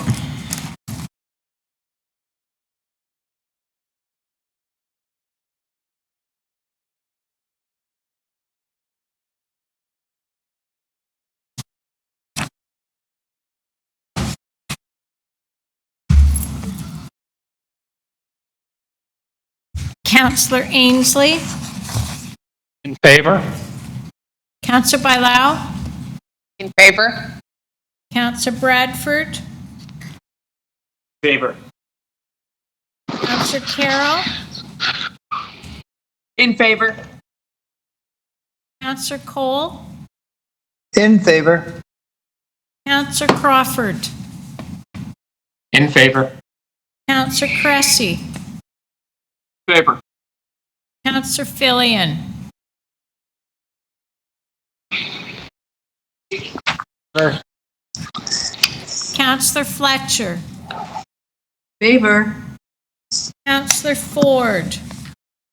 In favor? Councillor Grimes. Councillor Grimes in favor. Councillor Holiday.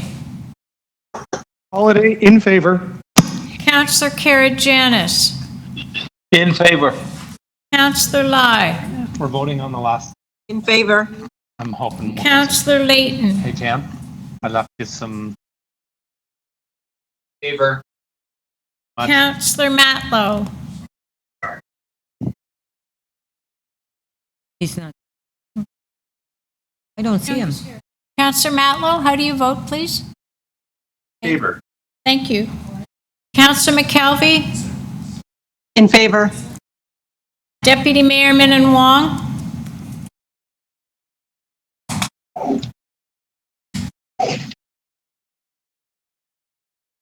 Deputy Mayor.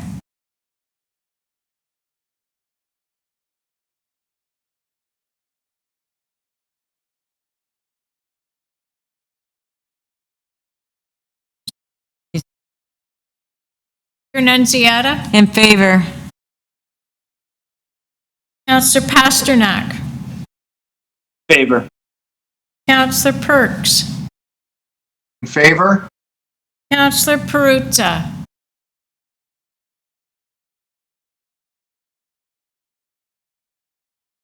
Councillor Thompson. Favor. Mayor Tory. Favor. Councillor Wong Tam. Favor. The motion carries unanimously, 24 in favor. Okay, our next motion is motion 2 by Councillor Perruzza. We'll put it on the screen. All in favor? Show of hands, please. All in favor? Carried. Item is amended. All in favor? Show of hands? Carried. So that was the Board of Health report. So now go to CC 21.1. First motion is by Mayor Tory. We'll put that on the screen. All in favor?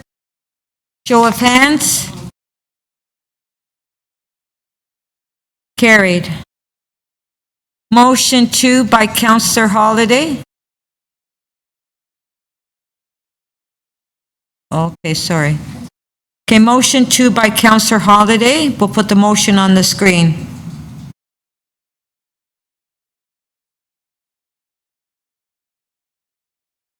All in favor?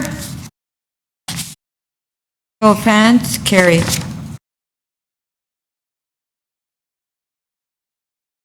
Motion 3 by Deputy Mayor Min Wong with the friendly amendment. We'll put the motion on the screen.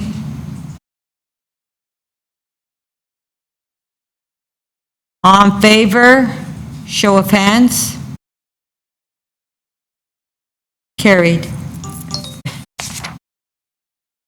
Motion 4 by Councillor Thompson. To have a recorded vote, please. Okay, recorded vote. We'll put the motion on the screen. Thank you. Okay, recorded vote. Councillor Ainsley. Favor? Councillor Bailao. Favor? Councillor Counselor Bradford, In favor? Counselor Carroll, In favor? Counselor Cole,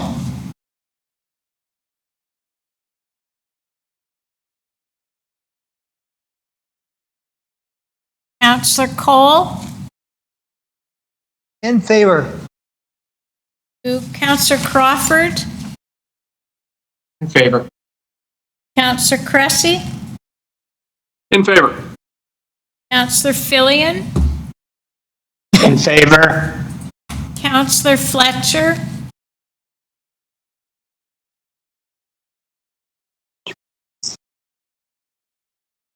Counselor Fletcher,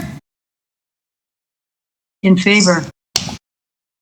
Counselor Ford, In favor. Counselor Grimes, Mr. Grimes in favor. Counselor Holliday, Holiday, in favor. Counselor Karygiannis, Counselor Lai, In favor.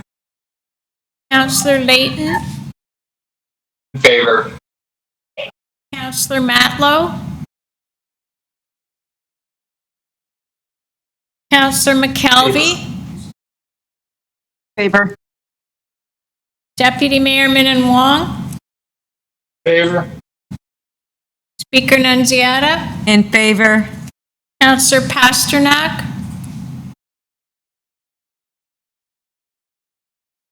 Favor. Counselor Perks, In favor? Counselor Perruzza,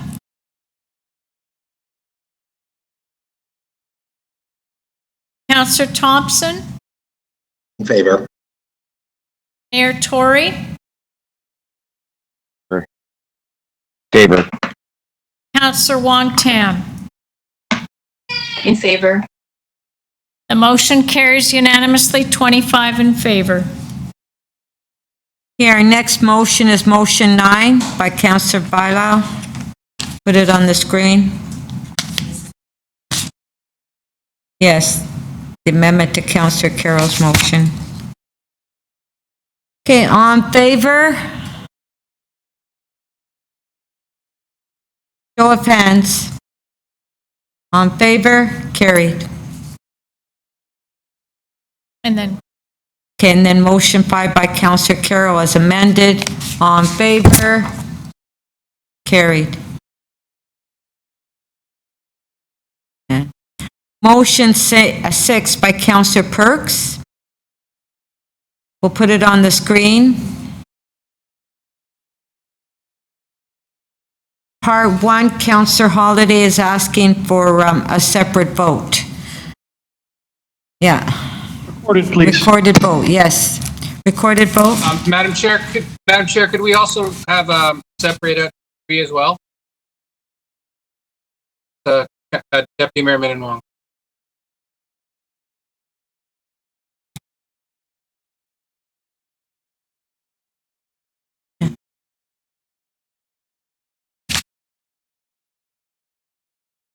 Okay, part 1 first, recorded vote.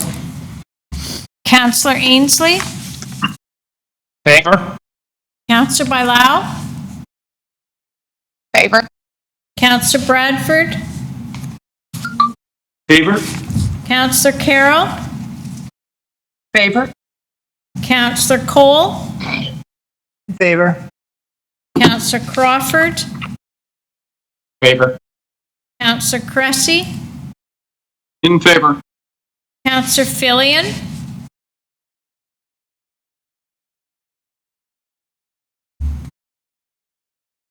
Counselor Fillion, how do you vote, please? Favor. Thank you. Counselor Fletcher, Favor. Counselor Ford, In favor.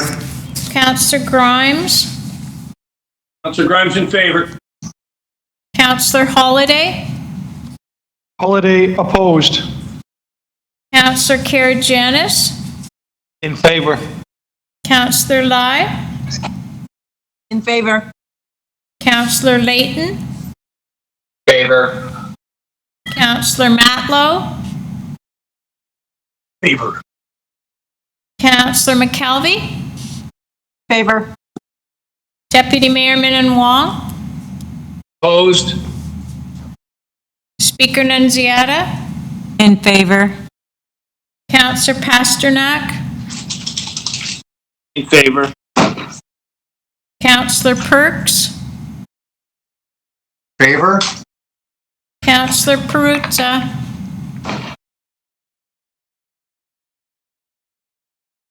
Councillor Thompson, Favor. Mayor Tory, Favor. and Councillor Wong Tam. Favor. The motion carries 23-2. Actually, the part of the motion. Okay, so we're voting on part 3, recorded vote. It's on the screen. Councillor Ainsley, Favor. Councillor Bailao, In favor? Councillor Bradford, In favor? Councillor Carroll, In favor.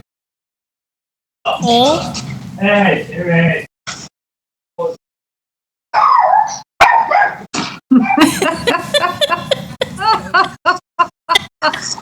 Grimes, get your dog out of here. Councillor Cole, did you say yes? Yes. Okay. Councillor Crawford, Grimes, get his dog out of here. My dog got a bigger bark than that. Councillor Croft is in favor. Councillor Cressy, In favor. Councillor Fillion, In favor.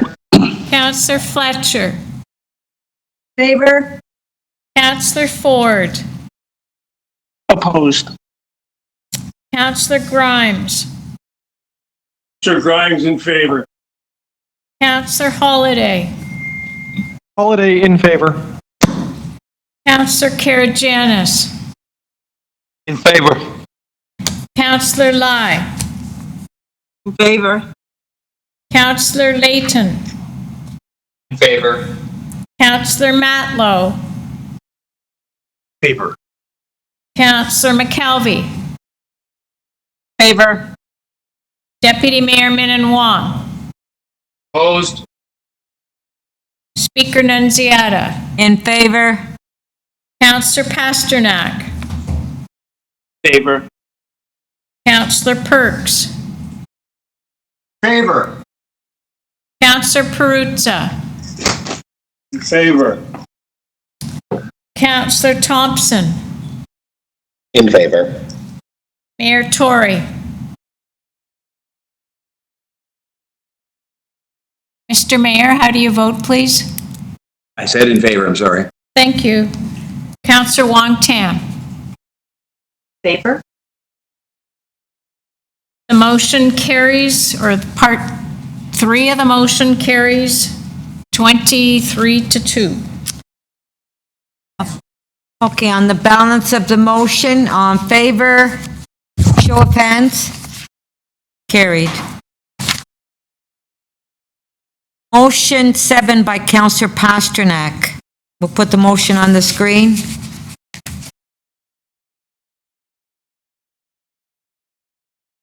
On favor, show of hands. Carried. Motion 8A by Councillor Cole.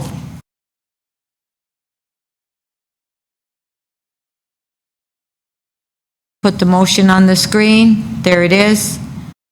On favor, show of hands. Carried. 8B by Councillor Cole.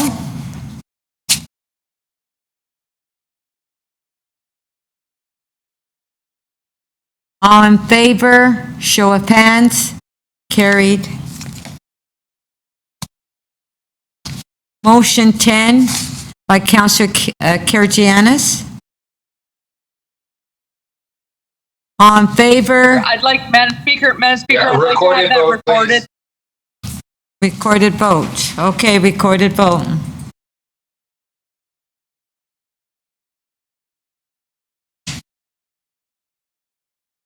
Counselor Ainsley, Opposed? Counselor Bailao, Opposed? Counselor I don't know what it Bradford, is, but it's opposed. This is Jimmy. Counselor Bradford, I'm sorry. This is Jimmy's. Opposed? Counselor Councilor Carroll, McKelvey, your mic's hot. I'm sorry, did you say Councillor Carroll? Sorry. Hello? Counselor Carroll, how do you vote, please? Opposed, thank you. Counselor Cole, I'm opposed. Counselor Crawford, Opposed as well. Counselor Cressy, Opposed? Counselor Fillion, Opposed. Counselor Fletcher, Opposed. Counselor Ford, In favor. Counselor Grimes, Opposed? Counselor Holliday, Holiday in favor. Counselor Karygiannis, Definitely in favor. Counselor Lai, In favor. Counselor Layton, Opposed? Counselor Matlow, Opposed. Counselor McKelvey, Motion 10 opposed. This is going down like ours for like McKelvey and so. Counselor McKelvey, we didn't hear you. We didn't hear you. Counselor McKelvey, how do you vote, please? Opposed. Thank you. Deputy Mayor Min Wong,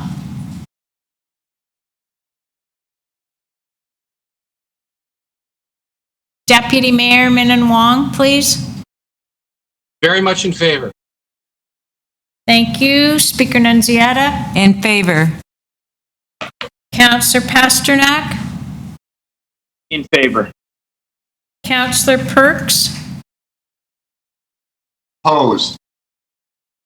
Counselor Perruzza, Opposed. Counselor Thompson, Opposed.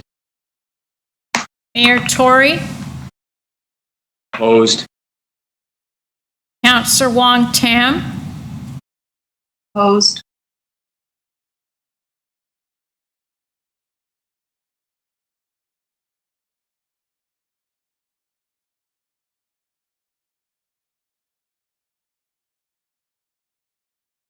The motion does not carry. The vote is 7 to 18.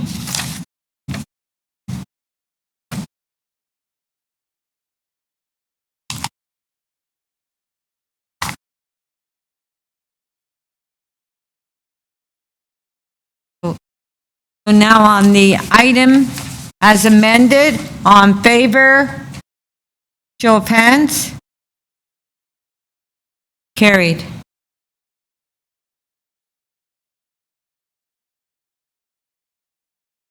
We'll now go to the last item, which is CC 21.4, and Councillor Cressy, you held the item down. Live music venues. Questions to staff. Councillor Cressy? None, Speaker. I believe it's Deputy Mayor Holliday who wished for question. No, I have your name down for questions. I understand I held the item, but Deputy Mayor Holliday asked to hold it, so I continued to hold it in my name. Okay, Actually, to speak, Madam Speaker.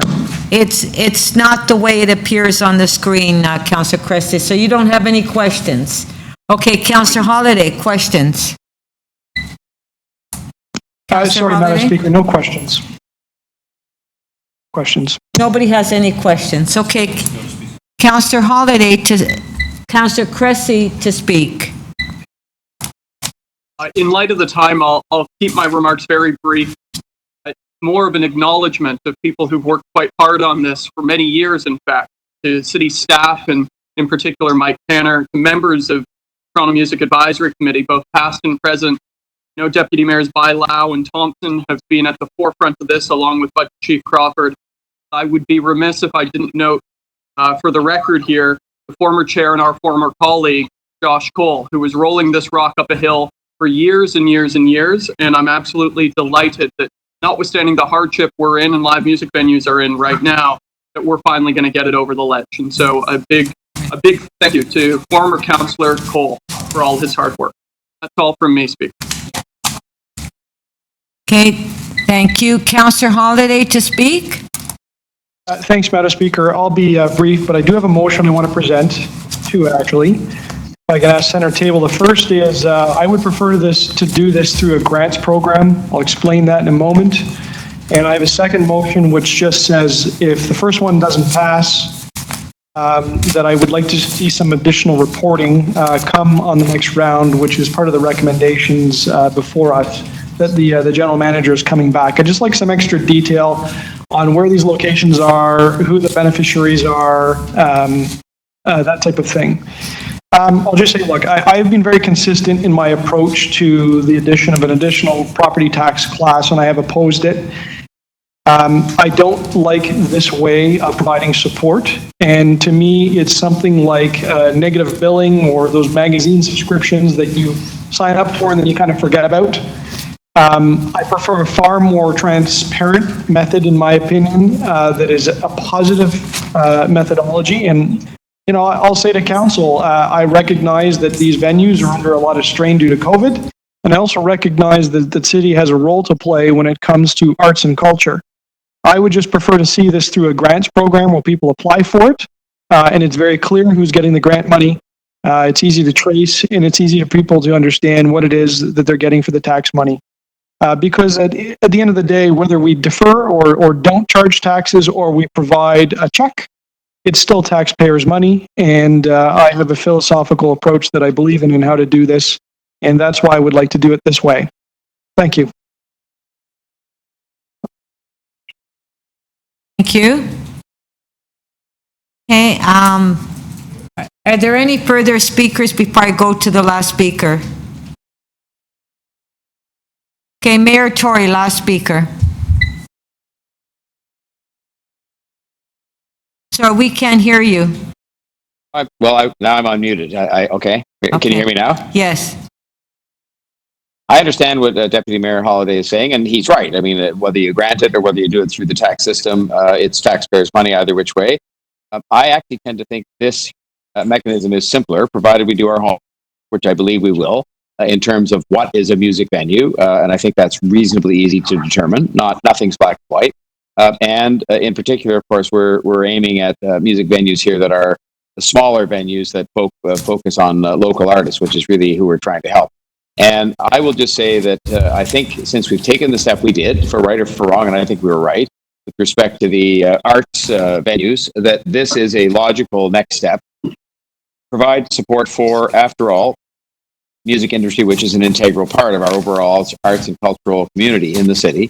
It is, as Deputy Mayor Holliday was fair enough to say, something that is under great stress. Musicians are under huge stress. They're under huge stress because of COVID-19, as lots of people are. But they're also under stress as well because there has been some net loss, although there's been some new venues established, some net loss of venues that are of the kind that would host artists like this, that are the kind of more independent grassroots artists that are so much a part of the Toronto music scene. And that is where the big international stars have come from that are based in Toronto, is from that grassroots music industry. So I just want to say that I support this. I think that it comes at a reasonable cost, and I think the Deputy Mayor, I don't want to put words in his mouth, was even saying that perhaps the cost would be no more or no less than if you did it through a grants program, and I tend to think that's probably true. In which case, this, I think, is a simpler way to go about doing it. We can get on with it. I think it is timely in that I do think there's been a lot of struggles that have been experienced by both venues and artists, and that if we want to make Toronto a music city, and I think we've come a great stride in that regard, and it is thanks to the leadership of people like Josh Cole and Joe Cressy and Mike Tanner and Mike Layton. There's been a whole bunch of people that have a keen interest, Gary Crawford and others, and Mike Williams as well. And I just think we have to take this step, which I think is modest, even though we've got problems at the moment. It's modest in the context of the greater scheme of things, and I think will pay big dividends in terms of people who will contribute to the cultural and economic well-being of the city going forward. So I'm supportive of this. Speaker, Thank you. speakers, Councillor Thompson here. Councillor Thompson, did you have a question? Sorry, I don't actually have a question. I didn't have time to actually type into the center table to just say I wanted to just add a couple of comments to add to this issue, if I could. Just be very short. Okay, Councillor Thompson. I just wanted to really support this and the comments that were made both by the mayor and Councillor Cressy and others. But just to simply say that when we looked at this, the grants program is tougher for not-for-profit venues, and it's in fact less expensive. The tax piece is a lot, it's a lot less expensive, and I think that's something that we need to bear in mind.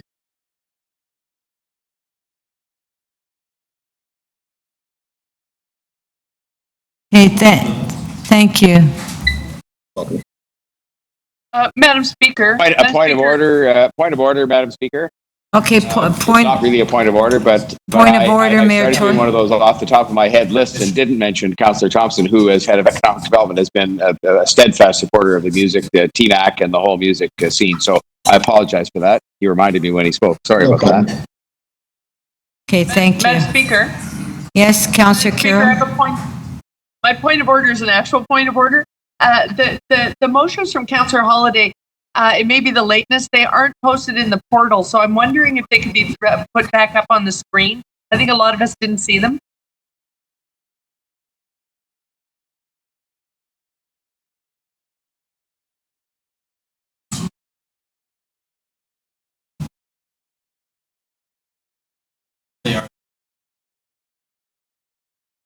Okay, they are posted.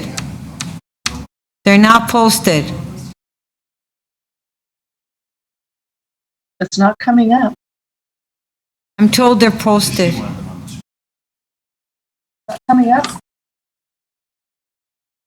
Can they not just go up on the screen? It uses a little hand that says number of motion. Ellie, his first one is a no. The second one we're doing anyway.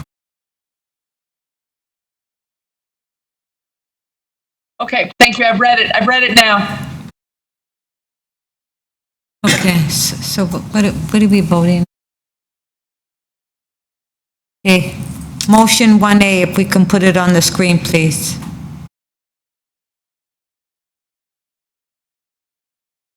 Okay, it's on the screen. Recorded, please. Recorded vote.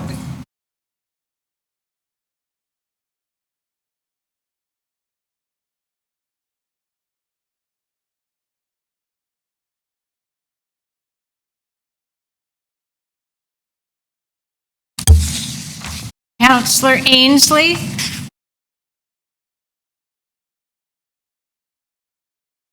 Opposed? Councillor Bailao, Opposed? Councillor Bradford, Opposed? Councillor Carroll, Opposed? Councillor Cole, Opposed? Councillor Crawford, Opposed.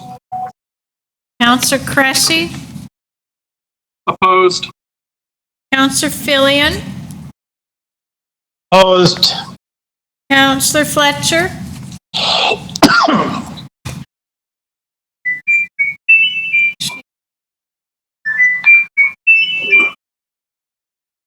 Great ringtone. Councillor Fletcher, I'm sorry, opposed. My mic might not have been on. Now you've turned it on. So I Thank definitely you. am opposed to this. Thank you, Speaker. Councillor Ford, In favor. Councillor Grimes, Grimes in favor. I'm sorry, opposed. Councillor Grimes opposed. thank you. Councillor Holiday, Almost had your mark. Holiday is in favor. Councillor Karygiannis, Opposed. Councillor Lai. What did you say? Opposed? Thank you. Councillor Layton, Opposed. Councillor Matlow, Hi, can I just Good afternoon, everybody. This is Councillor Jim Karagianis. I'm sorry for interrupting. Do we have our panelists on? Jimmy. Jim, can you mute the phone, please? Jimmy? Can you mute? He's in the middle of a vote. Oy In the middle of a vey. vote. What does he want? What does he want? He wants to know. Throw him out. He's on the phone. You're on the Oh, phone? mute, Jim. Wants to I replace can't the believe panel. that you're on the phone in the middle of a recorded vote. Counselor Matlow, how do That you is vote? very inappropriate. In favor? I'm opposed. What did he say? Opposed? Thank Opposed. you. Counselor McKelvey. Opposed. Deputy Mayor Minnan Wong. Opposed. Speaker Nunziata. Opposed. Counselor Pasternak. Opposed. Counselor Perks. Opposed. Counselor Perruzza. Opposed. Counselor Thompson. Opposed. Mayor Tory. Opposed. Counselor Wong Tam. Opposed. The motion does not carry. The vote is 2-23. Okay, now motion 1B, we'll put it on the screen.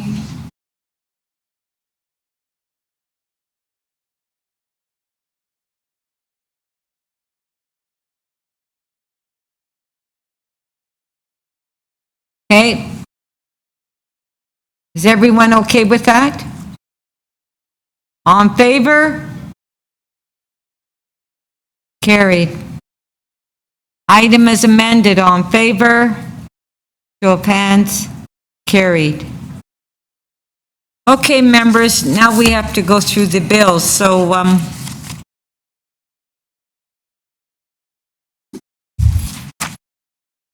in light of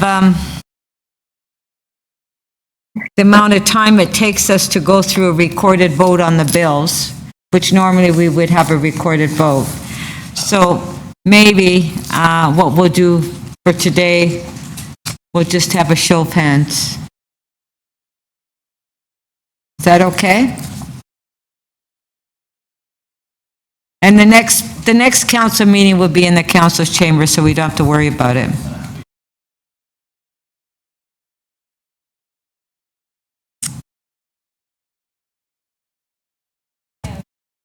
I know.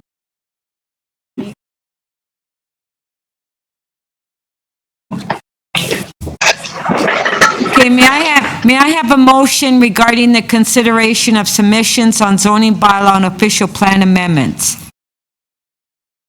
Okay, Councillor Moved by Grimes. Ainsley, please unmute your mic and read the motion displayed on the screen.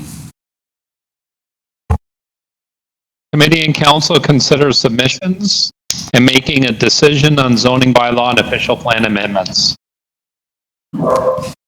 Okay, all those in favor, please raise your hands. That carries. May I have a motion to introduce the general bills?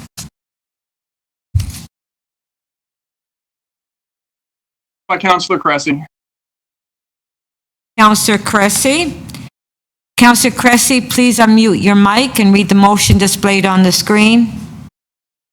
Leave be granted to introduce bills 344 to 388. Shall leave be granted to introduce these bills? All those in favor, please raise your hands. Carries. Shall these bills be passed and declared as bylaws? All those in favor, please raise your hands. Carried. May I have a motion to excuse absentees? By Grimes. By Councillor Grimes. Councillor Grimes, please unmute your mic and read the motion displayed on the screen. City Council excuse the absence of Councillor J. Robbins from the May 28, 2020 City Council meeting. All those in favor, please raise your hands. Carried. May I have a motion to introduce a confirming bill? Mayor Tory? Mayor Tory? Yes?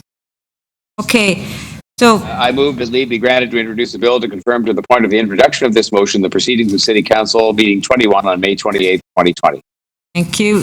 Shall leave be granted to introduce this bill? All those in favor, show of hands. Carried.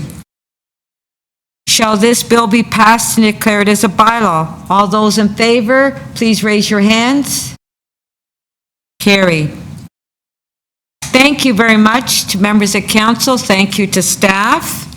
That's the last item. And thank you to the clerk that she was able to read some of the lips today on the screen. When we couldn't hear the councillors, we read your lips. So Thank you, Speaker. So, thank you. Good job, everybody. Motion to adjourn. Motion to adjourn by Councilor Fletcher. All in favor? Oh, it's okay. Thank you. Have a good evening. Bye. Thanks, Madam Speaker.